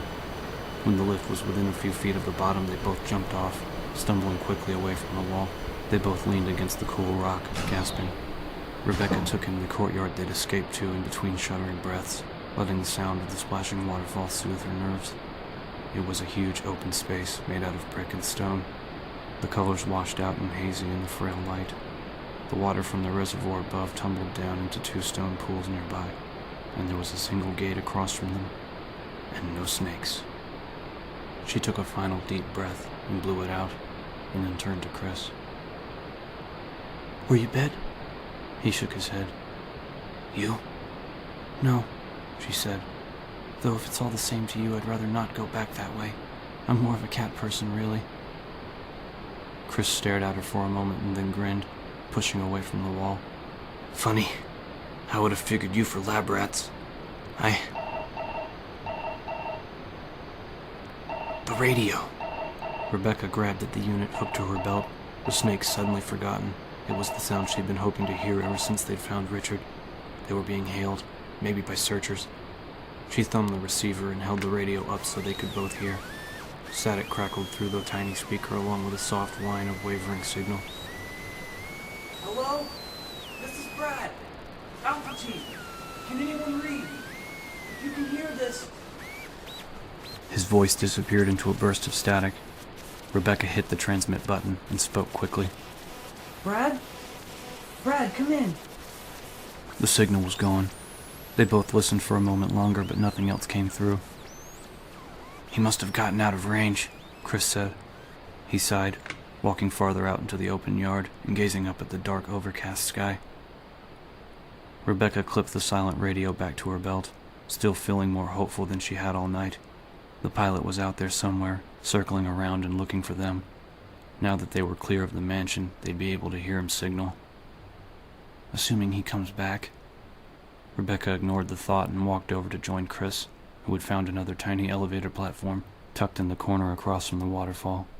A quick check showed it to be without power. Chris turned toward the gate, slapping a fresh clip into his Beretta. Shall we see what's behind door number 1? It was a rhetorical question. Unless they wanted to go back through the snakes, it was their only option. Just the same, Rebecca smiled and nodded, wanting to make sure he knew she was ready, and hoping desperately that if anything else happened, she would be.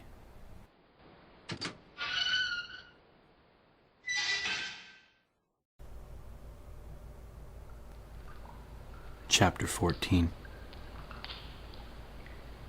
Jill stood at the edge of a yawning, open pit in the dark tunnel, staring helplessly at the door on the other side. The pit was too wide to safely jump, and there was no way to climb down, at least not that she could see. She'd have to go back and try the door by the ladder. Her frustrated sigh turned into a shiver.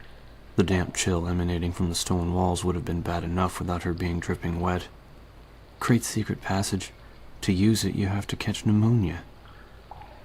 A glint of metal caught her gaze as she turned, feet squelching in her boots. She peered down at it, brushing a wet strand of hair out of her eyes. It was a small iron plate set into the stone, a six-sided hole about the size of a quarter at the center. She looked back at the door thoughtfully. Maybe it works a bridge or lowers stairs. It didn't matter. She didn't have whatever tool it required. It was as good as a dead end. Besides, it was unlikely that whoever she'd seen walking through the waterfall had managed to get across. Jill walked back through the twisting passage toward the entrance to the tunnel, still in awe of what she'd found behind the curtain of water. It appeared that there was a whole network of tunnels running beneath the estate.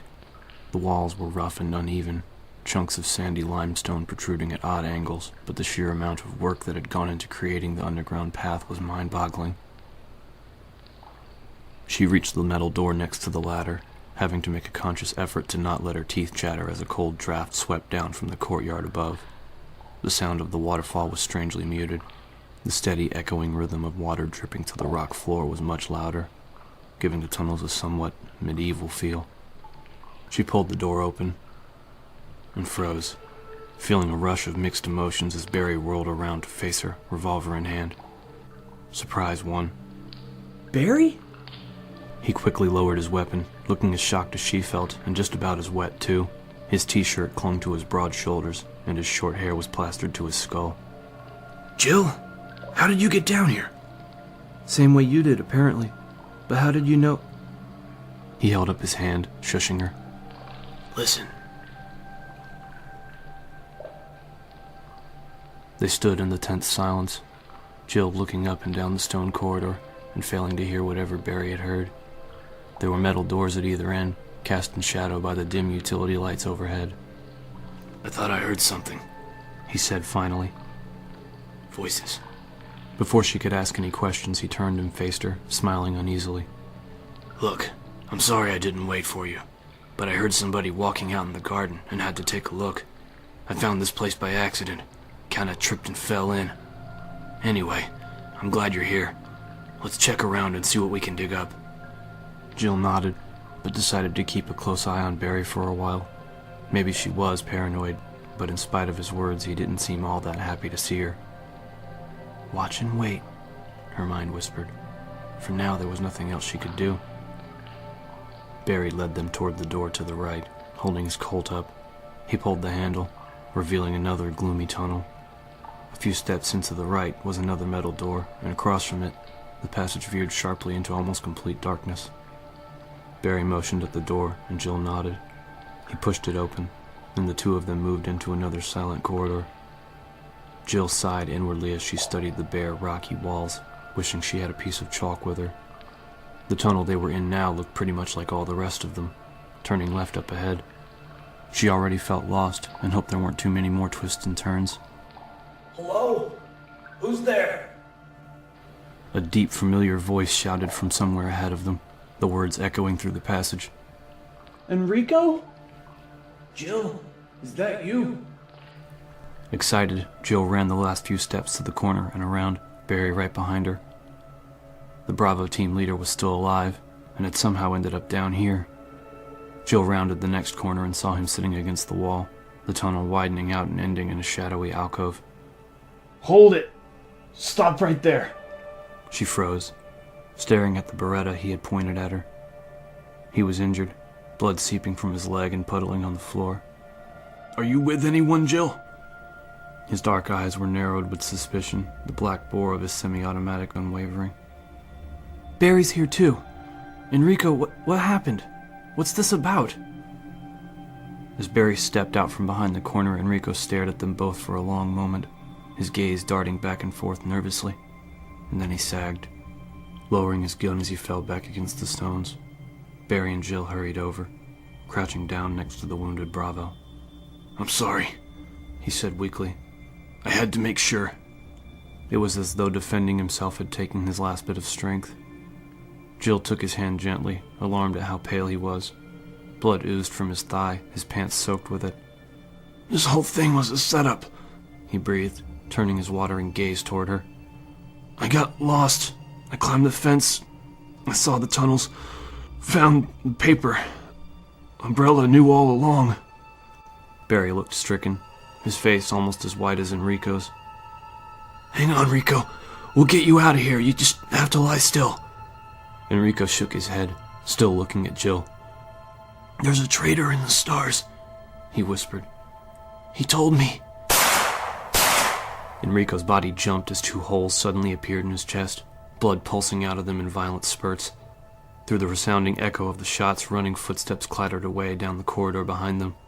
Barry launched to his feet and sprinted around the corner as Jill helplessly squeezed Enrico's twitching hand, her heart pounding and sick. He slumped over, dead before he touched the cold stone floor. Her mind flooded with questions as Barry's pursuing footsteps faded away, silence settling once again over the deep shadows.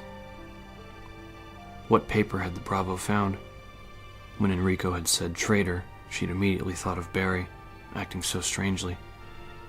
But he'd been right beside her when the shots had been fired. So who did this? Who was Trent talking about? Who did Enrico see? Feeling lost and alone, Jill held his cooling hand and waited for Barry to come back.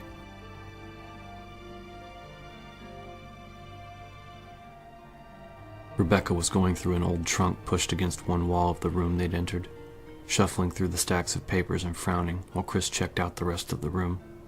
A single rumpled cot, a desk, and a towering ancient bookshelf were the only other pieces of furniture.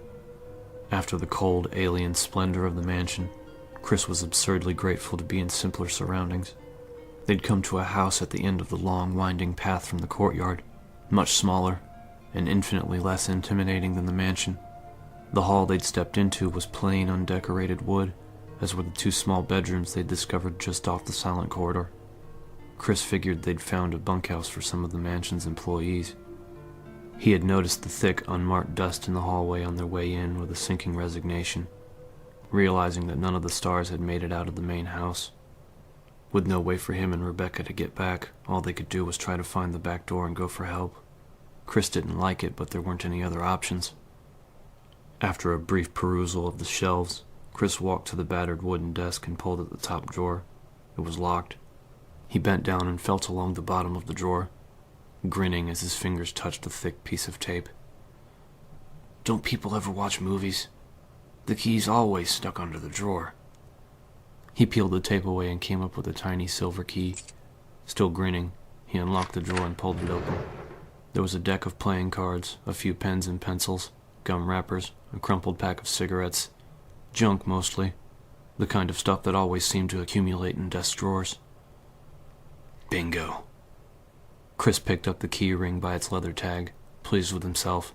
If finding the exit was this easy, they'd be on their way back to Raccoon in no time. Looks like we just got a break, he said softly, holding up the keys. The leather tag had the word alias burned into one side, the number 345 written on the back in smudged ballpoint pen. Chris didn't know the significance of the number, but he'd remembered the nickname from the diary he'd found in the mansion. Thank you, Mr. Alias. Assuming the keys were for the bunkhouse, they were that much closer to getting off the estate. Rebecca was still sitting by the trunk, surrounded by papers, envelopes, even a few grainy photos that she'd pulled out. She seemed totally absorbed in whatever she was reading, and when Chris walked over to join her, she looked up at him with eyes clouded with worry. You find something? Rebecca held up the piece of paper she was reading. A couple of things. Listen to this. 4 days since the accident, and the plant at point 42 is still growing and mutating at an incredible rate. She skipped ahead, skimming the page with one finger as she spoke. It calls this thing Plant 42, and says its root is in the basement. Here. Shortly after the accident, one of the infected members of the research team became violent and broke the water tank in the basement, flooding the entire section. We think some trace chemicals used in the T-virus test contaminated the water and contributed to Plant 42's radical mutations. A number of chutes have already been traced to different parts of the building, but the main plant now hangs from the ceiling in the large conference room on the first floor.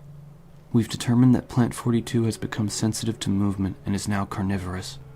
In close proximity to humans, it uses tentacular prehensile vines to entrap its prey with leech-like adaptations, latch onto exposed skin, and draw fatal amounts of blood. Several members of the staff have already fallen victim to this. It's dated May 21st, signed Henry Sarton. Chris shook his head, wondering again how someone could invent a virus like the one they had come across. It seemed to infect everything it touched with madness, transforming its carrier into a deadly carnivore, hungry for blood. God, now a man-eating plant. Chris shuddered, suddenly twice as glad they'd be leaving soon. So it infects plants too, he said. When we report this, we'll have to... No, that's not it, she said. She handed him a photo, her expression grim. It was a blurry snapshot of a middle-aged man wearing a lab coat. He was standing stiffly in front of a plain wooden door, and Chris realized that it was the very door they'd come through not 10 minutes ago. The front entrance to the bunkhouse. He flipped the picture over, squinting at the tiny script on the back. H. Sarton, January 98, point 42. He stared at Rebecca, finally understanding her fearful gaze. They were standing in point 42. The carnivorous plant was here.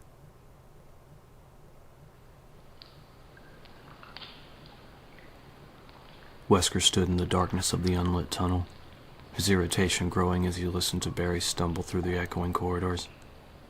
Jill wouldn't wait forever, and the raging Mr. Burton couldn't seem to grasp that Enrico's killer had simply slid into the shadows just around the corner, the most obvious place there was. Come on. Since they'd left the house, he'd finally started to feel like things were going in his favor. He'd remembered the underground room near the entrance to the labs, and was almost certain that the wolf metal would be there, and the tunnels were clear. He had expected the 121s to be out, but apparently no one had messed with the passage mechanism since the accident. They'd split up to search for the lever that worked the passage, and it had been in plain sight, propped up next to the very mechanism that it controlled. Everything would have been perfect, except goddamn Enrico Marini had wandered along, happening across a very important paper that Wesker had accidentally dropped. His orders, straight from the head of White Umbrella. And then to complicate matters, Jill had blundered into the tunnel before Wesker could finish taking care of the problem. Wesker sighed inwardly. If it wasn't one thing, it was another. In truth, this whole affair had been a massive headache from the beginning. At least the underground security hadn't been activated, though he'd had no way of knowing that until they'd reached the tunnels, and having dragged Barry along his insurance, he now had to deal with the consequences. If the money wasn't so good. He grinned. Who was he kidding? The money was great. After what felt like years, Barry huffed into the dark room, blindly waving his revolver around. Wesker tensed, waiting for him to walk past the generator's alcove. This part could be tricky. Barry and Enrico had been close. As Barry stormed past the small chamber, Wesker stepped out behind him and jammed the muzzle of his Beretta into Barry's lower back, hard.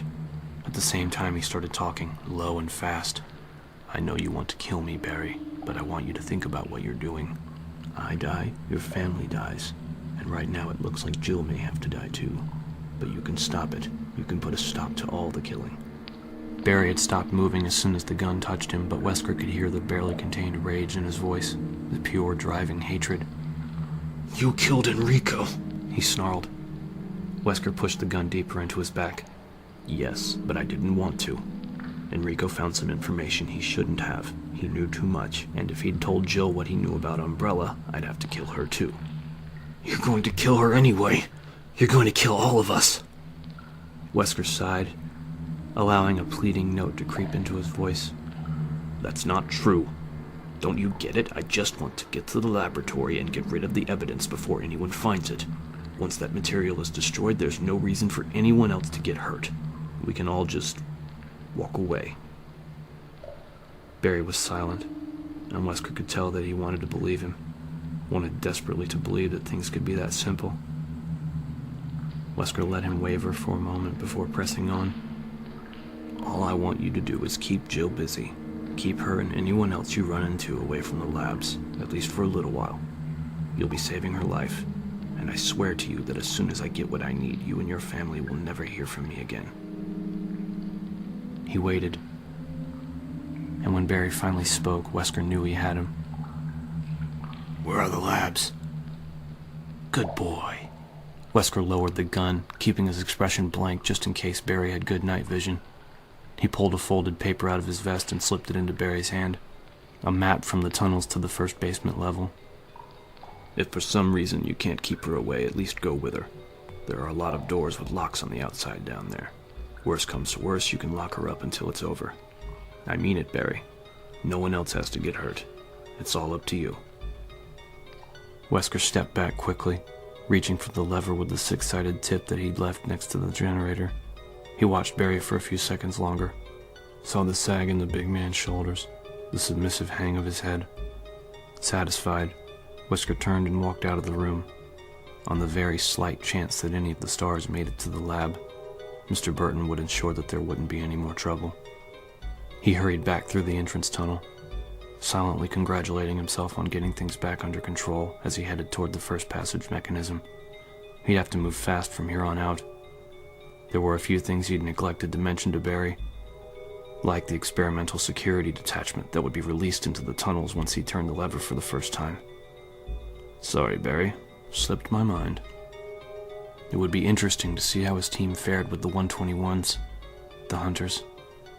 Watching the stars pit their strength and agility against the creatures would be quite a show, and sadly one he'd have to miss. It was too bad, really. The hunters had been caged for a long time. They'd be very, very hungry.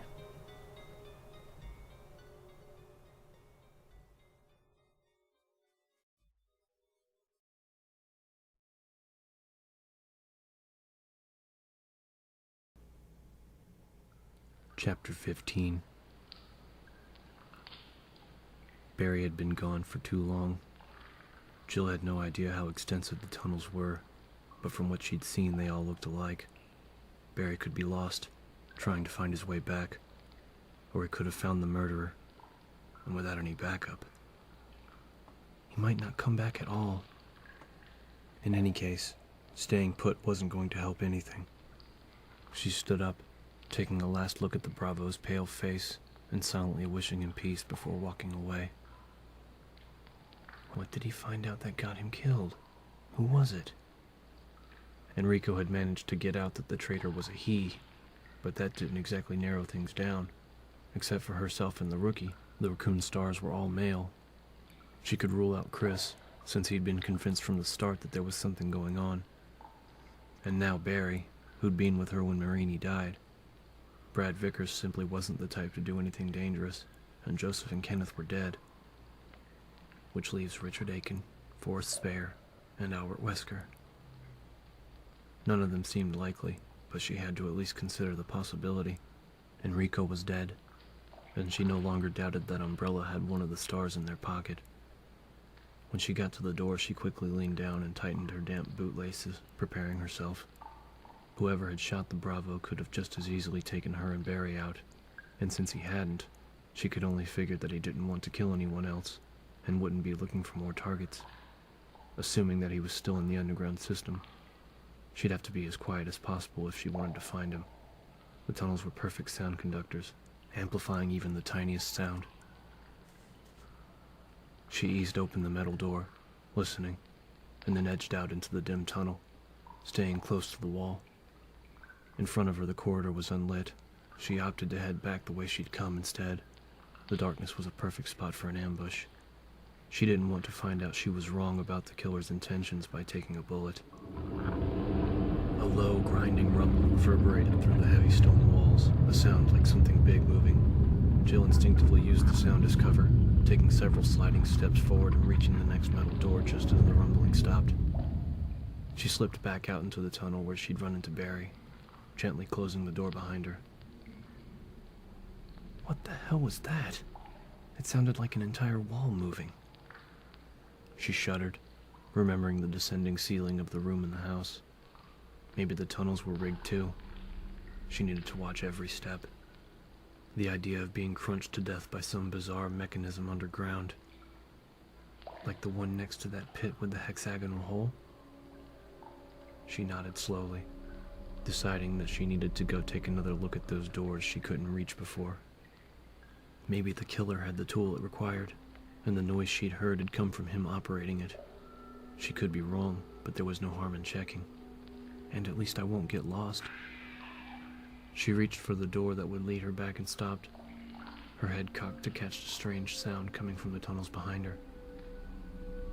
It was a rusty hinge.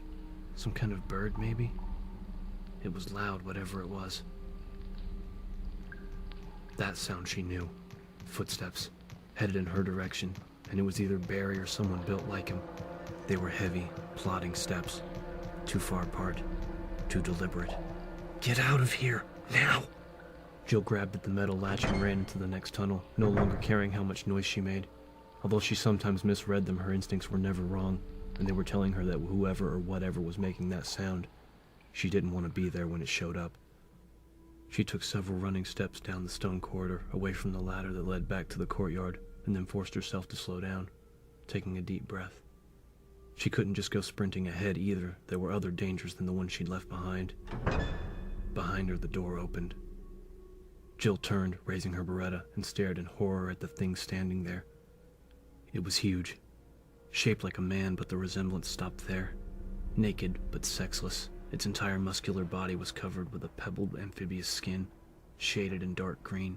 It was hunched over so that its impossibly long arms almost touched the floor. Both its hands and feet were tipped with thick, brutal claws. Tiny, light-colored eyes peered out at her from a flat reptilian skull. It turned its strange gaze toward her, dropped its wide, hinged jaw, and let out a tremendous, high-pitched screech like nothing she'd ever heard before, the sound echoing around her, filling her with mortal terror. Jill fired 3 shots that smacked into the creature's chest and sent it reeling backward. It stumbled, fell against the tunnel wall, and with another terrifying shriek, it sprang at her, pushing off the stones with powerful legs, its claws outstretched and grasping. She fired again and again as it flew toward her, the bullets tearing into its puckered flesh, ribbons of dark blood coiling away. And it landed in a heaving crouch only a few feet in front of her, screaming, one massive arm snaking out to swipe at her legs. A musky, moldy animal smell washed over her, a smell like dark places and feral rage. Jesus, why won't it die? Jill trained the Beretta on the back of its skull and emptied the clip. Even as the green flesh splattered away and bones splintered, she continued to fire, the hot slugs ripping into the pulpy, pinkish mass of its brain. No more bullets. She lowered the weapon, her entire body shaking. It was over. The creature was dead. But it had taken almost an entire clip, 15 9mm rounds, the last 7 or 8 at close range. Still staring at the fallen monster, she ejected the empty magazine and loaded a fresh clip before holstering her Beretta. She reached back and unstrapped the Remington, taking comfort in the solid, balanced weight of the shotgun. What the hell were you people working on out here? It seemed that the Umbrella researchers had invented more than just a virus, something just as deadly, but with claws. And there could be more of them. She'd never had a more horrifying thought. Holding the Remington close, Jill turned and ran. Chris and Rebecca walked down a long wooden hallway, warily glancing up with every other step. There was what looked like dried dead ivy poking out of every crack and crevice where the walls met the ceiling. It looked harmless, but after what Rebecca had read to him about Plant 42, Chris kept himself ready to move quickly. After going through the rest of the papers in the trunk, Rebecca had come up with a report on some kind of an herbicide that could apparently be mixed in Point 42, called V-Jolt. She brought it along, though Chris doubted it would be useful. All he wanted was to find the exit, and if they could avoid the killer plant, so much the better. The front hall had been clear of the growth, though Chris wasn't prepared to call it secured. Besides the 2 bedrooms by the front door, there had been a rec room that had been distinctly creepy. Chris had looked inside and immediately felt his internal alarms going off, though he hadn't known why. There'd been no danger that he could see, just a bar and a couple of tables. In spite of the seeming calm, he had closed the door quickly, and they'd moved on. His gut feeling was enough of a reason to leave it alone. They stopped in front of the only door in the long meandering stretch of hallway, both of them still glancing nervously at the scaling ivy near the ceiling. Chris pushed at the knob and the door swung open. Warm, humid air flooded out of the shadowy room, thick and tropical, but with a nasty undertone, like the taint of spoiled fruit. Chris instinctively pushed Rebecca behind him as he saw the walls of the chamber. They were completely covered in the same kind of strange, straggling growth that was in the hall, but here, the scaling ivy was lush and bloated, a bilious verdant green. There was a faint whispering coming from inside the room, a subtle sense of movement, and Chris realized that it was coming from the sickly plant matter itself, the walls quivering in a weird optical illusion as the draping tendrils crept and grew. Rebecca started to step past him, and Chris pushed her back. What are you, nuts? I thought you said this thing sucks blood. She shook her head, staring at the whispering walls. That's not Plant 42. At least not the part the report talked about. Plant 42 is going to be a lot bigger, and a lot more mobile. I never did much with cytobiology, but according to that study, we'll be looking for an angiosperm with motofoli. She smiled a quick, nervous smile. Sorry. Think of a great big plant bulb with 10 to 20-foot vines waving around it. Chris grimaced. Great. Thanks for putting my mind at rest. They edged into the large room, careful not to walk too closely to the hissing walls. There were 3 doors besides the one they came through, one directly across from the entrance, and the other 2 facing each other to the left where the room opened up. Chris led them toward the door opposite the entrance, figuring it as the most likely lead out of the bunkhouse. The door was unlocked, and Chris started to push it open. The door slammed shut, causing them both to jump back, weapons raised. A series of heavy sliding thumps followed, like someone on the other side was kicking at the wall. Except the sounds were everywhere, above and below the door's sturdy frame, beating against every corner of the sealed room. Lots of vines, you said? Chris asked. Rebecca nodded. I think we just found Plant 42. They listened for a moment, Chris thinking about the kind of strength and weight it would take to slam the door so solidly. No kidding. Bigger and more mobile. And maybe blocking the only exit to this place. Terrific. They backed away, turning into the open area and looking at the other 2 doors. The one on their right had the number 002 above it. Chris fished out the keys he'd found and flipped through them, finding one with the matching number. He unlocked the door and stepped inside, Rebecca behind him. There was a smaller door to the left that opened to a bathroom, quiet and dusty. The room itself was another bedroom, a bunk, a desk, a couple of shelves. Nothing of interest. There was another series of dull thumps from behind the far wall, and they quickly moved back into the humid, whispering room, Chris fighting a growing certainty that they were going to have to deal with the plant if they wanted to get out. Not necessarily. There could still be another way. The way things had been going so far, he didn't think so. From the shuffling zombies lurking in the main house to the run through the courtyard, snakes dropping from the trees. Every part of the Spencer estate seemed to be designed to keep them from leaving. Chris shook the negative thoughts aside as they approached the shadowy chamber's final door, but they came rushing back at the sight of the small green keypad set next to the frame. He rattled the knob, but there was no give. It was another dead end. Security lock, he said, sighing. No way to get in without the code. Rebecca frowned down at the pattern of tiny red lights set above the numbered buttons. We could just try numbers until we run across the right combination. Chris shook his head. You know what our chances are of just stumbling across the right? He stopped, staring at her, then fumbled the key ring out of his pocket. Try 345, he said, watching eagerly as Rebecca dutifully punched in the number. "Come on, Mr. Alias, don't fail us now." The pattern of red lights flashed, then blinked out, one by one. As the last tiny light faded, there was a click from inside the door. Chris grinned, pushing the door open, and felt his hope dwindle as he glanced around the tiny room. Dusty shelves filled with tiny glass bottles and a rust-stained sink, not the exit he'd expected. Nah, that would have been too easy. God knows we can't have that. Rebecca walked quickly to one of the shelves and looked over the glass bottles, mumbling to herself. Thorazine, hyoscyamine, anhydride, dieldronine. Chris, we can kill the plant. That V-jolt, the cytotoxin, I can make it here. If we get to the basement, find the plant's root. Chris smiled back. Then we can destroy it without having to fight the damn thing.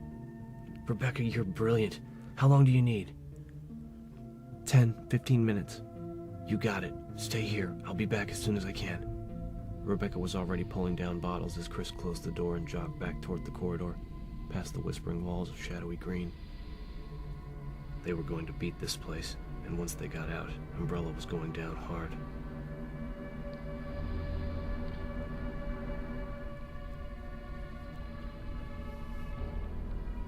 Barry was standing over Enrico's cold body.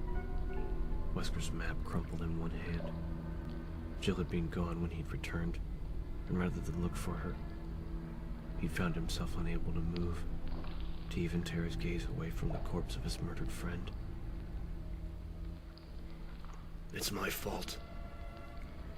If I hadn't helped Wesker get out of the house, he'd still be alive. Barry stared miserably at Enrico's face, so filled with guilt and shame that he didn't know what to do anymore. He knew he had to find Jill, keep her from getting to Wesker, keep his family from getting hurt, but still, he couldn't seem to force himself to walk away. What he wanted more than anything was to be able to explain himself to Enrico, to make him understand how things had come to be the way they were. He's got Kathy and the babies, Rico. What else could I have done? What can I do but follow his orders? The Bravo stared back at him with glazed, unseeing eyes. No accusation, no acceptance, no nothing. Forever. Even if Barry continued to help the captain and everything turned out the way it was supposed to, Rico Marini would still be dead. And Barry didn't know how he was going to live with the knowledge that he was responsible. Shots echoed through the tunnels. Lots of them. Jill! Barry's head snapped around. He reached for his weapon automatically, the sound spurring him to action as anger flushed through his system. There could only be one explanation. Wesker had found Jill. Barry turned and ran, sick at the thought of another S.T.A.R.S member dead by Wesker's treacherous hand, furious with himself for believing the captain's lies. The door in front of him slammed open, and Barry stopped dead in his tracks. All thoughts of Wesker and Jill and Enrico wiped away by the sight of the crouching thing in front of him. His mind couldn't grasp what he saw, his stunned gaze feeding him bits of information that didn't make sense. Green skin, piercing orange-white eyes, talons. It screamed, a horrible squealing cry, and Barry didn't think anymore. He squeezed the trigger and the shriek turned into a bubbling, choking gasp as the heavy round tore into its throat and knocked it down. The thing flailed its limbs wildly as blood spurted from the smoking hole. Barry heard several sharp cracks like breaking bones, saw more blood pour from its fists as long claws snapped off against rock.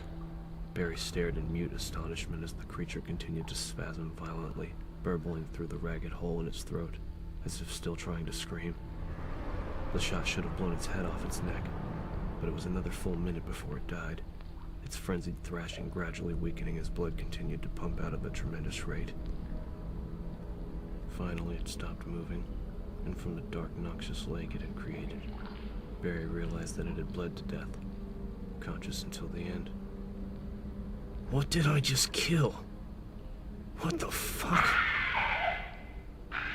From the tunnel outside, another shrieking howl resounded through the clammy air and was joined by a second and third. The animal cries rose up, furious and unnatural, the screams of creatures that shouldn't exist. Barry dug into his hip pack with shaking hands and pulled out more rounds for his Colt, praying to God that he had enough, and that those shots he'd heard before hadn't been Jill's last stand.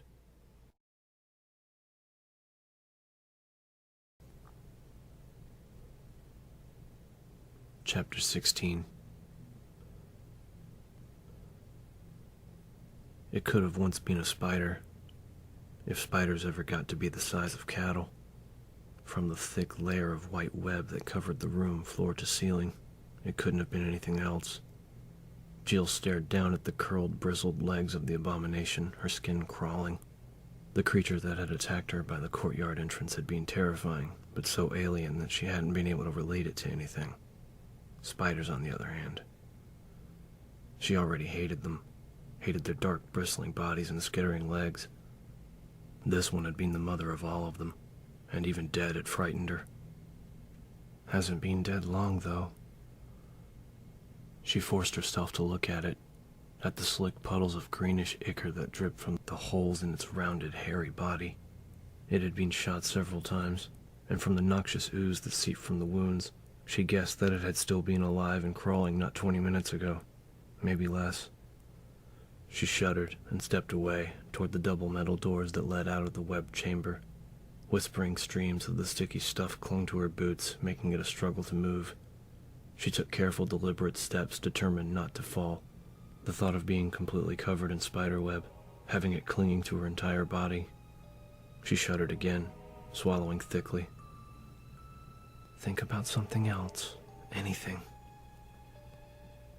At least she knew she was on the right track, and close behind whoever had triggered the tunnel mechanism. Neat trick, that. When she'd reached the area where the pit had been, she thought that maybe she'd gotten lost after all. The gaping hole had been gone, smooth stone in its place. Looking up, she'd seen the ragged edges of the pit suspended overhead. The entire center section of the tunnel had been flipped over, turned like a giant wheel by some miracle of engineering. The door had led to another straight, empty tunnel. A giant boulder stood at one end, and past that, the room she was about to leave. Jill grabbed the handle of one of the doors and pushed it open, stumbling out into yet another gloomy passage.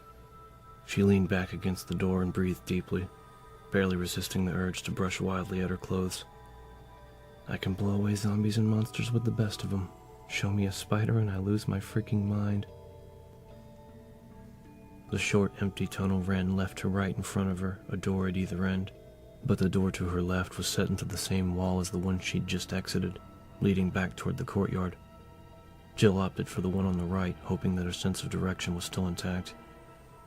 The metal door creaked open, and she stepped in, feeling the change in the air immediately. The tunnel split in front of her. To the right, a thickening of shadows where the rock wall opened into another corridor, but to her left was a small elevator shaft like the ones in the courtyard. A warm, delicious wind swept down and over her, the sweet air like a forgotten dream. Jill grinned and started for the shaft, seeing that the lift's platform had been taken up. Chances were good that she was still on the trail of Enrico's killer. But maybe not. Maybe he went the other way, and you're about to lose him. Jill hesitated, gazing wistfully at the small shaft, and then turned around, sighing. She had to at least take a look. She walked into the stone corridor that stretched in front of her, the temperature immediately dropping back to the now familiar, unpleasant chill. The tunnel extended several feet to her right and dead-ended.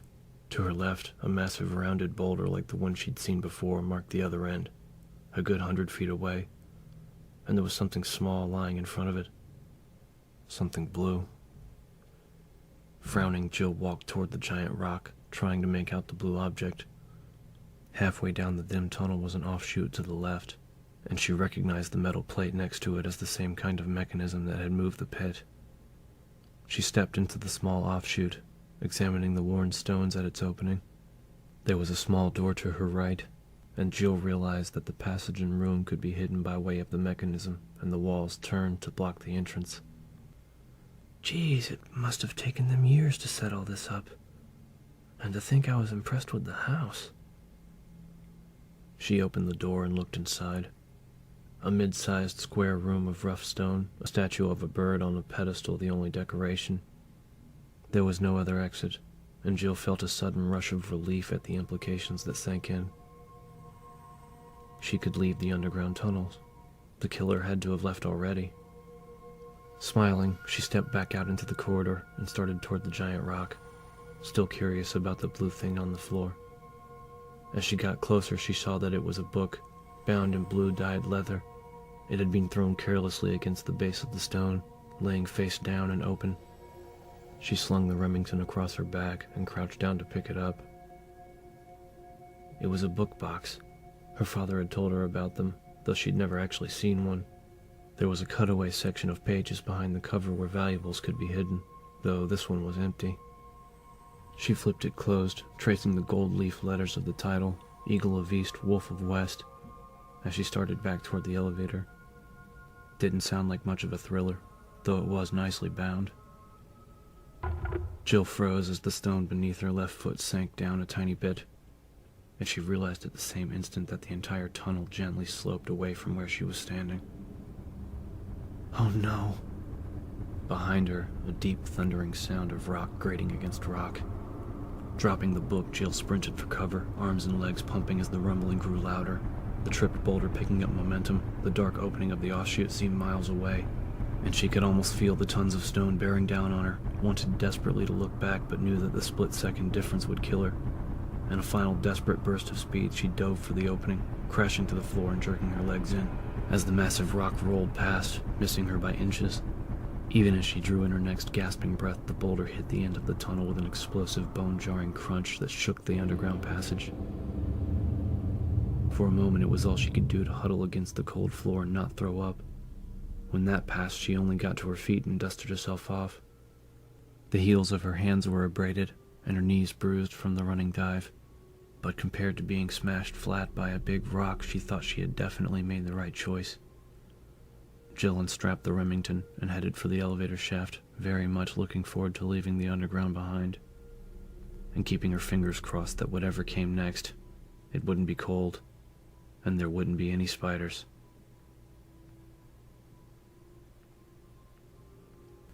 The basement was flooded all right. Chris stood at the top of a short ramp that led to the basement door, staring down at his own unsmiling face reflected off of the shimmering water. It looked cold and deep.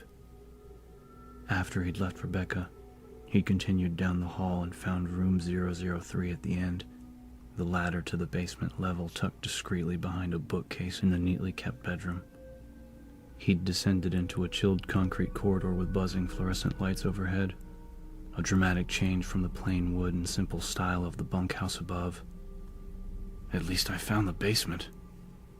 It appeared that killing Plant 42 was their only option for escape after all. He'd seen no other exit from the bunkhouse, which meant that it had to be past the plant's room, or else there was no back door. A thought that left him distinctly unsettled. It didn't seem possible. But then, neither did a carnivorous plant. And you won't find out till you get this over with.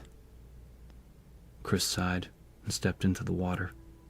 It was cold, and had an unpleasant chemical smell. He waded down to the door, the water sliding up over his knees and finally stopping at mid-thigh, sloshing gently. Shivering, he pushed the door open and moved inside. The basement was dominated by a giant glass-fronted tank in the center of the room that extended floor to ceiling, a large jagged hole toward the bottom right-hand side. Chris wasn't that good at judging volume, but to fill the whole area with water, he figured that the tank had to have held several thousands of gallons. What the hell were they studying that needed that much? Tidal waves? It didn't matter. He was cold, and he wanted to find what he needed to find and get back to dry land. He started off toward the left, slowly, straining against the push and pull of the gently lapping waves. It was totally unreal, wading through a well-lit concrete room, though he supposed it was no stranger than anything else he'd experienced since the Alpha Copter had sat down. Everything about the Spencer estate had a dream-like feel to it, as if it existed in its own reality, far removed from the rest of the world's. Trying nightmare-like. Killer plants, giant snakes, the walking dead. All that's missing is a flying saucer, maybe a dinosaur. He heard a soft sloshing behind him and glanced over his shoulder. to see a thick triangular fin rise up from the water 20 feet away and sliding toward him, a wavering gray shadow beneath. Panic shot through him, an all-encompassing panic that seared away any rational thought. He took a giant running step and realized that he couldn't run as he plunged face first into the cold chemical water and came up gasping, sputtering tainted liquid from his nose and mouth. Hoping to God Rebecca was right about the virus having burnt itself out, he whipped his head around, eyes burning, searching for the fin, and saw that it had half the distance between them. He could see it now, a shark, its rippling, distorted body sliding easily through the water, 10 or 12 feet long, its broad tail lashing it forward, the black soulless eyes set above its pointed grin. Chris stumbled away backward, knowing that he didn't stand a chance of outrunning it. Wheeling his arms for balance, he sloshed heavily through the dragging water, turning himself sideways and managing a few more steps before the shark was on top of him. He leapt to the side, dodging the animal and slapping the water as violently as he could, churning it into foaming waves. The shark slid past him, its smooth, heavy body brushing against his leg. As soon as it was past, Chris stumbled after it, lashing wildly to keep up as he turned the corner in the flooded room. If he could stay close enough, it wouldn't be able to turn, to get at him. Except that in seconds the shark would have room to maneuver. He could see 2 doors ahead on the left, but the giant fish was already leaving him behind, heading toward the next corner to turn around and come back for him. Chris took a deep breath and plunged into the water, knowing it was crazy, but that he didn't have a better chance. He strode desperately toward the first door, kicking off against the cement floor to propel himself forward in great bounding leaps. He hit the door just as the shark was turning up ahead and grabbed for the handle, choking, and it was locked. Shit. Chris jammed his hand into his wet vest and came up with Alias's keys, fumbling through them as the fin glided closer, the wide pointed grin opening. He shoved a key into the lock, the last key on the ring that he hadn't found the room for, and slammed his shoulder against the door at the same time, the shark now only a few feet away. The door came open and Chris stumbled in, falling and kicking frantically. His boots connected solidly with the shark's fleshy snout, deflecting it from the opening. In a flash he was on his feet. He threw his weight into the door, and in a slap of water it was closed. He sagged against the door, wiping at his stinging eyes with the back of his hand. The lapping water settled gently into smaller and smaller ripples as he caught his breath and his vision cleared. For now, he was safe. He unholstered his Beretta and ejected the dripping magazine, wondering how the hell he was going to make it back upstairs. Looking around the small room, he saw nothing he could use as a weapon. One wall was lined with buttons and switches, and he trudged over to look at them, drawn to a blinking red light in the far corner. Looks like I found a control room. Aces. Maybe I can turn off the lights, get the shark to go to sleep.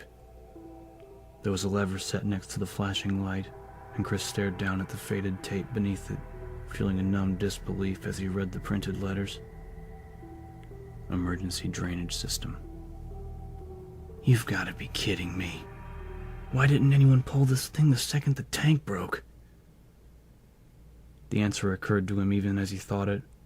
The people who worked here were scientists. No way they were going to turn down the opportunity to study their precious Plant 42, sucking up water from the man-made lake. Chris grabbed the lever and pushed it down. There was a sliding metallic noise outside the door, and immediately the water level began to drop. Within minutes, the last of it had flowed out from under the door, and a gurgling liquid gasp came from the direction of the broken tank. He walked back to the door, opening it carefully, and heard the frantic, wet thumps of a very big fish trying to swim through air. Chris grinned, thinking he should probably feel pity for the helpless creature, and hoping instead that it died a long, agonizing death. "Bite me," he whispered.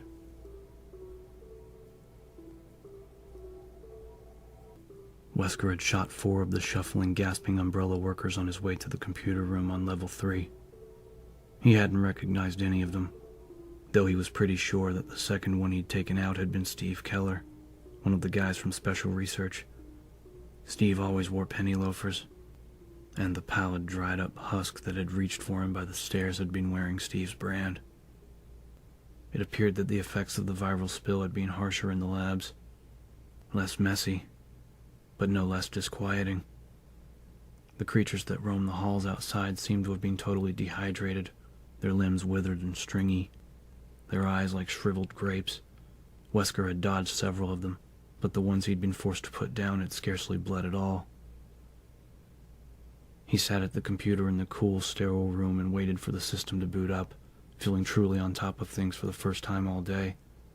He'd had earlier moments, of course, the way he'd handled Barry, finding the wolf medal in the tunnels, even shooting Ellen Smith in the face had given him a momentary sense of accomplishment, a feeling that he was in control of what was happening. But so much had gone wrong along the way that he hadn't had time to enjoy any of his successes. But now I'm here. If the stars aren't already dead, they will be soon. And, assuming I don't suffer some massive lapse of skill, I'll be out of here within half an hour. Mission complete. There were still dangers, but Wesker could handle them. The mesh monkeys, the MA2s, were undoubtedly loose in the power room, but they were easy enough to get past, as long as you didn't stop running. He should know. He'd helped come up with the design. And there was the big man, the tyrant, waiting one level down in his glass shell, sleeping the sweet, dreamless sleep of the damned, from which he'll surely never wake. What a waste. So much power, crossed off as a failure by the boys at White. A gentle musical tone informed him that the system was ready. Wesker pulled a small notebook out of his vest and opened it to the list of codes, though he already knew them. John Howe had set the system up months ago, using his name and the name of his girlfriend Ada as access keys. Wesker tapped out the first of the passwords that would allow him to unlock the laboratory doors, feeling a sudden vague wistfulness for the excitement of the day. It would be over so soon, and there would be no one to witness his achievements, to share his fond memories after the fact. Now that he thought about it, it was a shame that none of the stars would be joining him. The only thing better than a grand finale was a grand finale with an audience.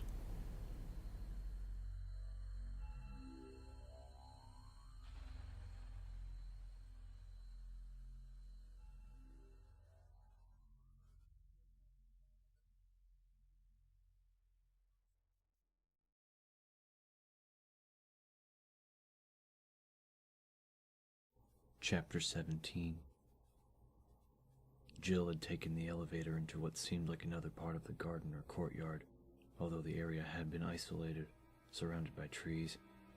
She'd guessed as much from the few overgrown potted plants and the welcome sounds of the forest beyond the low metal railing. There had been nothing to see but a rusting door set into a nondescript overgrown wall, welded shut, and a large open well, like a stone wading pool. Inside had been a short spiral staircase leading down to another small elevator, which I took. But now where the hell am I? The room that the elevator had led to was unlike any other part of the estate she'd seen. It lacked the strange fetid charm of the mansion or the dripping gloom of the underground. It was as though she'd walked out of a gothic horror story and into a military complex, a utilitarian bleak paradise. She was standing in a large steel-reinforced concrete room, the walls painted a muddy industrial orange. Metal ducts and overhead pipes lined the upper walls, and the room was rather aptly titled XDR B1 painted across the concrete in black, several feet high. Any sense she'd had of where she was in relation to the rest of the estate was totally gone. Although it's as cold as everywhere else, at least I know I'm still on the grounds. There was a heavy metal door on one side of the room, firmly locked. The sign to the left of it stated that it was only to be opened in case of a first-class emergency. She figured that the B1 on the wall stood for basement level 1, her theory confirmed by the bolted ladder that led down through a narrow shaft in the concrete. Where there was B1, B2 naturally followed. And considering the alternative, it looks like that's where I'm headed. My other option is to go back through the underground tunnels. She peered down the ladder shaft, only able to see a square of concrete at the bottom. Sighing, she held onto the Remington and started down. As soon as she hit the last rung, she turned anxiously and faced a much smaller room, as bland and industrial as the first. Inset fluorescent lights on the ceiling, a gray metal door, concrete walls and floors. She walked through quickly, starting to feel hopeful that there were no more creatures or traps. So far, the basement levels had offered nothing more dangerous than a lack of decorum. She opened the door, and her hope faded as the dry, dusty smell of long-dead flesh hit her. She stepped out onto a cement walkway that led over a flight of descending stairs, a metal railing circling the path. At the top of the steps was a crumpled zombie, so emaciated and shriveled that it appeared mummified. She held the shotgun ready and walked slowly toward the stairs, noting that there was a hall branching off to the left where the railing stopped. She darted a quick look around the corner and saw that it was clear. Still watching the desiccated corpse carefully, she edged down the short corridor and stopped at the door on her left. The sign next to the door read Visual Data Room, and the door itself was unlocked. It opened up into a still gray room with a long meeting table in the center, a slide projector set up in front of a portable screen at the far end. There was a phone on a small stand pushed up against the right wall, and Jill hurried over, knowing that it was too much to hope for, but having to check just the same. It wasn't a phone at all, but an intercom system that didn't seem to work. Sighing, she stepped past an ornamental pillar and walked around the table, glancing at the empty slide projector. She let her gaze wander, looking for anything of interest, and it stopped on a flat, featureless square of metal set into the wall, about the size of a sheet of paper. Jill stepped over to take a closer look. There was a flat bar at the top. She touched it lightly, and the panel slid down into the wall, revealing a large red button. She looked around the quiet room, trying to imagine what the trap would be, and then realized that there wouldn't be a trap at all. The mansion, the tunnels, all of it was rigged to keep people from getting here, to these basement levels. They're way too efficiently dull to be anything but where the real work gets done. She knew instinctively that her logic was sound. This was a boardroom, a place for drinking bad coffee and sitting through meetings with colleagues. Nothing was going to jump out at her if she pushed the button. Jill pushed it, and behind her the ornamental pillar slid to one side with a smooth mechanical hum. Behind the pillar were several shelves, stacked with files and something that glittered in the soft gray light of the room. She hurried over and picked up a metal key, the top of it imprinted with a tiny lightning bolt. Slipping it into her pocket, she flipped through a few of the files. They were all stamped with the umbrella logo, and though most of them were too thick and ponderous to spend time sorting through, the title on one of the reports told her what she needed to know, what she'd already suspected. Umbrella Bioweapons Report, Research and Development. Nodding slowly, Jill put the file back. She'd finally found the real research facilities, and she knew that the S.T.A.R.S trader would be somewhere in these rooms. She was going to have to be very careful. With a final glance around her, Jill decided to go see if she could find the lock that the key belonged to. It was time to place the last few pieces of the puzzle that Umbrella had set up, and that the S.T.A.R.S had sacrificed themselves trying to solve.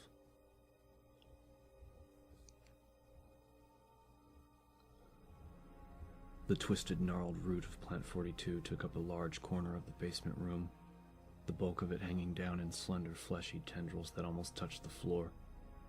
A few of the tiny worm-like threads squirmed blindly around each other, twisting slowly back and forth, as if looking for the water supply that Chris had drained. "God, that's disgusting," Rebecca said. Chris nodded agreement. Besides the control room that he'd escaped into, there had only been 2 other chambers in the basement. One of them had been stacked with boxes of cartridges for all kinds of weapons, and although most of them had been uselessly wet, he'd found most of a box of 9mm rounds on a high shelf, saving them both from running out of ammunition. The other room had been plain, containing only a wood table, a bench, and the massive creeping root of the carnivorous plant that lived upstairs. "Yeah," Chris said. "So how do we do this?" Rebecca held up a small bottle of purplish fluid and swirled it gently, still staring at the moving tendrils. "Well, you stand back, and don't breathe too deeply. This stuff's got a couple of toxins in it that neither of us want to ingest, and it'll turn gaseous once it hits the infected cells." Chris nodded. How will we know if it's working? Rebecca grinned. If the V-jolt report is on the mark, we'll know. Watch. She uncapped the bottle and stepped closer to the twisted root, then upended the glass vial, dousing the snaking tendrils with the watery fluid. Immediately, a billow of reddish smoke plumed up from the root as Rebecca emptied the bottle and stepped quickly away. There was a hissing, crackling sound like wet wood thrown atop a blazing fire, and within seconds the feebly twisting fibers started to break, pieces of them snapping off and flaking away. The knotted thickness at the center started to tighten and shrink, pulling in on itself. Chris watched in amazement as the giant, terrible root suddenly shriveled up into a dripping mush, no bigger than a child's ball, and hung there dead. The entire process had taken about 15 seconds. Rebecca nodded toward the door, and both of them stepped out into the drying basement, Chris shaking his head. God, what did you put in there? Trust me, you don't want to know. You ready to get out of here? Chris grinned. Let's do it. They both jogged toward the basement doors, hurrying out into the cold corridor, back toward the ladder that led upstairs. Chris was already going over escape plans for when they left the bunkhouse. It really would depend on where the exit led. If they ended up in the woods, he was thinking they should head toward the closest road and light a fire, then wait for help to come. Though maybe we'll get lucky. Run across the damn parking lot for this place. We can hotwire a car and drive out, and get Irons to do something useful for a change, like call reinforcements. They reached the wood corridor and headed for the plant room, both of them taking long, easy strides past the hissing green walls, and finally stopping at the room that held Plant 42. Breathing deeply, Chris nodded to Rebecca. They both unholstered their weapons and Chris pushed the door open, eager to see what lay beyond the experimental plant. They stepped into a huge open room. The smell of rotting vegetation thick in the damp air. Whatever it had looked like before, the monster that had been Plant 42 was now a massive steaming lake of dark purple goo in the center of the room. Bloated dead vines the size of fire hoses draped limply across the floor, extending out from the livid, gelid mass. Chris scanned for the next door, saw a plain fireplace against one wall, a broken chair in a corner, and a single door that apparently led back into the bedroom he'd searched earlier, a hidden passage that he'd missed, and that led to the very room in which they stood. Must have been behind the bookcase. There was no way out. Killing the plant had been a waste of time. It hadn't been blocking anything. Rebecca looked as disappointed as he felt. Her shoulders slumped, an expression grim as she studied the bare walls. I'm sorry, Rebecca. They both walked slowly around the room, Chris staring at the dead plant and trying to decide what to do next. Rebecca walked to the fireplace and crouched down next to it, poking at the blackened ash. He wouldn't drag her back to the mansion. Neither of them were up for it. Even with the extra ammo, there were too many snakes. They could wait in the courtyard for Brad to fly by again, and hope he got into range. Chris, I found something. He turned and saw her pull a couple of pieces of paper out of the ashes, the edges scorched, but both sheets otherwise intact. He walked across the room and leaned down to read over her shoulder, and felt his heart start pounding as the first words sank in. Security protocols. Basement level 1. Heliport. For executive use only.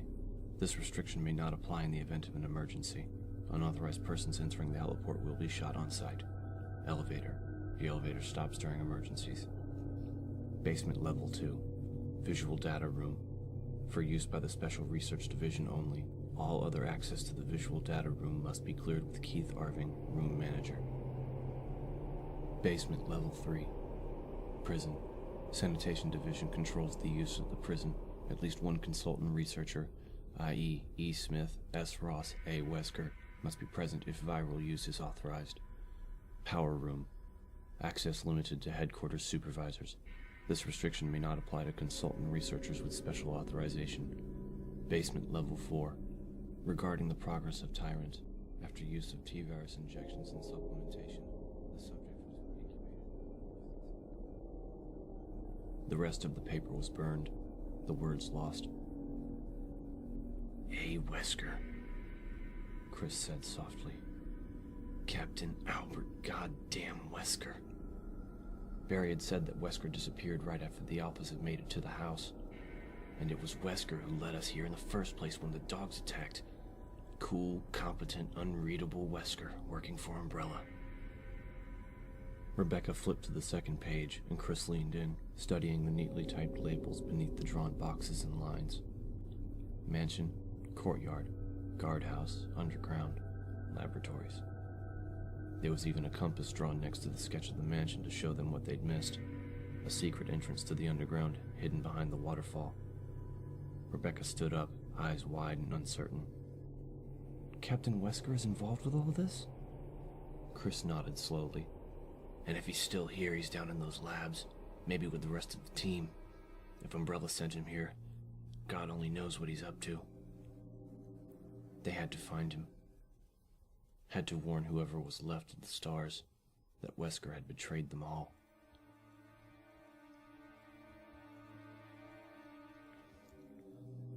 Everything was done. Wesker stepped into the elevator that led back to level 3, running through his checklist as he lowered the outer gate and slid the inner one closed. Samples collected, disks erased, power reconnected, Tyrant support off. It was really too bad about the Tyrant. Ugly as it was, the thing was a marvel of surgical, chemical, and genetic engineering, and he'd stood in front of its glass chamber for a long time, studying it in silent awe before reluctantly shutting down its life support. As the stasis fluids drained, he found himself imagining what it would have been like to see it in action once the researchers had completed their work. It would have been the ultimate soldier, a thing of beauty in the battlefield, and now it had to be destroyed, all because some idiot tech had hit the wrong button. A mistake that had cost Umbrella millions of dollars and killed the researchers who had created it. He hit the switch, and the elevator thrummed to life, carrying him back up for the final task, activating the triggering system at the back of the power room. He'd given himself 15 minutes to make sure he was clear of the blast radius, climb down the heliport ladder, hit the back road toward town, and boom. No more hidden Umbrella facility, at least not in Raccoon Forest. Once he got back into the city, he'd pack a bag and head for Umbrella's private airstrip. He could make the necessary calls from there, let his contacts in the White Office know what had happened. They'd have a cleanup team standing by to comb through the forest and take out the surviving specimens, and they'd be most eager to get their hands on the tissue samples he'd taken, 2 of everything, except for the Tyrant. With the Tyrant scientists all dead, Umbrella had decided to shelve the project indefinitely. Wesker thought it was a mistake, but then he wasn't getting paid to think. As the elevator slid to a stop, Wesker opened the gates and stepped out. Setting down the sample case, he unholstered his Beretta, going over the twisting layout of the power room in his mind. He had to make another run through the MA2s to get to the activation system. He'd already managed at once to hook up the elevator circuit, but they had been more active than he'd expected. Instead of weakening them, their hunger had driven them to new heights of viciousness. He'd been lucky to make it through unscathed. At a hydraulic hum from down the hall, Wesker froze. Footsteps clattered across the cement floor, hesitated, and then started for the power room at the opposite end of the corridor. Wesker eased up to the corner and looked down the hall just in time to see Jill Valentine disappear through the metal doors, a burst of hissing mechanical noise echoing through the corridor before they closed. How did she make it through the hunters? Jesus. Apparently he'd underestimated her, and she'd been alone too. If she was that good, the MA2s might not kill her, and she had effectively just blocked him from the triggering system. He wouldn't be able to deal with the creatures that roamed the maze-like walkways and put a stop to her prying. Frustrated, Wesker scooped up the sample case and walked quickly down the hall, back toward the hydraulic doors that led to the main corridor of level 3. If she made it back out, he'd just have to shoot her. It would only delay his escape by a few minutes. Still, it was an unexpected curve, and as far as he was concerned, it was too late in the game for surprises. Surprises pissed him off. They made him feel like he wasn't in control. I am in control. Nothing is happening here that I can't handle. This is my game, my rules. and I will accomplish my mission without any interference from that little thief bitch. Wesker stalked out into the main corridor, saw that Jill had managed to take out a few more of the wizened, withered scientists and technicians that wandered the basement levels. 2 of them lay just outside the door, their skulls blown into arid powder by what looked like shotgun blasts. He kicked one of them angrily, his boots crunched into the corpse's brittle ribs, the dry snap of bone loud in the silence. Except that suddenly he heard heavy boots coming down the metal stairs from B2, the hollow clump echoing through the hall, and then a rough, hesitant voice called out, Jill! Barry Burton, as I live and breathe. Wesker raised his weapon coolly, ready to fire, when Barry stepped into view, and then lowered it thoughtfully. After a moment, a slow grin spread across his face.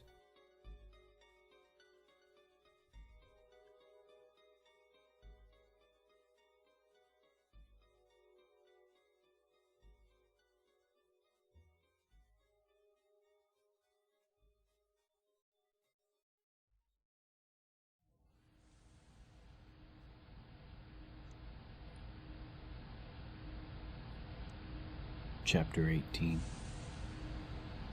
Jill eased into the steaming, hissing room, a thick smell of grease in the heated air. It was some kind of a boiler room, and a big one. Heavy thrumming machinery filled the large chamber, surrounded by winding catwalks. Massive turbines spun and pounded, generating power in a steady whine as hidden ducts spat out steam at short intervals. She moved slowly into the poorly lit chamber, peering down one of the railed walkways into the fluctuating shadows cast by the towering generators. From where she was, she could see that the place was a labyrinth of paths, twining around the giant blocks of noisy machinery. The source of the estate's power. That explains how they managed to keep it a secret for so long. They had their own little city out here, totally autonomous. Probably had their food shipped in, too. She turned down the narrow walk to her right, watching uneasily for any more of the strange, pale zombies that she'd seen in the corridors of B3. The path seemed clear, but with the movement and noise created by the turbines. Something gripped at her left shoulder, a sudden violent slash that tore open her vest and cut the skin beneath. Jill spun and fired, the roar of the shotgun drowning out the hissing machinery. The blast hit metal, pellets ricocheting into the empty walk. There was nothing behind her. Where? A lunging blade-like claw sliced the air in front of her face, swooping down from above. She stumbled back, staring up at the steel mesh of the ceiling, and saw a dark shape skitter out of the shadows, hooking its way across the grate incredibly fast, curving claws at its hands and feet. She caught a glimpse of thick spines around its mutant, flattened face, then turned and ran into the thrumming shadows of the power room. There was a door at the end of the walk, and Jill sprinted toward it, heart racing, the pounding whine of the generators thundering in her ears. She was 5 feet from the door when she saw the moving shadow position itself in front of her. She raised the shotgun and leaned back. More of them! There were 2 of the creatures overhead, squat, terrible things with vicious curving hooks instead of hands. One of them dropped down suddenly, hanging by clawed feet to swipe at her with its bladed arms. Jill fired and the creature screeched, the blast hitting it in the chest. It fell from the ceiling with a clatter, thick blood oozing out of the ragged wound. She turned back toward the entrance and ran, hearing the patter of claws against the mesh overhead. Another of the aberrant monkey-like things swung down in front of her, and Jill ducked, afraid to stop running.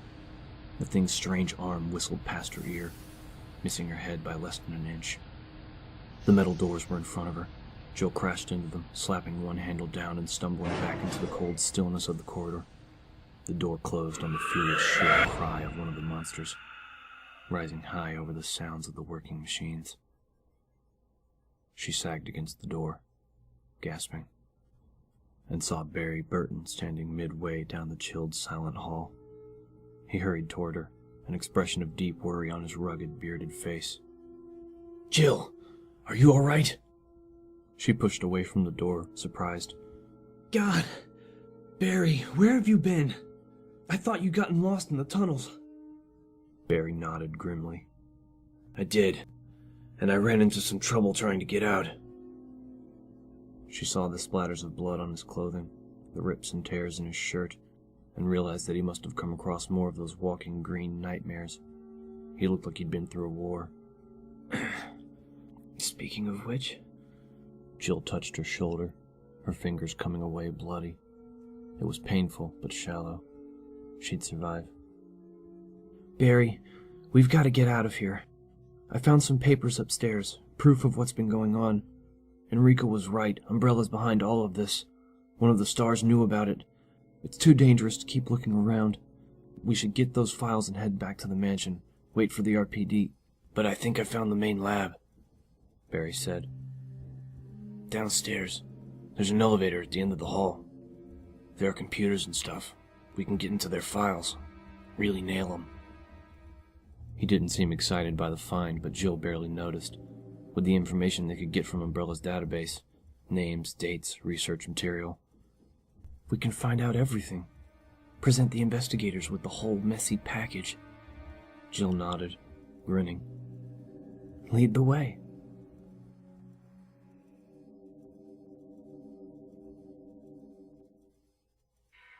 The tunnels had been a cold, miserable maze, but the map had led them through quickly.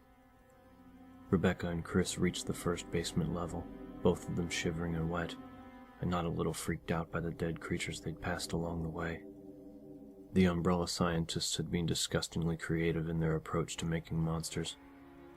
Chris rattled the door that supposedly led to the heliport, but it was solidly locked, an emergency sign next to it implying that it could only be opened by an alarm system. He'd hoped to send Rebecca out with the radio while he searched for the others. He looked down the narrow stairwell and sighed, turning to her. I want you to stay here. If you stand by the elevator, you should be able to pick up Brad's signal from outside. Tell him where we are and what happened.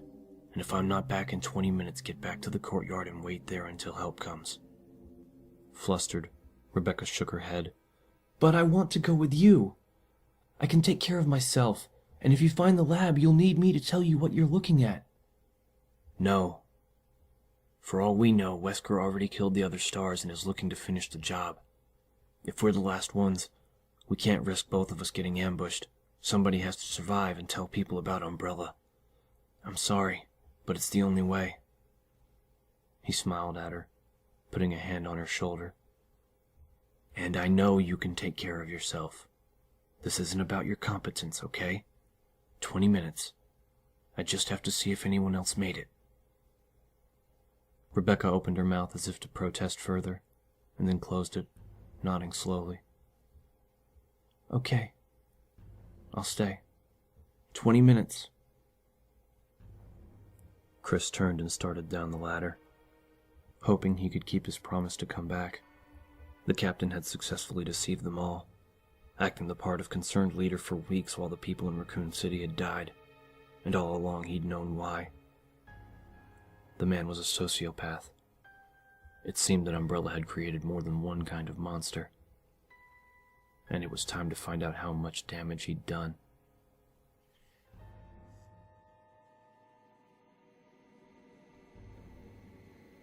Barry couldn't bring himself to look at Jill as they took the elevator down to B4. Wesker would be waiting for them at the bottom, and Jill would find out that he had been helping the captain all along. He'd killed 3 more of the violent, springing creatures down in the tunnels before making it to the lab, only to run into Wesker, who had insisted that he lure Jill down to B4 and assist him in locking her up. The smiling bastard had reminded Barry of his family's situation and promised again that it was the last thing he'd have to do, that after Jill was safely locked away, he'd call his people off.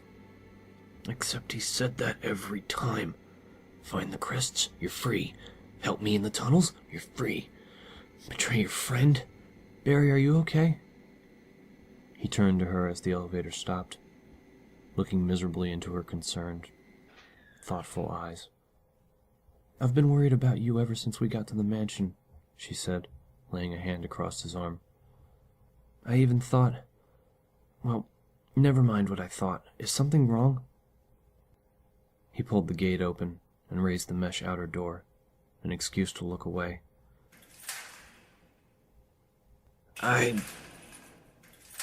Yeah. Something's wrong. he said quietly. "But now's not the time. Let's just get this over with." Jill frowned but nodded, still looking concerned. "Okay. When this is over, we can talk." "You won't want to talk to me when this is over." Barry stepped out into the short hallway, and Jill followed, their boots clanking across the steel grate. The hall turned to the left just ahead, and Barry slowed down on the pretense of checking his weapon, letting Jill get in front of him. They turned the corner, and Jill froze, staring into the muzzle of Wesker's raised Beretta. He grinned at them, his sunglasses hiding his eyes, his smile smug and leering. "Hello, Jill. Nice of you to drop by," he said smoothly. "Nice work, Barry. Take her weapons." She turned her startled gaze to him as he quickly plucked the shotgun from her hands, then reached around to unholster her Beretta, his face burning. "Now get back up to B1 and wait for me by the exit. I'll be up in a few minutes." Barry stared at him. "But you said you just wanted to lock her up." "Oh, don't worry. I'm not going to hurt her, I promise. Now get going." Jill looked at him, confusion and fear and anger playing across her face. "Barry?" "I'm sorry, Jill." He turned and walked around the corner, feeling defeated and ashamed, not to mention terrified for Jill.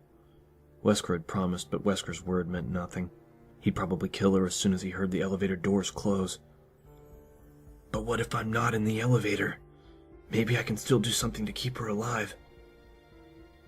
Barry hurried to the lift and opened the gates, then slammed them closed and pushed the operating switch, sending it back to B3 without a passenger.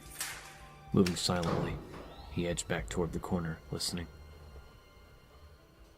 Well, if you ask me honestly, I personally can't say I'm all that surprised. Jill was saying. But how did you get Barry to help you? Wesker laughed. "Oh, Barry's got some trouble at home. I told him that Umbrella has a team watching his house, waiting to kill his precious family. He was only too happy to help." Barry clenched his fists, his jaw tight. "You're a bastard, you know that?" Jill said. "Maybe, but I'm going to be a rich bastard when all this is over.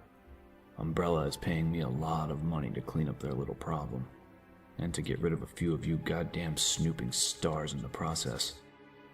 "Why would Umbrella want to destroy the stars?" Jill asked. "Oh, not all of them.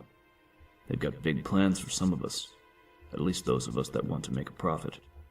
It's you sniveling Boy Scout types they don't want. The red, white, and blue, American pie, all that happy bullshit. The way Redfield's been running around mouthing off about conspiracies. You think Umbrella didn't notice? It has to stop here. This whole place was rigged to blow up just in case of an accident, and the Tyrant virus escaping qualifies. Once you're all dead and this facility's destroyed, no one will be able to get to the truth." Son of a bitch was gonna kill us all. But enough about Umbrella.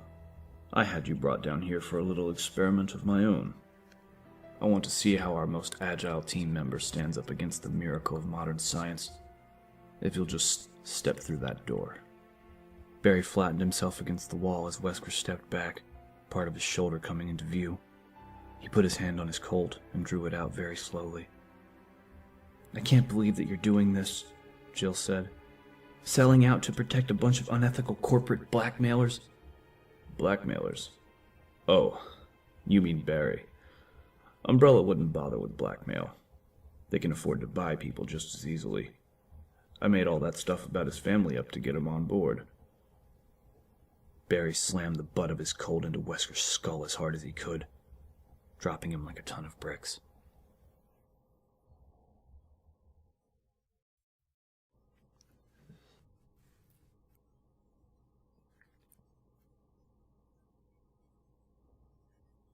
Chapter 19.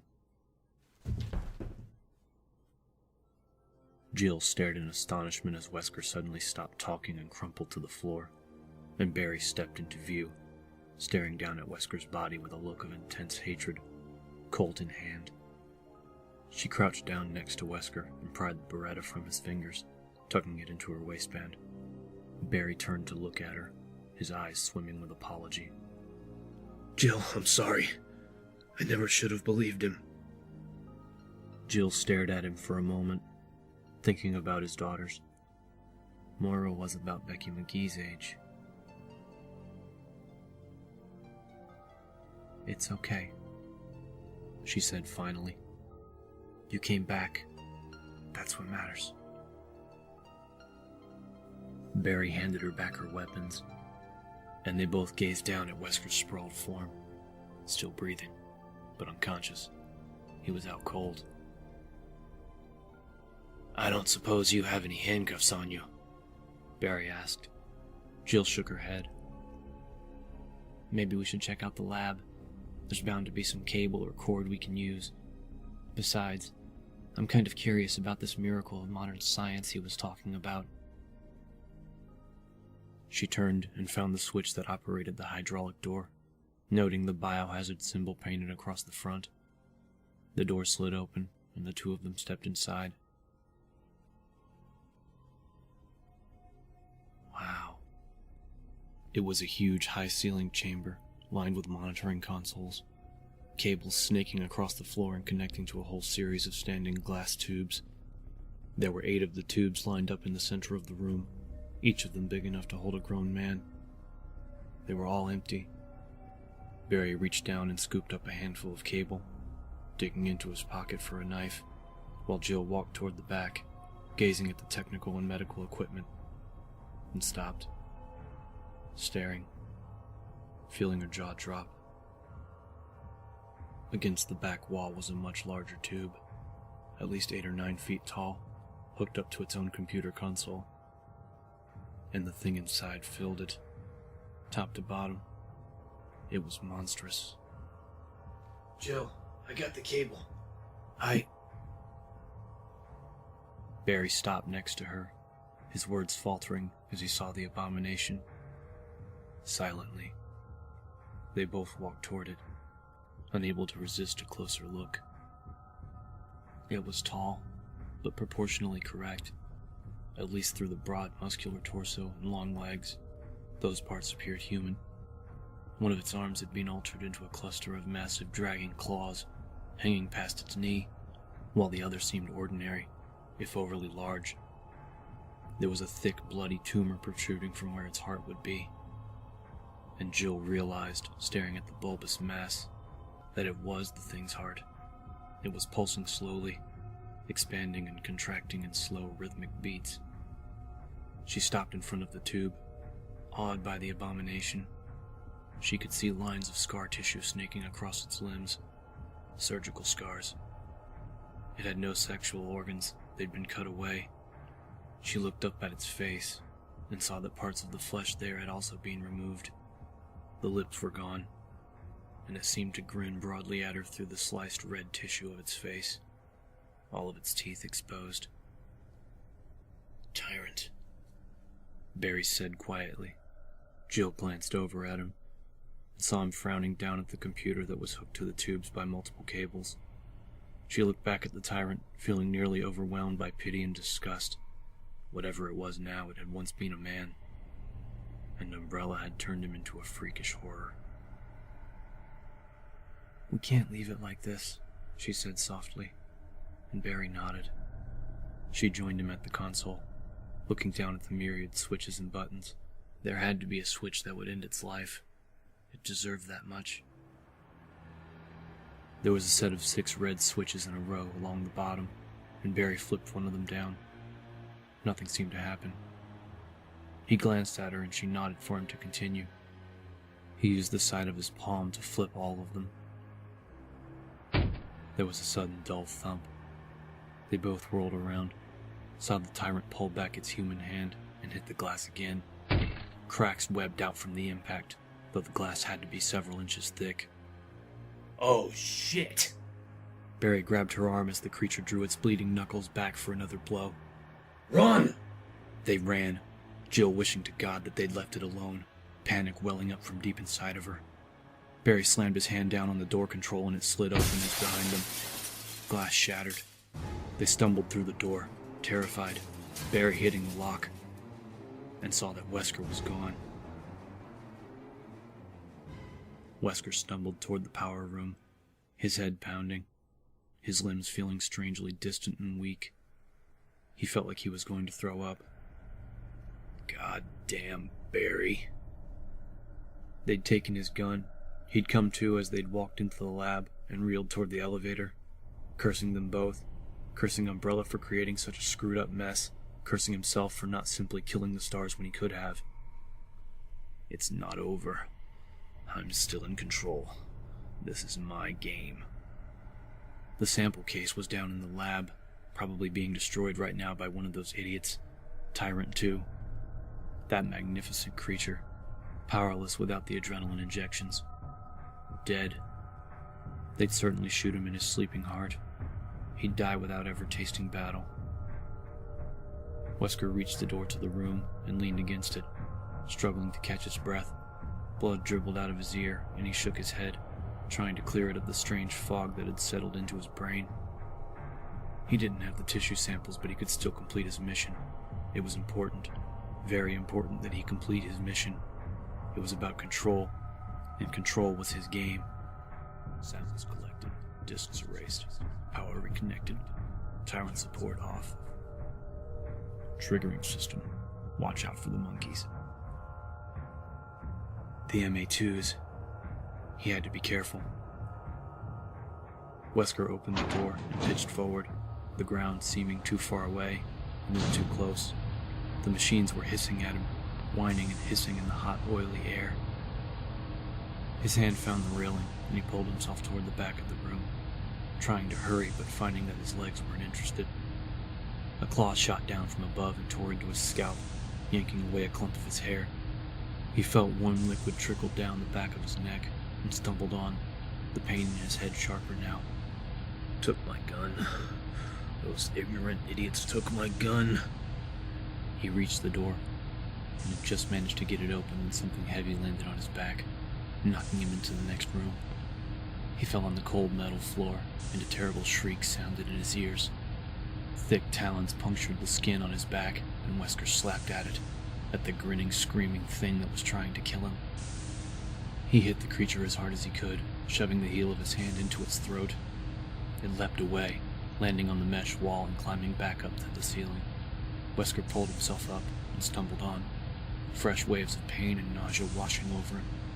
The air was too hot, the turbines loud and relentless in their spinning, throbbing frenzy, but he could see the door to the back now, the door that led to the completion of his mission.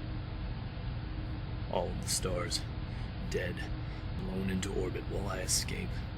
Fly away, a rich man. He flung the door open and made his way toward the small glowing screen in the back corner. It was quieter here, cooler. The massive machines that filled the chamber hummed softly at him, their purpose quite different than the ones outside. These were the machines that wanted to help him regain his control. The noise from the open door behind him seemed far away as he reached the glowing screen, his fingers numb as they touched the keyboard beneath. He found the keys he needed, the code spilling out across the monitor in soft green after only a few mistakes. A sexy, quiet voice informed him that the countdown would begin in 30 seconds. Dizzy, he tried to remember the settings for the timer. The system would trigger automatically in 5 minutes, but he had to reset it, give himself time to get reoriented, and make his way to the outside. Behind him, something screamed. Wesker whirled around, confused, and saw 4 of the mesh monkeys running at him, lashing out with long curved hands as they reached him. Terrible pain shot up through his legs, and he fell, crashing to the hard steel floor. This can't happen. One of the creatures jumped onto his chest, and suddenly Wesker couldn't breathe, couldn't even raise his weak arms to push it away. Another tore into his left leg, ripping away a thick chunk of flesh with its hooked claw. The third and fourth screamed in savage glee, dancing around him like dark, vicious children, lifting their claws as they pranced on squat legs. Somehow there was blood in his eyes, and the world was spinning away. Screams and hisses and incredible searing heat blurring his vision, his mind. Tyrant has come. Wesker could feel it. could feel the presence of something vast and powerful touching him. Grinning through the pain, he searched for it through the red haze of his failing vision, wanting more than anything to see it slaughter his attackers in a glory of perfect motion. But he could only make out the immense shadow that seemed to flood over him, through him. Could only imagine that the powerful, magnificent warrior was reaching down to lift him from his torment. I control. Let me see. Darkness stole his hopes away, and Wesker thought no more.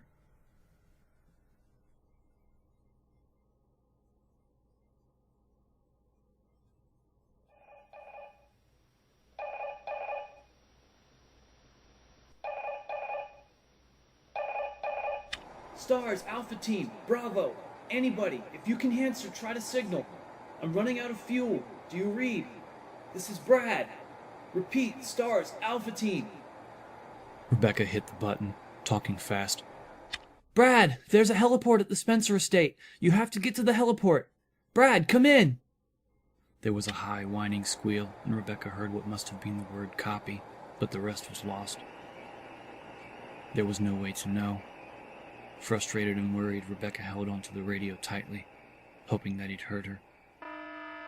A suddenly shrill alarm blared in the silent room through some hidden speaker in the ceiling. Rebecca jumped, staring around the cold chamber helplessly. There was a buzzing click from inside the door that led to the heliport, and she hurried over, grabbing the handle and pulling it open. It had unlocked. A cool female voice began to speak slowly and clearly over the jangling alarms. The triggering system has now been activated. All personnel must evacuate immediately or process deactivation. You have 5 minutes. As the recorded message repeated, Rebecca stood in the open doorway and watched the open ladder shaft, her blood racing, waiting to see Chris emerge from the levels below. He'd only been gone a few minutes, but their time had just run out.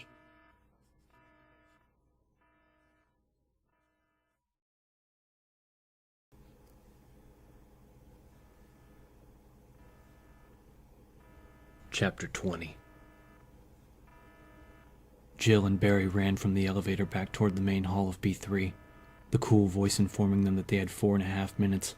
They hit the open door at a dead run, sprinting around the corner, and saw Chris Redfield halfway up the metal stairs. Chris! Jill shouted. He spun around, his face lighting up as he saw them dashing toward him. Hurry! He shouted. There's a heliport on B1! Thank God. Chris waited until they reached the base of the stairs and then ran ahead, rushing around the walkways and holding open the door that led to the ladder. Jill and Barry made it to the top and sped through, the computer telling them that they had 4 minutes and 15 seconds to get away. Barry went up the ladder first, and Jill followed, Chris right behind. They piled out into B1. Jill saw that Rebecca Chambers was standing at the emergency exit, her youthful face tight with anxiety. Chris hustled her through the door, and the four of them ran through a winding concrete hall, Jill praying silently that they'd have time to clear the estate. I hope you burn here, Wesker. There was a large elevator at the end of the corridor, and Barry slammed the gate open, holding it as they rushed inside. He jumped in after them. They had 4 minutes even. The elevator seemed to crawl upward, and Jill looked at her watch, heart pounding as the seconds ticked past. Not gonna make it. We'll never make it. The lift hummed to a stop, and Chris yanked the gate open, the cool air of early morning sweeping over them, and the sweet, wondrous sound of a helicopter overhead, circling. He heard me! Rebecca shouted, and Jill grinned, feeling a sudden wave of affection for the rookie. The helicopter port was huge, the wide flat space surrounded by high walls, a circle of yellow paint on the asphalt showing Brad where to set down. Barry and Chris both waved their arms frantically, signaling the pilot to hurry, as Jill looked at her watch again. A little over 3.5 minutes remained. More than enough time. Jill whirled around, saw chunks of concrete and tar fly into the air and rain down over the northwest corner of the landing pad. A giant claw stretched up from the hole, fell across the jagged lip, and the pale, hulking tyrant leapt out onto the heliport, rose smoothly from its agile crouch, and started toward them. What the hell is that? It had to be 8 feet tall, parts of its giant body mutilated and deformed, its grinning face focusing on them even as it stood up. It moved toward them at a slow walk, the massive claw of its left arm flexing. "No time. Brad can't land." Chris targeted the dark tumorous thing on its chest and fired, pulling the trigger 5 times in rapid succession, 3 of the rounds finding their mark. The other 2 were within an inch of the pulsing redness. And the creature didn't even slow down. Scatter! Barry yelled. The stars split, Jill pulling Rebecca toward the farthest corner from the towering monster, Chris sprinting toward the southern wall. Barry stood his ground, pointing his Colt at the approaching beast. 3 .357 rounds slammed into its belly, the thundering shots echoing against the high concrete walls. The creature suddenly sped up, running toward Barry, drawing its giant claw back, and as Barry dove out of the way, the thing swept past him in a running crouch, bringing its claw up as if throwing a ball underhand. Its talons gouged the asphalt, ripping through it as though it were no more solid than water. As soon as the monster was past, it stopped running, turning almost casually back to watch Barry scramble to his feet and fire again. The bullet took out a fleshy chunk of its right shoulder. Thick blood coursed down its wide chest and joined the dripping open mass of its stomach. Overhead, the Alpha Copter still circled, unable to land, and there was still no sign that the immense creature felt the injuries. It started to run again, dropping its terrible, inhuman hand down as it went for Barry, just as his revolver clicked on empty. Barry sprinted away, but the charging monster veered with him, and its sweeping claw glanced against his side, tumbling him to the ground. Barry! Chris raced toward the creature, firing into its back as it bent down over the fallen Alpha. Barry was scrambling backwards, his vest shredded, his eyes wide with terror. And it must have felt the sting of the bullets because it turned, fixing its emotionless stare on Chris. Barry staggered to his feet and limped quickly away. "We don't have any time!" Chris emptied the clip, the last several rounds hitting it in the face. Pieces of tooth flew from the creature's lipless mouth, splattering the asphalt in a rain of white and red. The creature didn't seem to notice as it started to run toward him at an incredible speed. Jill and Rebecca were both firing, shouting, trying to turn its attention away from Chris, but it was already fixated, pounding toward him and drawing its claw back. "Wait for it!" He dove to the side at the last possible second and the monster went flying past, its claw mulching the asphalt where he'd just been standing. Chris ran, the horrible awareness dawning on him that the seconds were slipping past, and that they couldn't kill it in time. Barry felt blood seeping from his thigh, the top several layers of his skin sliced neatly away by the tyrant's brutal swipe. The pain was bearable, the knowledge that they were going to die wasn't. "We'll blow up if we don't get chopped to pieces first." Tyrant turned its attention to Jill and Rebecca, both of them firing at the seemingly invulnerable monster. It started its smooth, easy walk toward them, still indifferent to the bloody holes in its body. Shotgun blasts hit it in the legs and chest, 9mm bullets speckled its pasty flesh, and it didn't falter. It kept on walking.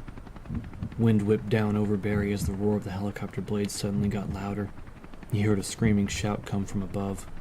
Barry stared up at the copter hovering only 20 feet from the ground, and saw a heavy black object fly out of the open door on the side, hitting the tar with an audible thud.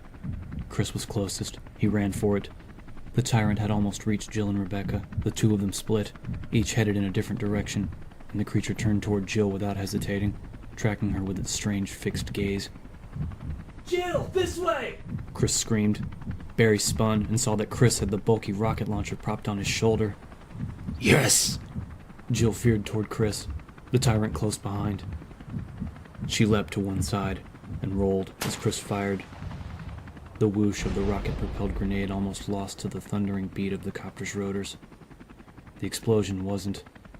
The grenade hit the tyrant square in the chest, and in a burst of incendiary light and deafening sound it blew the monster into a million smoking pieces. Even as the tattered shreds of flesh and bone hailed down over them, Brad lowered the copter back toward the ground, and the 4 stars ran for it. The rails hadn't touched yet as Jill dove into the open cabin, Chris and Rebecca and Barry all throwing themselves in after her. Go, Brad, now! Jill shouted. The bird lifted into the air and sped away.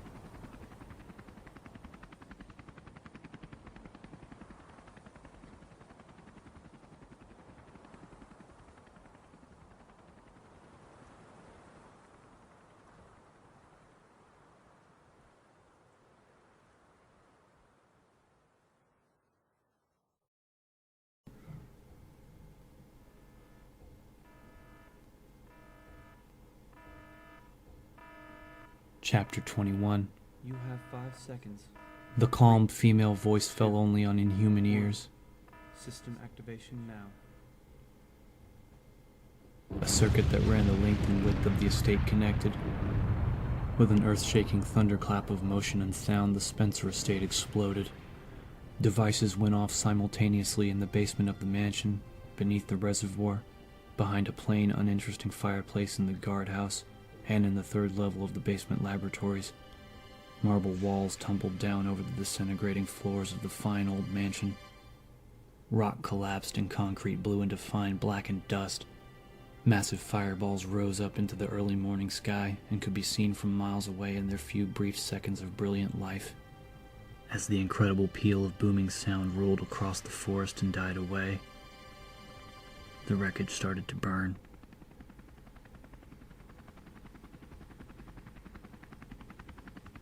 Epilogue. The 4 of them were quiet as Brad piloted the copter back toward the city. And though he had a million questions, something about their silence didn't invite conversation. Chris and Jill were both staring out the hatch window at the spreading fire that had been the estate, their expressions grim. Barry was slumped against the cabin wall, looking down at his hands like he'd never seen them before. The new girl was quietly moving among them, treating their wounds without saying a word. Brad kept his mouth shut, still feeling crappy about taking off earlier. He'd been through hell since then, flying around in circles and watching the fuel gauge slowly drop. It had been a total nightmare, and he had to take a piss like nobody's business. And then that monster. He shuddered. Whatever it had been, he was glad it was dead. It had taken all of his nerve not to fly away the second he'd laid eyes on it, and as far as he was concerned, he deserved a little consideration for managing to kick the launcher out the door. He glanced back at the silent foursome, wondering if he should tell them about the weird call he'd gotten over the radio. Right after the rookie had screamed something about a heliport through the static, a clear, solid signal came in, a male voice calmly giving him the exact coordinates. The guy had been listening in, which was weird, but the fact that he knew the location well enough to give Brad directions was downright spooky. He frowned, trying to remember the mystery man's name. Thad or Terrence? Trent. That's it. He said his name was Trent. Brad decided that it would keep for another day. For now, he just wanted to go home. You've been listening to Resident Evil: The Umbrella Conspiracy, written by S.T.A.R.S. and read to you by Mike Johnson. An absolutely 100% complete, heartfelt thank you goes out to anyone who liked this, or even gave it a chance. Thank you so much.